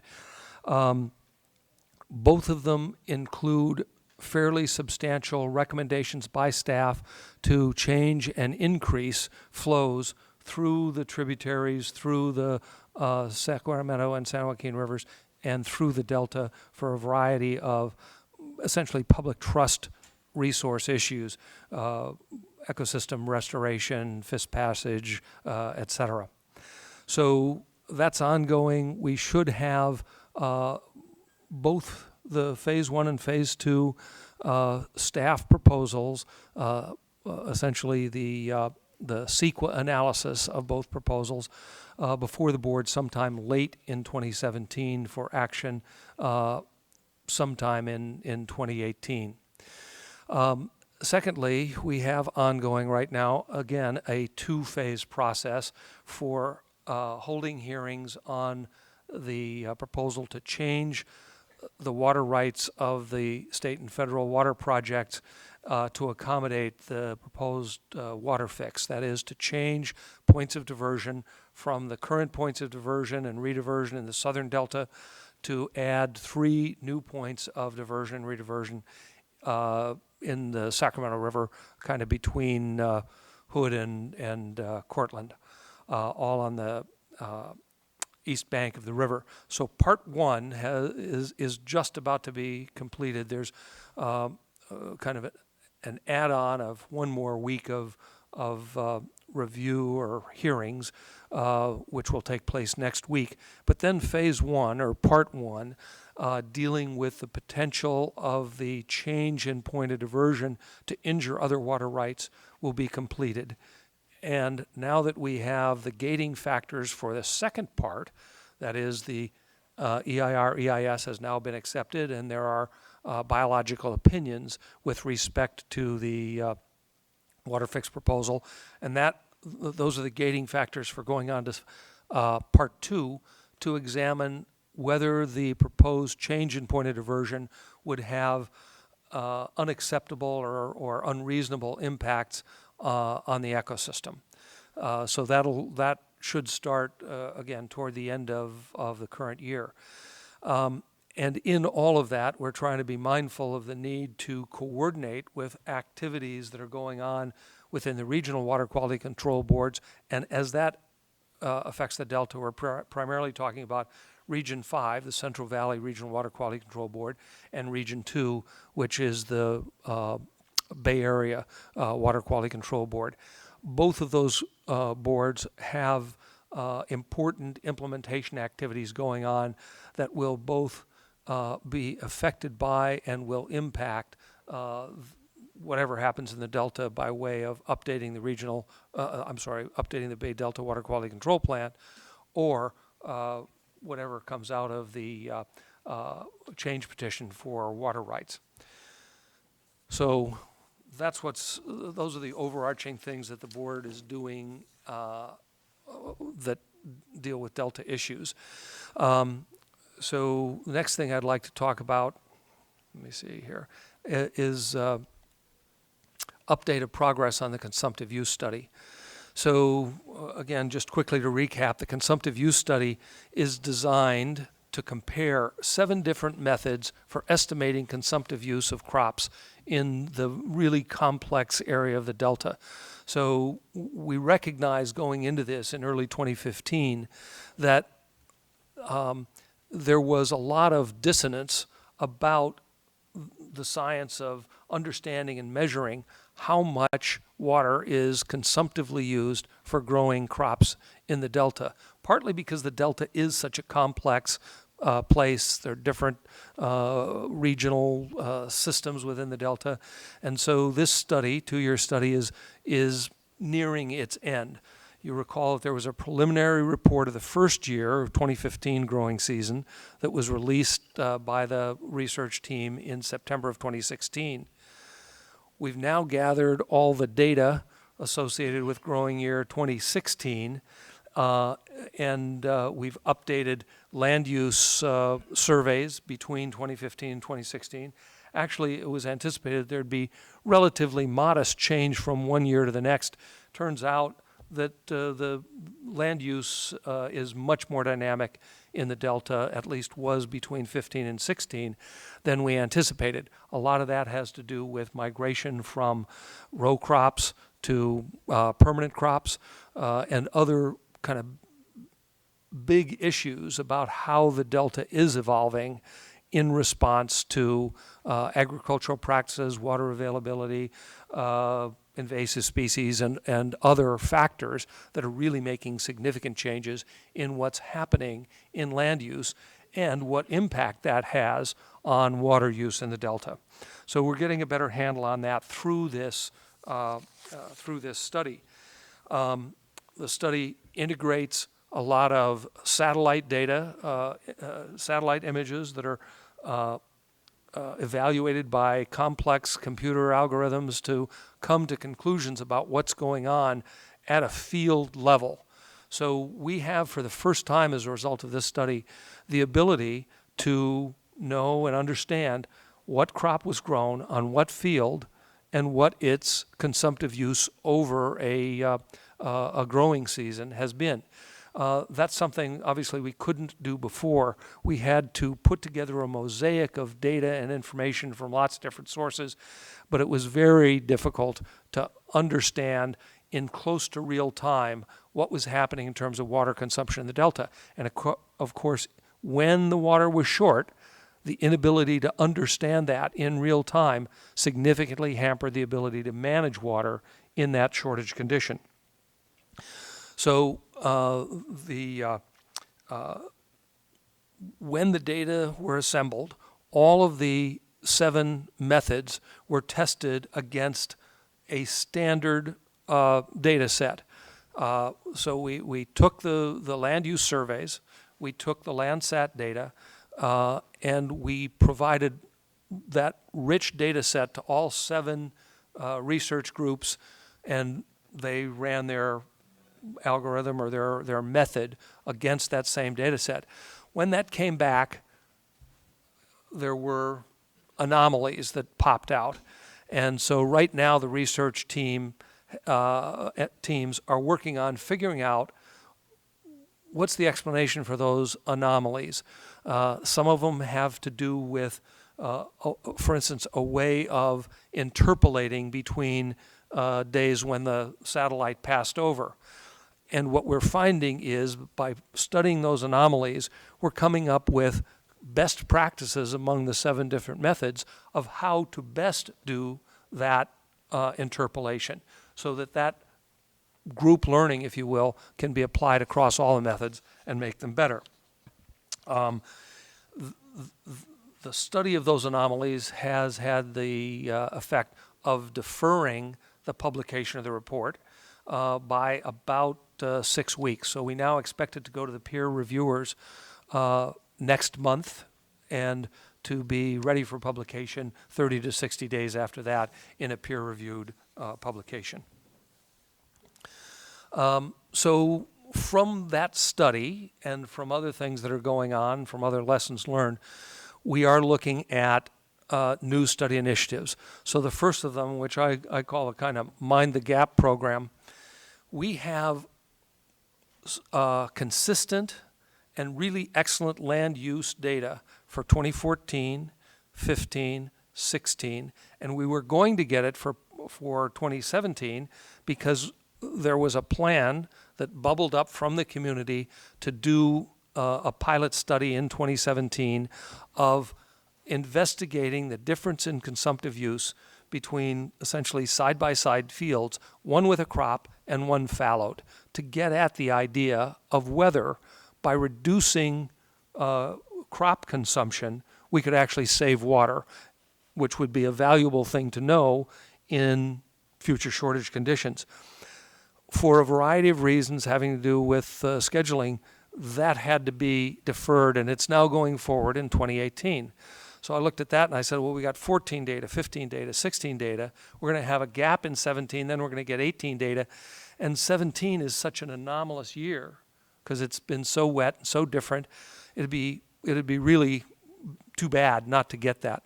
So with the science program's assistance and with good work from the Department of Water Resources and major help and funding from the Metropolitan Water District, we are gathering that data in 2017. So we'll have a continuous set of that land use data, which is important for setting a baseline as we plan for a future shortage. Second thing is, as I say, that pilot study that I described earlier, which was going to be done in 2017, hasn't been canceled. It's just been postponed, and we're gonna have that in the field in 2018. We're going to need to follow that up with understanding of the consumptive use, that is evaporation from open water and evaporation from floating vegetation and riparian vegetation. We have also recognized that we're getting an enormous amount of data about the land uses in the Delta, but we were really short. We are short in understanding the bathymetry, what's going on below the water throughout the Delta. And so we've got a pilot project that, again, the Delta Stewardship Council is taking the lead on. We're a participating entity there to develop some tools for better understanding channel bathymetry and figuring out what that means to flows and fishes and tidal inundation for restoration and so forth. And then finally, as the council knows, among the things that the legislature empowered us to do during the drought was to require measurement of diversions in the Delta, something that hadn't been done before. So to fill in that data gap, in January of 2016, the State Water Board adopted regulations implementing that. And then we started to deploy equipment in the Delta, and what we found was kind of challenges, serial failures of equipment because of the challenges in the Delta. So we stepped back, convened something that we call the Delta Measurement Experimentation Consortium. We said, we don't know as much about how this equipment can work to measure diversions as we thought. Let's do some experiments before we put a lot of expensive equipment out there that could fail in use. So that's ongoing, and those are the new study initiatives that we're involved with. We've done a good deal in terms of trying to improve systematically our collection of data and the use of that data and how the insights from these various studies knit together. And here I want to just give a shout out particularly to Jessica Law and the Delta Plan Interagency Implementation Committee, because that's where synthesis of a lot of this work is really happening. And we are very excited to have the assistance and the forum for doing that DPIC provides. So I'm not going to go into any more of this. If you got questions, you can stop me, but that'll probably take an hour out of my presentation. So lessons learned from the drought. We're really trying to coordinate with our Division of Water Rights to publish a pretty thorough retrospective on the drought. And we didn't just go back to 2014 and 2015, the most recent one. We've gone all the way back to 1977. Anywhere we've got good records of what happened when water was short, what did we do, what did the water management community do, how did the system react, et cetera. And we're trying to do that so that, number one, we can share what we've learned, but get the perspective of others by publishing it, getting them to react to it, because we know that there was a lot of criticism of how we managed in the last drought crisis. So we want to get that in part so that we can better integrate other points of view, so that we can be more transparent, and so our actions going forward can be more predictable, which should assist water managers in managing in the shortage conditions. And finally, we've got to learn from our mistakes, because we made a number of them, including, as I say here, what I call the malfunction of our enforcement model, which we're trying to work on to improve going forward. So all of this leads to some emerging issues in Delta water rights. There are some clear areas where we need to tone up how we manage the system we've got, and potentially how we update the system so that it works better for managing in shortage conditions. So we acknowledge the fact that there are different ways that water rights are used and managed in various parts of the Delta and in various parts of the Delta watershed. And we're trying to daylight those differences. For instance, at one point we had one of the very well-regarded water attorney firms come in and says, well, it takes us 6 months to develop our report on behalf of one of our clients for their water use in the prior year. Don't shorten that, because what happens is we've told our client, take all the water you want, then give us the data and we'll figure out which water right you used to acquire that water at the time. In other words, we'll take a look at your portfolio and we'll figure out what right you were actually exercising. Well, from our perspective, we think it'd be a little bit better if you were able to name or knew what water right you were exercising, what your priority was, and how you were interacting with the system in times of shortage. So that's a big, important thing that's come out of this. In addition, we found out that we were playing kind of a whack-a-mole game where we'd say there's not enough natural flow in the water course flowing by your property, and therefore, as a riparian water right holder, you should correlatively cut back with your brethren by whatever the percentage of shortage is. And they'd say, fine, we'll do that. And by the way, we're now then going to take exactly the same amount of water under our pre-1914 right. And so the effect of the analysis of water availability and use, as I say, kind of became a bit of a whack-a-mole game. So one of the things that we've done there is really get into this issue of overlapping and intertwining of these rights, which have in common that they are not subject to the jurisdiction and administration of the State Water Resource Control Board. They're essentially grandfathered early rights that are in the priority system, kind of, but not subject to direct administration. So we're trying to get a handle on that. There is a memorandum of law on that issue that I've got that's now been reviewed by our Office of Chief Counsel, by our Enforcement Division, and is now being reviewed by the Attorney General's Office, because applying the principles of this memorandum of law is going to be controversial. There's a lot at stake. So we fully anticipate that as we attempt to apply these principles, there will be a request to have those principles reconsidered by the board, and regardless of the outcome, there will be likely resort to the courts to settle this through the court system. So we want the Attorney General involved so he knows where we're going and prepared to defend it as we get there. Michael, I think it's fair to point out that when the 2009 Delta Reform Act was written and the Water Master Office was created, this was the primary reason for creating the Water Master. Well, Chairman Fiorini, I'm on the job. We're working on it.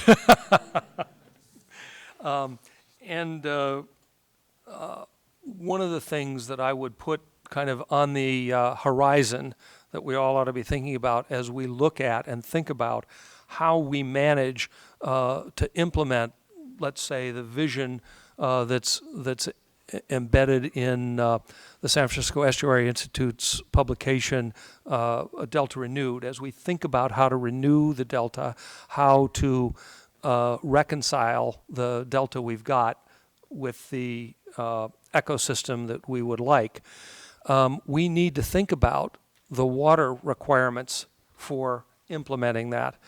Because in an over-allocated system, you can appreciate that making more demands for water, for restoration, renewal, reconciliation, whatever it's going to be called, needs to be taken into account, because it is apparently, it appears to be an incremental water demand.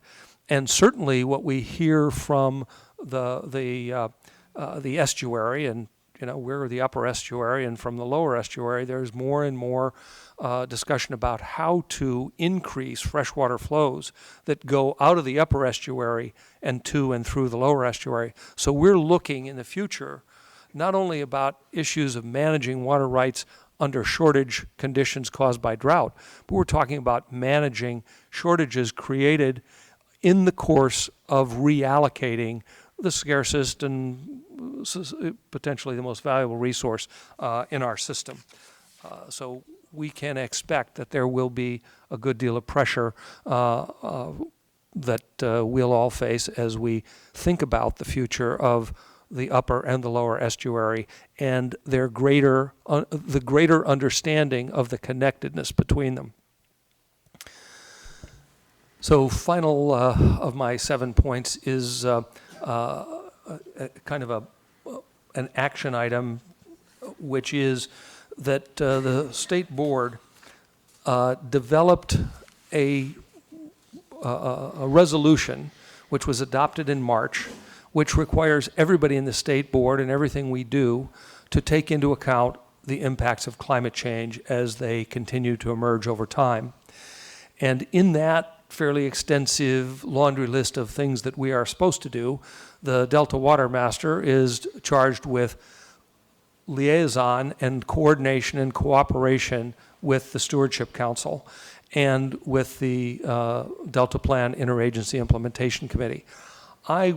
I'm really excited about that. I welcome it because I do think that over and over I run into issues where we have met the enemy and it is us. It is good intention programs all over state and federal government that are inadequately coordinated and inadequately cross-informing each other. And I think this is one of the great things that the One Delta, One Science program, the Independent Science Board, and the Delta Science program have really fostered. And it's one of the things, you know, for instance, when the state board adopts a water quality control plan, that has a direct feedback loop to the Delta plan, because one of the things you need is to know what the flows are going to be, what they need to be. It goes directly into the plan. Well, by the same token, the plan should be informed, that is the water quality control plan update, should be informed by the Delta plan, by the work that you all do, and that is subject to the Delta Plan Interagency Implementation Committee. And as you all know, every agency has jealousy over its budget, its personnel, its objectives, and its priorities. And getting them to mesh with an overall vision, an overall plan, is a real challenge. It is the challenge of the Stewardship Council, and particularly for implementation purposes through the Implementation Committee.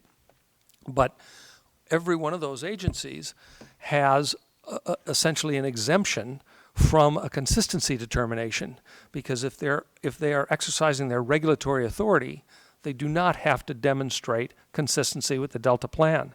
And one of the things that I hope we're going to do through, I hope, the example of the Water Quality Control, or the State Water Quality Control Board, but more so through the Implementation Committee, is to get all these agencies to say, notwithstanding the exemption from consistency determination, what we do should be consistent with that plan.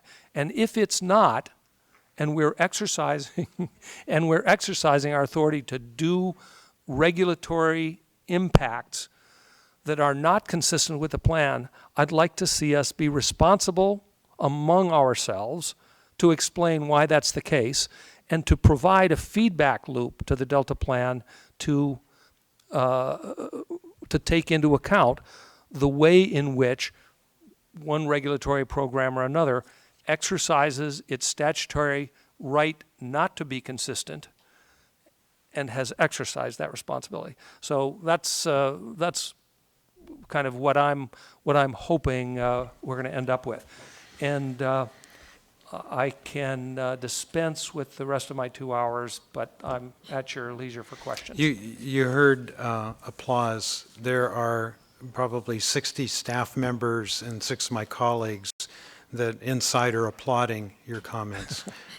Thank you for the respect that you just awarded this agency and its responsibility, and and I'll pledge everything I've got to work with you to further that effort at DPIC. We're teeing up a little bit different agenda this time that fits nicely with your comments, in that we're going to be focusing on the potential amendments to our ecosystem chapter and asking every agency to come prepared to provide input. So not only helping build a plan, but to actually take it as the roadmap that it's supposed to be for implementation. We would welcome figuring out ways to add more rigor to that. I am designated as Chair Marcus's staff person to the DPIC, and I reciprocate that we're going to work hard to make the Delta Plan the vision that gets implemented. Because, I've said to this group before that where all the contention is on what to do next in the Delta, and all the consensus is what we'd like to have 30 or 50 years out. And I think to the extent that the plan is the roadmap to get to where we need to be, with specific milestones and requirements for consistency, that to me is what makes sense to make the Delta work and function as we all need it. Great. Thank you. Any comments or questions of Michael? All right. Thank you for coming, and we look forward to your quarterly reports. Thanks. Thank you. Jessica, we're on to any public comment requests? None. Okay. Thank you. On to file item number 13. Jessica, would you like to introduce the topic? Yeah, I think I've already alluded to it twice, so at this point I'll just invite Dan Constable of our planning staff up to the table to give a brief overview of what's happening with these biological opinions that were issued. Dan? Good afternoon, council members. Good afternoon. Chair Fiorini.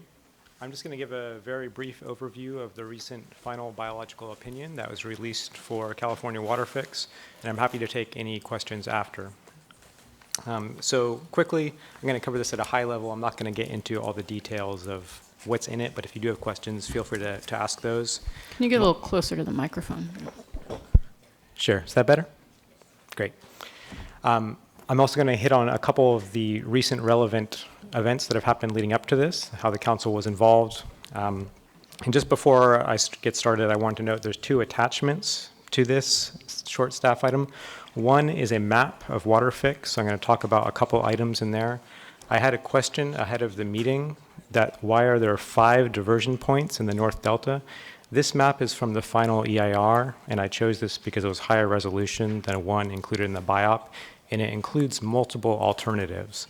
The preferred alternative, water fix, alternative 4A, is still for 3 points of diversion. That's diversion points 2, 3, and 5. But this map shows for multiple alternatives. That's why there are other diversions there. The second point, second attachment, or I think it's attachment 1 in your report, is for this various species that are covered under the biological opinion. The rightmost column is what will be included under California Department of Fish and Wildlife's incidental take permit or take statement, the 2081B. That has not yet been released, but those are the species that are listed at the state level, and so I included those for reference for now as well. So just quickly, the 22nd version of what a biological opinion is. This is the fisheries or the relevant agency's opinion as to whether a project is likely to cause what's called jeopardy to a listed species, a species listed under the federal, or in case of California, we also have our own process for a state-listed species, or their critically designated habitat. Leading up to this, if a federal agency is going to undertake a major construction project or a project that would have similar effects as something like that, they have to carry out and they have to ask the fisheries agencies, the National Marine Fisheries Service and U.S. Fish and Wildlife Service, depending on the species present, to prepare a biological assessment. If that biological assessment finds that there is likely to be a significant adverse effect, then you go ahead and prepare a biological opinion. And so that's what's been done in this case. The council was involved in some of the preparatory work that went into the biological assessment. They were asked, the Delta Science Program, to help convene an independent panel to look at the biological assessment and weigh in on what was covered under there. They did that in part of two different phases, looking at the aquatic science, and came back with various recommendations, issuing a final report in March of this year. Just some of the high-level points, they found that it could have significant adverse effects, that the report did generally use best available science, but they came back with recommendations looking at a few critical uncertainties and recommended prioritizing these to see how they would be possibly addressed under a future adaptive management plan. And they also recommended a clear approach to mitigation. They came back with those findings. The fisheries agencies took that report, I would assume took that into account and developed a final biological opinion, which they released at the end of June. That was released on June 26th. So this biological opinion is somewhat interesting. It's a mixed programmatic and standard. So there's two parts to it, or rather it has two different approaches. There's the standard activities, which are actions that are reasonably understood to go ahead, and the details of those are well understood. So on this one, those are things like the tunnel construction, expansion, and other modifications to Clifton Court forebay, associated infrastructure, so for example, some of the transmission lines, things like that. Geotechnical explorations, so drilling that would be done to better understand what types of sediment materials are in the delta. Compensatory mitigation, except for a few examples, I'll get into that. And some of the specific construction-related conservation measures. The other side of that is what's called a programmatic analysis, and these are actions that either need further consultation, so they're not well enough understood or something's going to change on them in the future, and so they can only be analyzed at a programmatic level. Those include construction of the North Delta Diversion intakes and the associated structures. So that's for a couple reasons. One, some aspects of that may change slightly. Two, that process has to go through consultation with the U.S. Army Corps and other agencies before they can be built. So those were not included under the standard level analysis. Construction of the head of Old River Gate was also not included under standard. This is programmatic. That is undergoing, I understand, a 2-year process, and some of the designs may be changed slightly on that.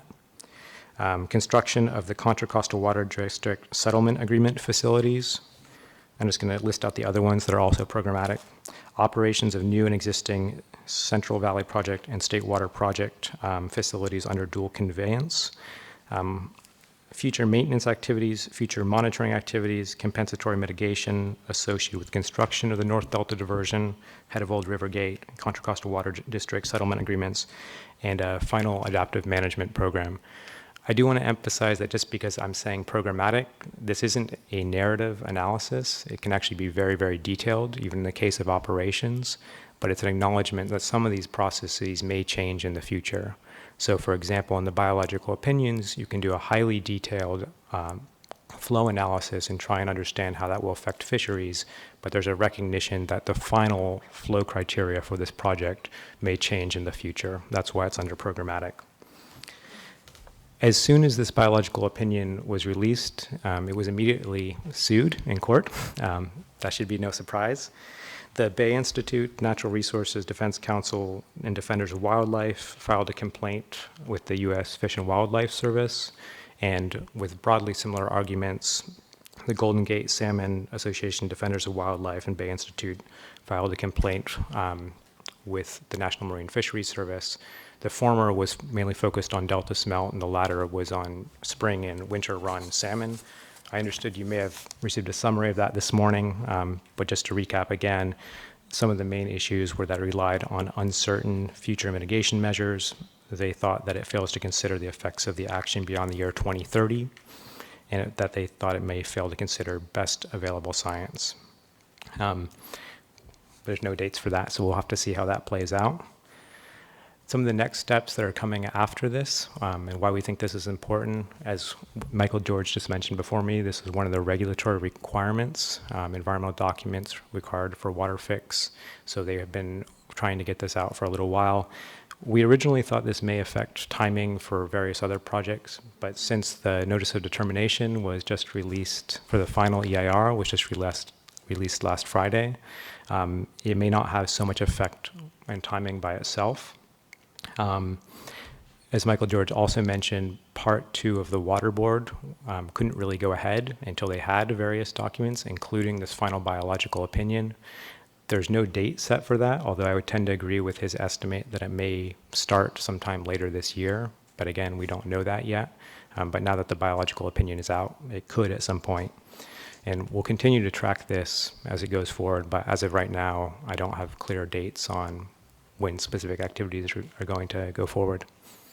So with that, I'll leave it there, and I'm happy to address any questions on more specifics. Questions? Skip? Thank you, Mr. Chair. Dan, this may be unfair of you to ask questions when you're not the author of the BIOPS, but I'll ask you and you can make your attempt to answer my questions. First question is, why the BIOPS being released before the intake issue and the proposed operation criteria not fully fleshed out? You're talking about a programmatic level? Yeah, I can't answer that directly, but I don't know myself, but I would mention on many projects, similar activities are done. If you don't know something that's going to happen in the future, sometimes you analyze the available information, but I don't know in this particular case how that decision was made. Fair enough. The other question, did the biological opinion say anything about the impacts of the coffer dams on fish migration?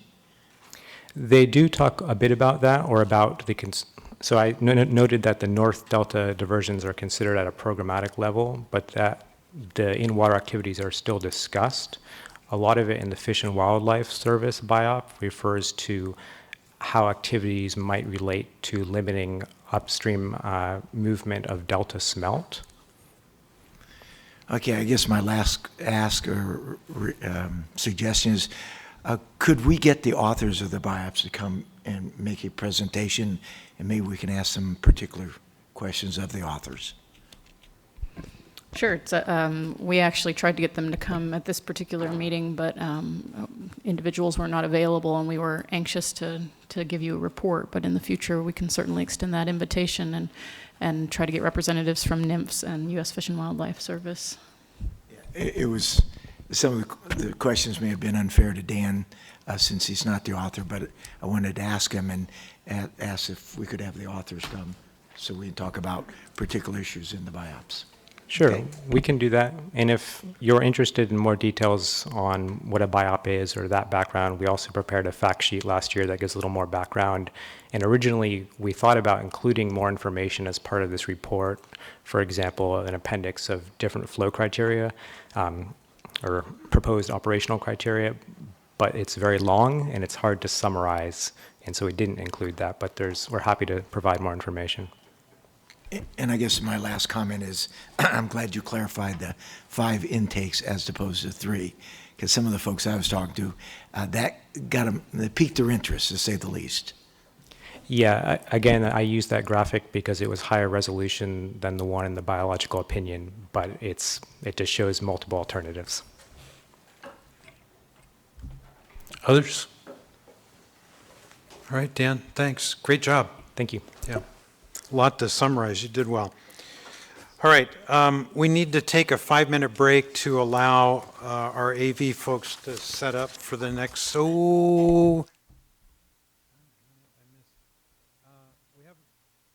We have a request from Tom Zuckerman to address the council on this matter. Tom, I apologize. I had this in front of me, and I'm glad it wasn't a snake.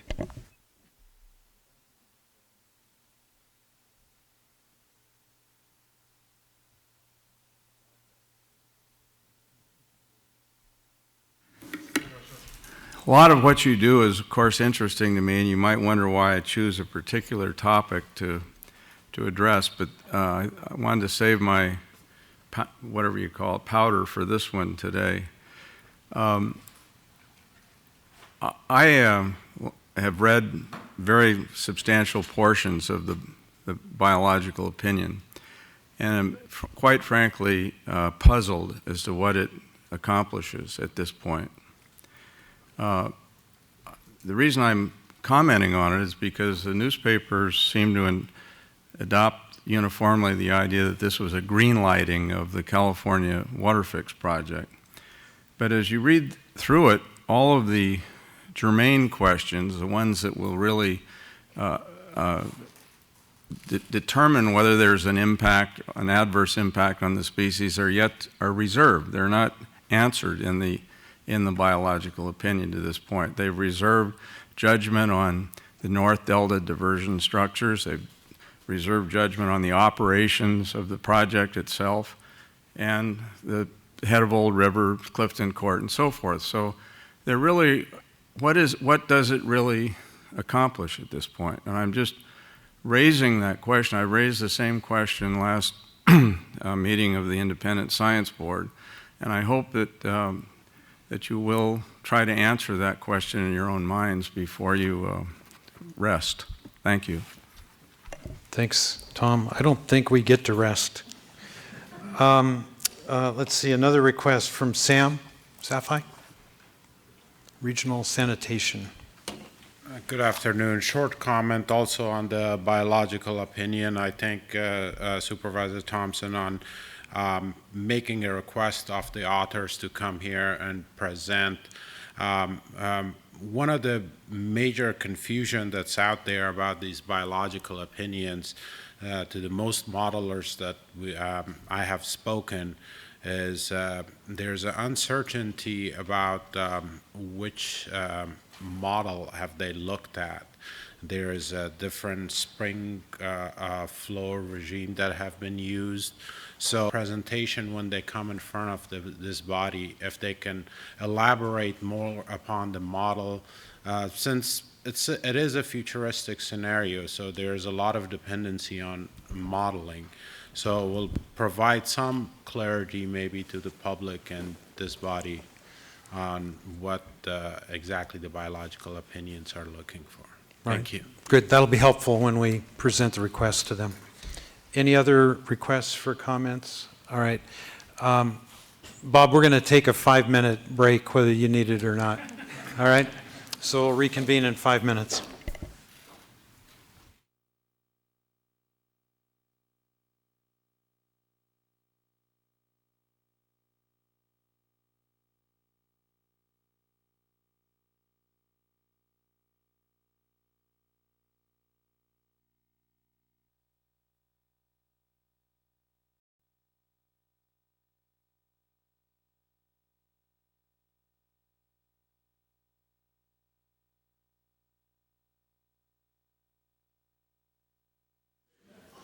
That's for the benefit of those that are here. All right, we are back from break. We're going to resume with file item number 14, Delta as a place and Delta marketing efforts. We have a couple of Delta experts, and Ron Meltzer will introduce the topic. Good afternoon, Sheriff Fiorini, council members. Today I have the pleasure of introducing Eric Vink, the Delta Protection Commission's Executive Director, and Campbell Ingram, the Delta Conservancy's Executive Officer, who will each provide updates on work that their respective agencies are undertaking in the spirit of implementing Delta as place policy. A few points of context before I turn it over. As was discussed earlier during Agenda Item 9, the Delta ISB report on Delta as an evolving place, a limited amount of science has been advanced, which has focused on social processes underpinning the unique cultural qualities of the Delta. However, much remains to be done. As you all know, the Delta Plan identifies 5 core strategies intended to enable its vision on the Delta as place. These are: designate the Delta as a special place, plan to protect the Delta's lands and communities, maintain agriculture as a primary land use, a food source, a key economic sector, and a way of life, encourage recreation and tourism that allows visitors to enjoy and appreciate the Delta, sustain a vital Delta economy that includes a mix of agriculture, tourism, recreation, commercial, and other industries, and vital components of the state and regional infrastructure. Again, some work on implementing these core strategies has been accomplished, but here again, more remains to be done. Last two of the 2017 priorities the Council considered in February are for the participation in the Delta Protection Commission's Delta as Place work group, focusing on Delta Plan implementation, and also co-hosting a fall workshop with the Delta Protection Commission addressing needs related to land use planning. Please note that Council staff are engaged with both the Commission and the Conservancy on these items and others. We also provide support through interagency agreements on 2 implementation efforts. And with that context, I would like to turn things over first to Eric and then Campbell, and they can describe with more details some of these activities. Eric specifically will talk a bit about the Commission's Delta Heritage Initiative feasibility studies, which the Council is supporting, and also their Delta Community Action Planning, and a few other pertinent items. And Campbell will speak to the Conservancy's efforts on Delta marketing, Delta signage improvement, which again the Council is engaged through support, and some regional planning efforts, and other pertinent items. So without any further ado, I would like to turn it over to Eric and Campbell. And thank you both for making time to speak today. Gentlemen, welcome. Eric? Great. Well, thank you to Ron first for that introduction. Mr. Chair and council members, pleasure to be with you this afternoon.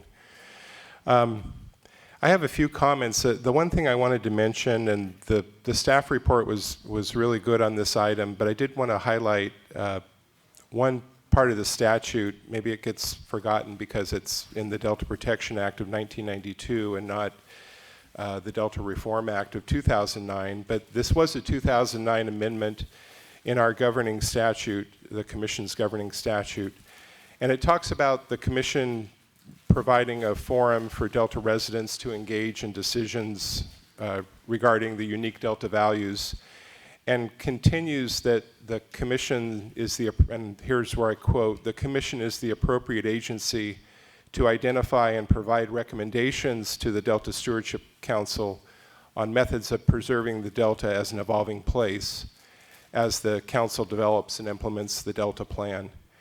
And so that's something that the Council, or that the Commission did in a very substantial way following the completion of our Economic Sustainability Plan in 2012, when the Commission presented to the Council a series of recommendations regarding Delta as place.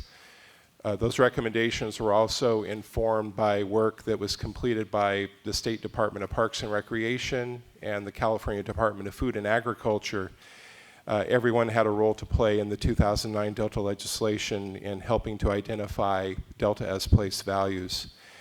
And it's something that we intend to remain active on and even step up our activities on in the future as the Council continues to implement the Delta Plan, as the Council considers amendments to the Delta Plan, that the Commission continue to provide information, well-reasoned, well-analyzed, using best available science as appropriate information to the Council to help inform ongoing efforts on Delta as place.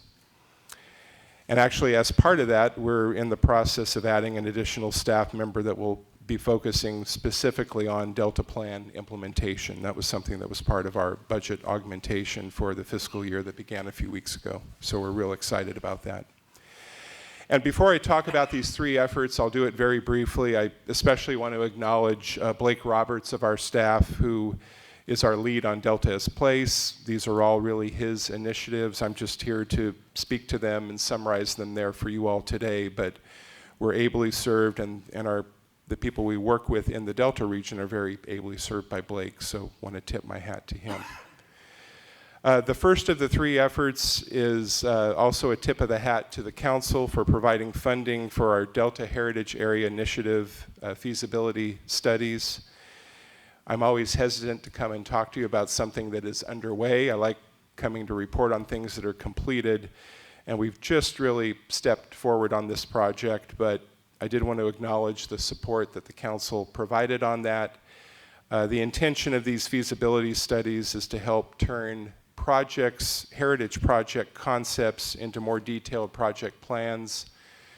That can be anything from turning the old 19th century, late 19th century, historic schoolhouse in Clarksburg into a reutilized facility that can serve the community. There are other historic structures throughout the Delta region that this could incorporate as well. But this is part of our effort to, in the absence of formal federal designation as a national heritage area, which is a matter that's been in front of Congress the last several congressional sessions, and it's before Congress this time as well. As we were advised by other national heritage areas, sometimes you just need to act like you're a national heritage area without the formal designation and do what you can. So we'll await the formal designation from Congress and from the National Park Service, but we certainly have plenty of authorization within California statute to proceed to support the cultural values of the Delta as a region. The second item I wanted to briefly mention is our community action planning efforts, and this is something with a direct link to the Delta Plan. The Delta Plan, I'll paraphrase, but it references actions to help improve the community, the heritage communities, the legacy communities in the Delta region. And so our community action planning effort is an attempt to improve quality of life, economic development, historic preservation, and public safety in these legacy communities throughout the Delta region. We've completed 3 plans to date for Walnut Grove and Cortland, and then Clarksburg, the example was provided in the council packet. We're now working in the community of Isleton to add to that. And these are efforts to reach out deep into the community. Really, it's a result of conversations we have with people who live and work in these communities, asking them what would make a tangible difference to improve conditions in their community. And it's everything from very modest steps. One that we were very pleased with, it's going to sound a little nutty when I mention it, was having a stop sign installed on Highway 160 on the west side of the river in Walnut Grove, where people were driving at unsafe speeds, and it's a place where people walk from residences on the west side of Walnut Grove to services on the east side. That's just one example of a very modest effort. The more ambitious efforts, and our work on these will be ongoing, include paths for people to walk safely in some of these communities. That's mentioned time and time again. These historic communities are on the state highway, and there's really no shoulder there, as anyone who travels through the Delta is very familiar with. And all the way to cross-community issues, things that are identified time and time again: cell phone service deficiencies, broadband opportunities, rural community health care. There's one general practitioner in the North Delta where these communities are located, and he's quickly approaching retirement age, and what that will mean for community health care when he retires. It's a real open question. Obviously, some of these are items that we can make some good progress on. Some of them are going to involve a concerted effort with others, but they're all identified in this community action planning effort. And we will continue working with those communities and enlisting the help of our partner agencies, including the 2 on either side of me here, as we continue to make progress on those efforts. And then finally, Ron mentioned the Delta's Place Interagency Work Group, and he described it as the Commission's work group, but we really are just the momentum to coordinate that. It's really everyone's work group, and it's intended to ensure that we continue to make progress on implementing actions and policies identified in Chapter 5 of the Delta Plan. Again, our fellow Delta agencies are primary participants, but we have active participation from everyone from Caltrans to state parks, a healthy participation from local agencies as well. The group's been meeting for about 1.5 years now, and it's really just intended to keep the focus on ensuring that we continue to make progress on implementing items identified in Chapter 5 of the Delta Plan. And the next meeting of the group is August 22nd. Those were the items on the staff report. I wanted to mention one other item. I think it's particularly relevant. I started out my talk by describing the effort that occurred in 2012 upon the Commission's completion of the Economic Sustainability Plan. And we're just now embarking on an effort to update the agricultural section of the Economic Sustainability Plan. The statute says that the ESP, as I will call it, is supposed to be updated every 5 years. It was due for an update in 2016. We did not have specific funding to complete that, but we were successful in obtaining funding to take a very focused look at agriculture, which of course is the predominant economic driver in the Delta region. And so our agricultural update of the Economic Sustainability Plan is going to have 4 different components to it. The first is just to update the information that was in the 2012 report, and that's the crop map of the Delta, what's the mix of crops, what's the economic activity associated with Delta agriculture. And for that, we're very grateful for the work that the Delta Watermaster described earlier in terms of having really good current information on crop use in the Delta. We also intend to take a current look at agricultural impacts from proposed restoration projects. When the Commission last looked at this, we were looking at Bay Delta Conservation Plan and the potential for upwards of 100,000 acres of restoration of Delta land, most of that agricultural.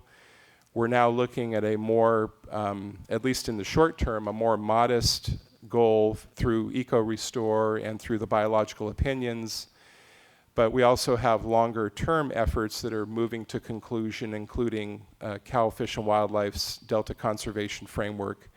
And so we wanted to take a current look at what those proposed restoration activities could mean for agricultural impacts in the Delta region. The third of fourth is, again, looking at current modeling from Cal Water Fix and State Water Resources Control Board, but looking at salinity impacts on Delta agriculture. That's an evolving matter, and we want to have the most current information we can available on that. And then the fourth area is impacts specific to climate change. And by this, we're not talking so much sea level rise, although that will be a component, but as any farmer knows, we've had a good generation of changed climate in the wintertime. The winters are warmer than they used to be. I don't know if that's just a coincidence that's occurred over a pretty sustained period of time or if that's the new normal. But as an example, what does that mean for the suite of crops that are grown in the Delta? And this is something impacting all of California agriculture. This is not specific only to the Delta region, but we certainly want to know what the localized impacts of that are in the Delta region. And that's what I wanted to present to you. I appreciate the attention today. Would you like to take questions now or after Campbell Anytime. finishes? Campbell, go ahead and we'll just launch the questions when you're both finished. Good afternoon. Thank you, Chair Fiorini and council members. Appreciate the opportunity to be here today.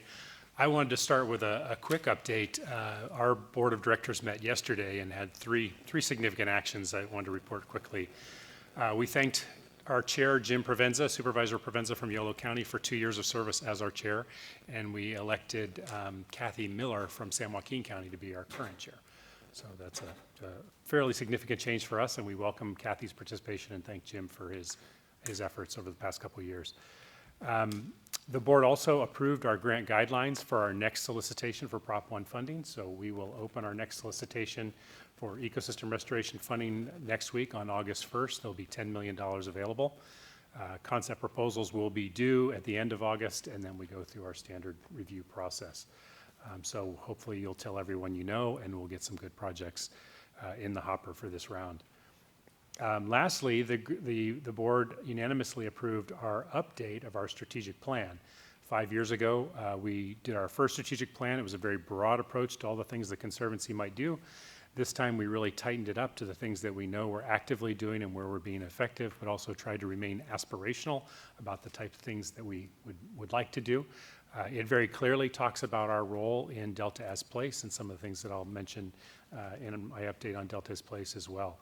So that will be posted on our website very soon, and it's a mercifully short document that describes overall what our objectives are for the coming 5 years. So on to Delta as Place. I want to report first on the Delta marketing strategy as well as the website that I'll show you here in a minute. The Delta Conservancy partnered with the Delta Protection Commission and a task force of local people in the Delta that actively are marketing the Delta, trying to increase awareness about the Delta, and developed a 5-year marketing strategy for the Delta. And that just lists out high objectives that the groups can work on together to actively promote the Delta in a more effective way.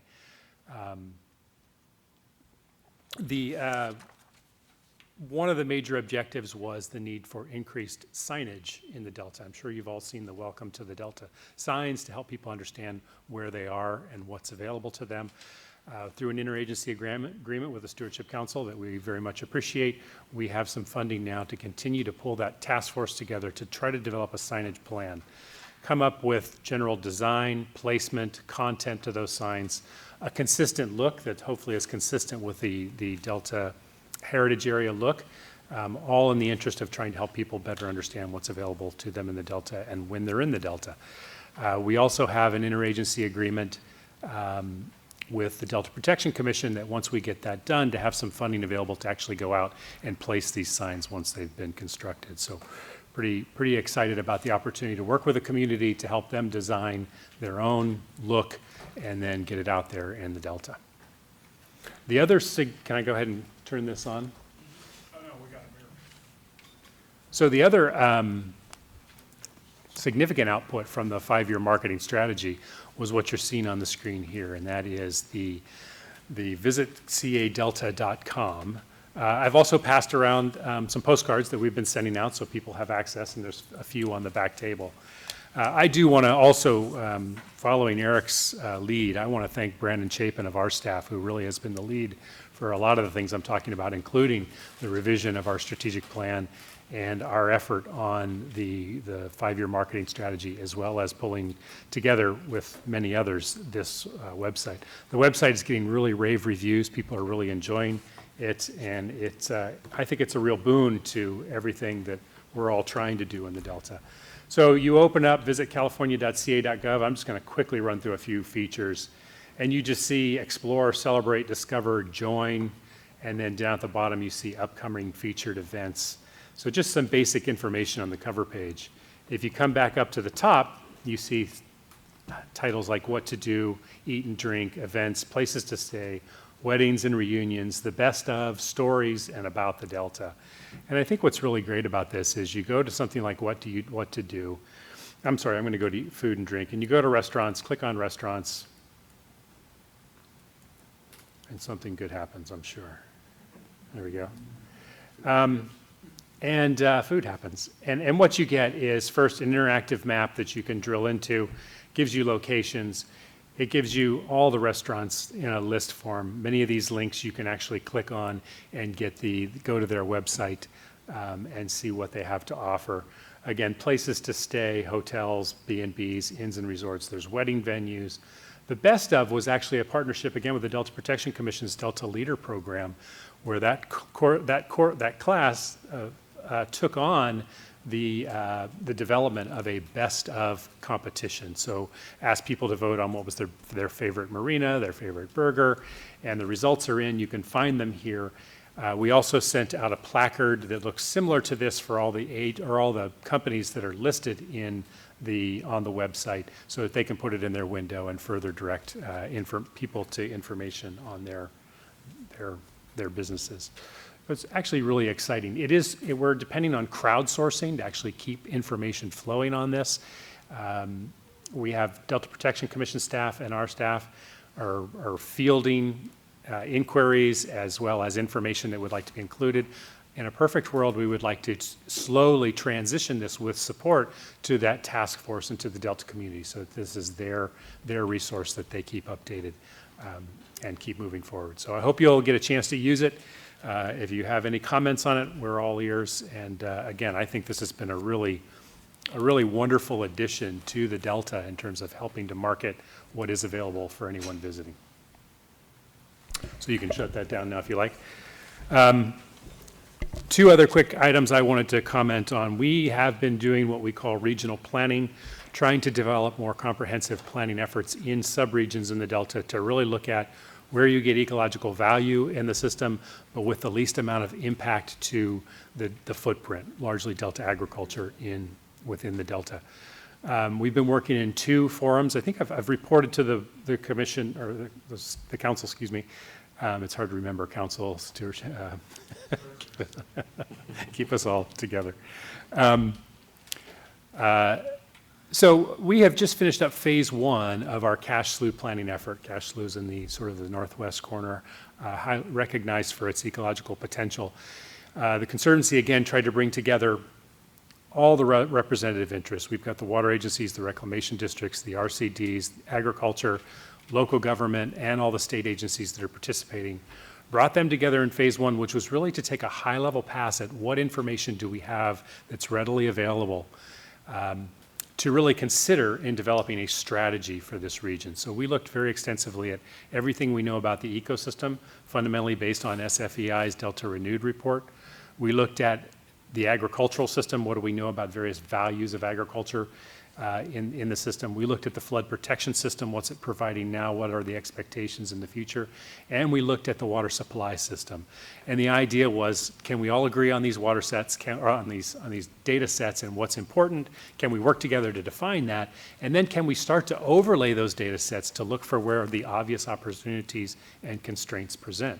It was a very, very valuable exercise. Currently, we're summarizing in a final report, which hopefully you'll see soon. And then we're also trying to develop phase 2, a scope of work for phase 2, which is really taking it that next step and trying to bring all that information to bear on the development of a more comprehensive regional plan. How do we look for restoration opportunities and create high-value ecosystem, resilient ecosystems? How do we do that in a way that has the least amount of conflict with agriculture?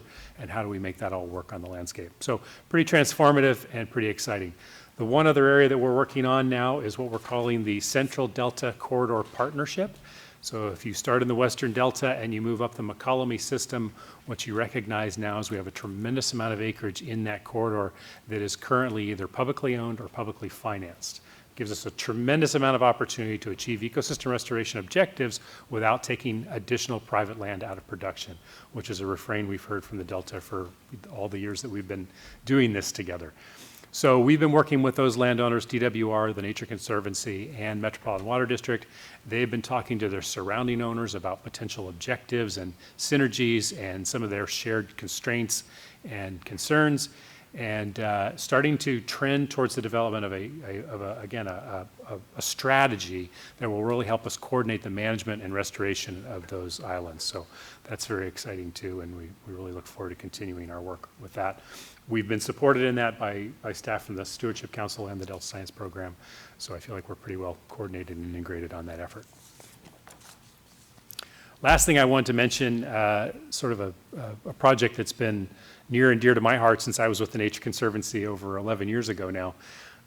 We've worked extensively with a group of partners in the Delta, academics, scientists, and and agencies to develop a carbon methodology for the Delta. So you know the Western Delta is deeply subsided. Many years ago it was determined that you could do rice cultivation and or manage wetlands, stop that subsidence, start to reverse the subsidence, and have significant reduction in greenhouse gas emissions coming off of the organic soils in the Delta. Worked for many years, raised funding, and were able to create a California Wetland Protocol, which was adopted by the American Carbon Registry in April of this year. And that covers California coastal wetlands, managed wetlands in the Delta, and rice cultivation in the Delta. We're very excited that that was finally adopted. The Conservancy and all the partners received a nice award from the ACR for the innovative protocol for 2017. But we're also very actively working right now to try to get pilot projects up and running.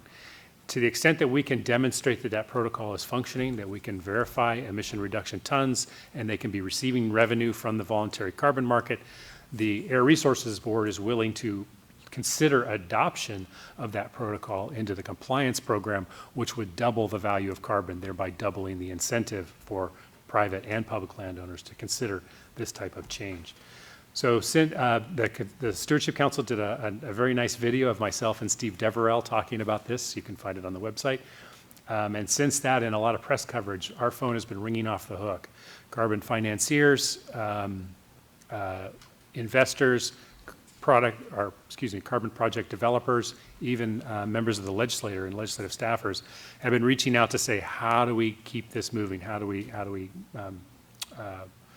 make this a reality in the Delta? So we've been working very closely with DWR and some of their existing wetlands to try to take them through the process, working with individual landowners. And our hope is that we can get several pilot projects up and running in the near term to really demonstrate the effectiveness and further incentivize change in the Delta. So I think I'll leave it at that. I appreciate the chance to provide you all an update and look forward to any questions you might have. Thank you both. I have several thoughts. Number one, in terms of the carbon credits and the change in farming practices, there's a linkage for both of your projects. Number one, rice varieties that grow in the Sacramento Valley don't do well in the Delta. There's an opportunity to brand a Delta type of rice in support of land subsidence reversal. Mm-hmm. So there's a project to consider in terms of branding. And I was on Twitchell Island last week and looking at their land subsidence reversal project that DWR has implemented, and it's already off to a good start. But the conversation led to, what are the economics that are adequate to cause a farmer to choose to not grow corn, but to grow a more sustainable crop in an attempt to reverse land subsidence? And that economic study needs to be done. We were shotgunning it, and we came up with all kinds of numbers. But ultimately, the conversion of ag land to restoration projects like that, particularly on about 25% of the Delta that's heavily subsided, don't have to be a loss to the tax rolls, and it doesn't have to be a loss to agriculture. It can be a change in the way in the crops that are grown, and I think that should be taken up as a significant challenge to the work that both of you are doing and already having some success. Transportation. Eric, you mentioned the stop sign. Terrific, and I've been a part of community projects like that. That's what I call a near-term project. But a long-term project that I think your wine grape growers in the Delta would acknowledge, we need new bridges, and we need better roads. And so there's perhaps a synergy with setback levies in sections of the Delta that would afford wider roads. I mean, that's big thinking, and those are longer-term projects, but I encourage you to include those in the work you're doing. Those are the kinds of things that, from our perspective, looking forward to the year 2100, those are the kinds of things that we'd like to receive as challenges to figure out how to put those in the form of recommendations. So good work. I mean, I loved going through the Clarksburg's community plan. It reminds me of a similar plan that the community I'm from went through, and it has had tremendous value in revitalizing a downtown and creating a new community spirit.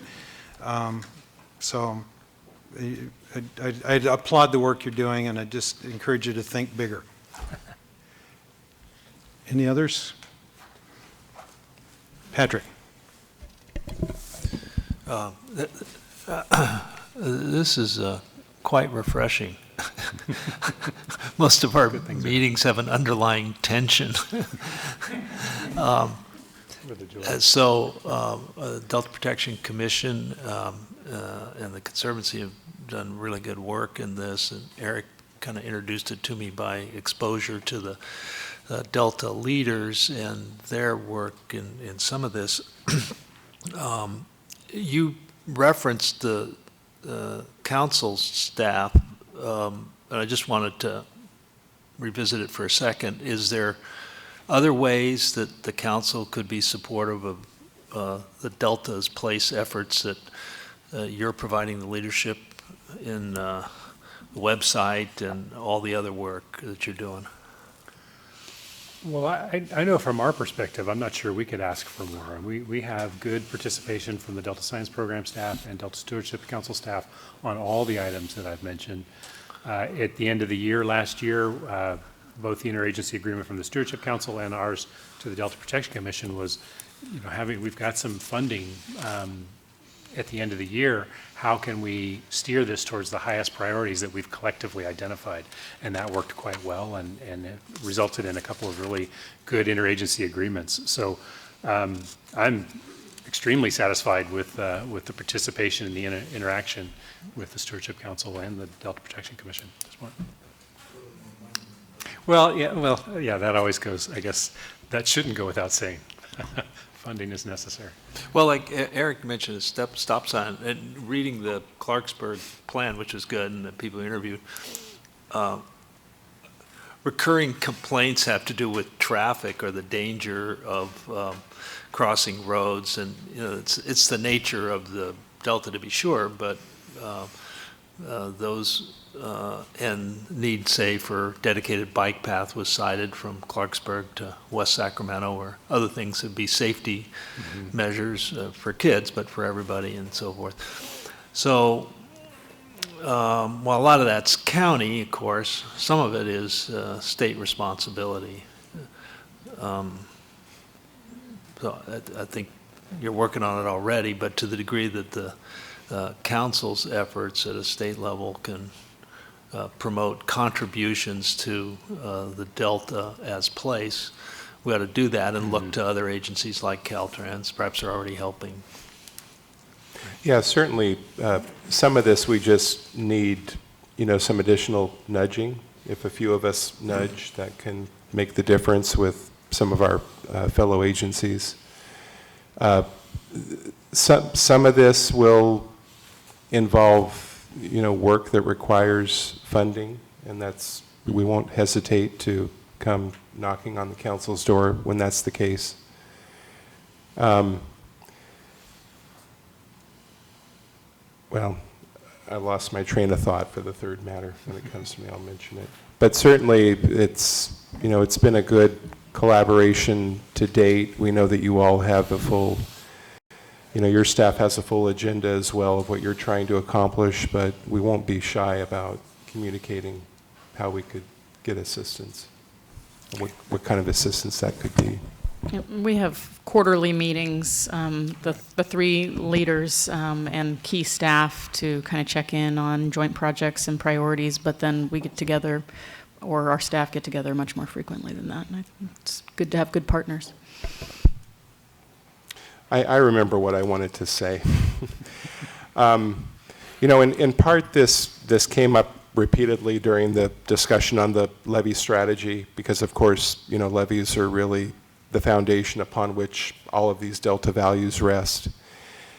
And I don't want to dismiss that. That's still a very critical issue, and we've not always seen fully eye to eye on what levy policy in the Delta should be. But related to that is, and this is one of those, issues that really cuts throughout the entire Delta. And you understand it because we experience it, when we travel through there and we're cursing our inability to get cell phone reception. The people who live and work there, this is a real daily issue for them. I mean, it's really a hindrance to their ability to conduct their business. We've heard really compelling examples of exactly what that means. And I know it's real easy to dismiss that and say, well, how can we begin to solve that problem? But there are ways we can help address that issue and make improvements in the communication coverage throughout that region. And that's an example where it's going to take a whole lot more than just the Delta Protection Commission trying to be the voice for the people that we hear from repeatedly who live and work in the Delta, and where we will need help from others, the council. Maybe there's a role we can lasso Campbell into in the conservancy. So how does it well. work? You got that giant TV tower in Walnut Grove. Can you put a cell tower on Well, top of it?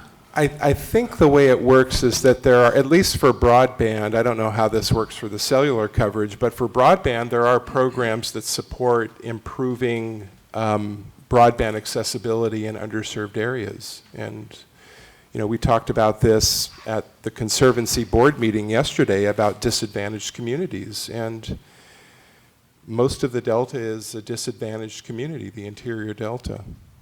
It's a little hard to tease it out from census data because these communities are so small they end up getting grouped with larger nearby communities.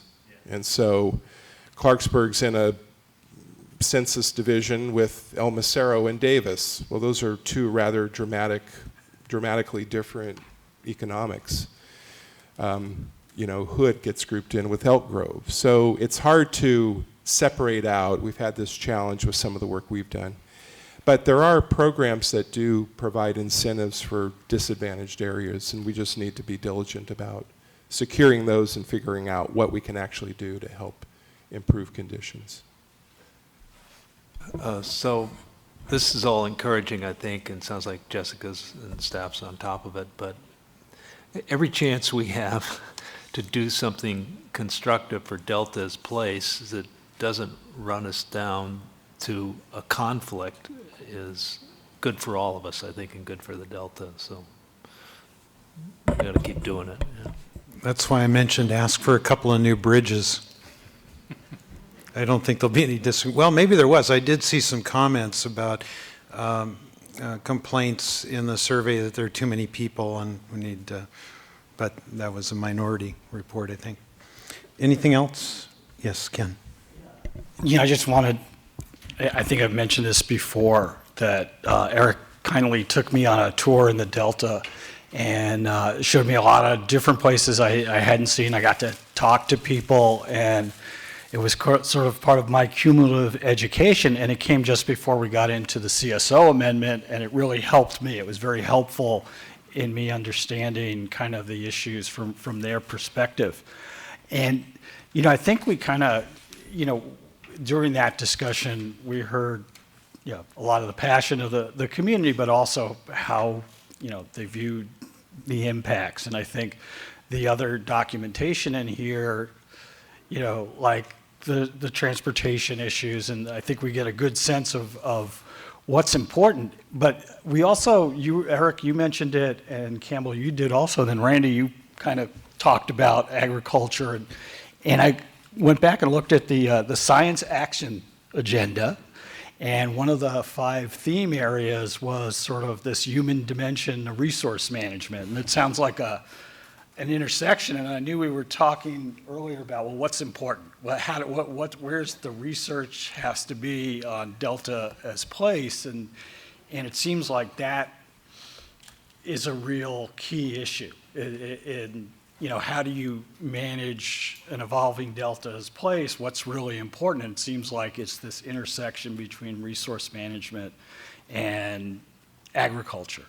And I'd throw in I think the discussion about water quality and crops and all that is sort of key to understanding that issue. So I just wanted to, I always kind of see these linkages when we have agenda items. But, one of the things that came up in the CSO amendment was just there seemed to be this need for communication, mechanisms for communication on some of these controversial issues. And that's where I wanted to kind of just say, gee, what,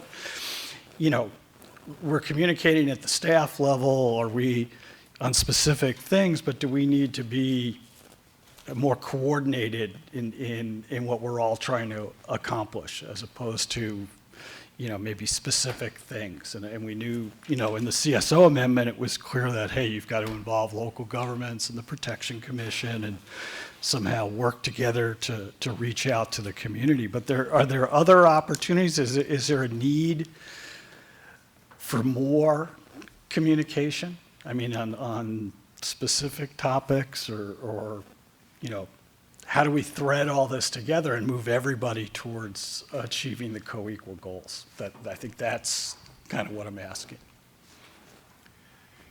Just, whatever. I'm not really sure that, the people that we work with who live and work and recreate in the Delta, and you've heard from different members of those groups at your meetings, and you heard a lot during the CSO discussion. I think what they would say is, everything that Campbell and I have talked about, they would give that away and 3 times that amount if the tunnels would go away. So that's the challenge, is you have this big 8,000-pound gorilla looming over them. And maybe people think it's nice and great that, we're doing these efforts and that the Stewardship Council supports them, but it doesn't override the big fear and the big threat that they see. So I don't know that more communication will help. Maybe we get to a point where where we hope the tunnels go away completely, and we're looking at constructive alternatives to that, and people are more open at that time. But that's the reality out there right now. It's just completely overridden by the fear over this looming project. More communication between the formal organizations. I mean, I think I agree that that's a further step out. But, unless this is kind of where we think we're moving all these goals forward together, then. I wanted to just comment on the regional planning that we're doing in Cache Slough. Our original expectation was that we were going to try to focus very much on where does restoration work on that landscape and balance well with agriculture and the other interests. We had Proposition 1 funding for that, which allows us to do that, because if you're identifying Prop 1 eligible projects, you can use planning funds to do that. It became apparent very quickly, and Supervisor Thompson can attest to this, that community wasn't terribly interested in just looking at how restoration fit. They want to look at what are the agricultural opportunities. How can we enhance agriculture? How can we deal with infrastructure issues, water supply issues? How do we do a more comprehensive planning effort? So we've tried to steer that first pass at, what is all the information that's relevant. But that next step is really more of a comprehensive regional strategy. So drilling down into a particular region and trying to define how can we make this region function for as many purposes as possible. And to do that, I think we essentially need more participation from the Stewardship Council, and we'll need other funding sources, because ours needs to be more targeted to restoration. But I do think that that's an opportunity, and there's an interest there. There's people willing to participate, to come together and try to. In that kind of focused planning effort. Yeah. Is that a proposal? Well, certainly, I think we're working with the group right now to try to define what Phase 2 really looks like. And there's a very strong interest on their part to have it not be focused just on ecosystem. We recognize that. We've talked about the need for other funding sources to potentially couple to that so we can do something more comprehensive. And I think like everything else, it really needs to perk a bit. We need to continue to work with that group to really kind of get the lay of what it is they want and what they think is valuable, to be able to bring a formal proposal. But it might be something that comes forward in the future. You know, and does that fit with our science action agenda, to be doing that kind of focused work? Yeah, and I think the theme in that we've talked about is really an attempt to not only bring the social sciences in, but bring the social sciences in together with the biological sciences, the physical sciences, so understand those coupling. And there's been a real effort nationally to try to couple human systems with natural systems, and I think the Delta would be a very fruitful place to do that in the future.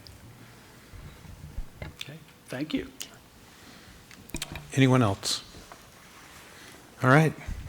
Campbell, Eric, Ron, thank you very much. Very interesting, great work. Keep it up. Any requests for comments on 14? Item 15, public comment. Anybody wish to comment on anything? No? Item 16, we're adjourned. Thank you for coming.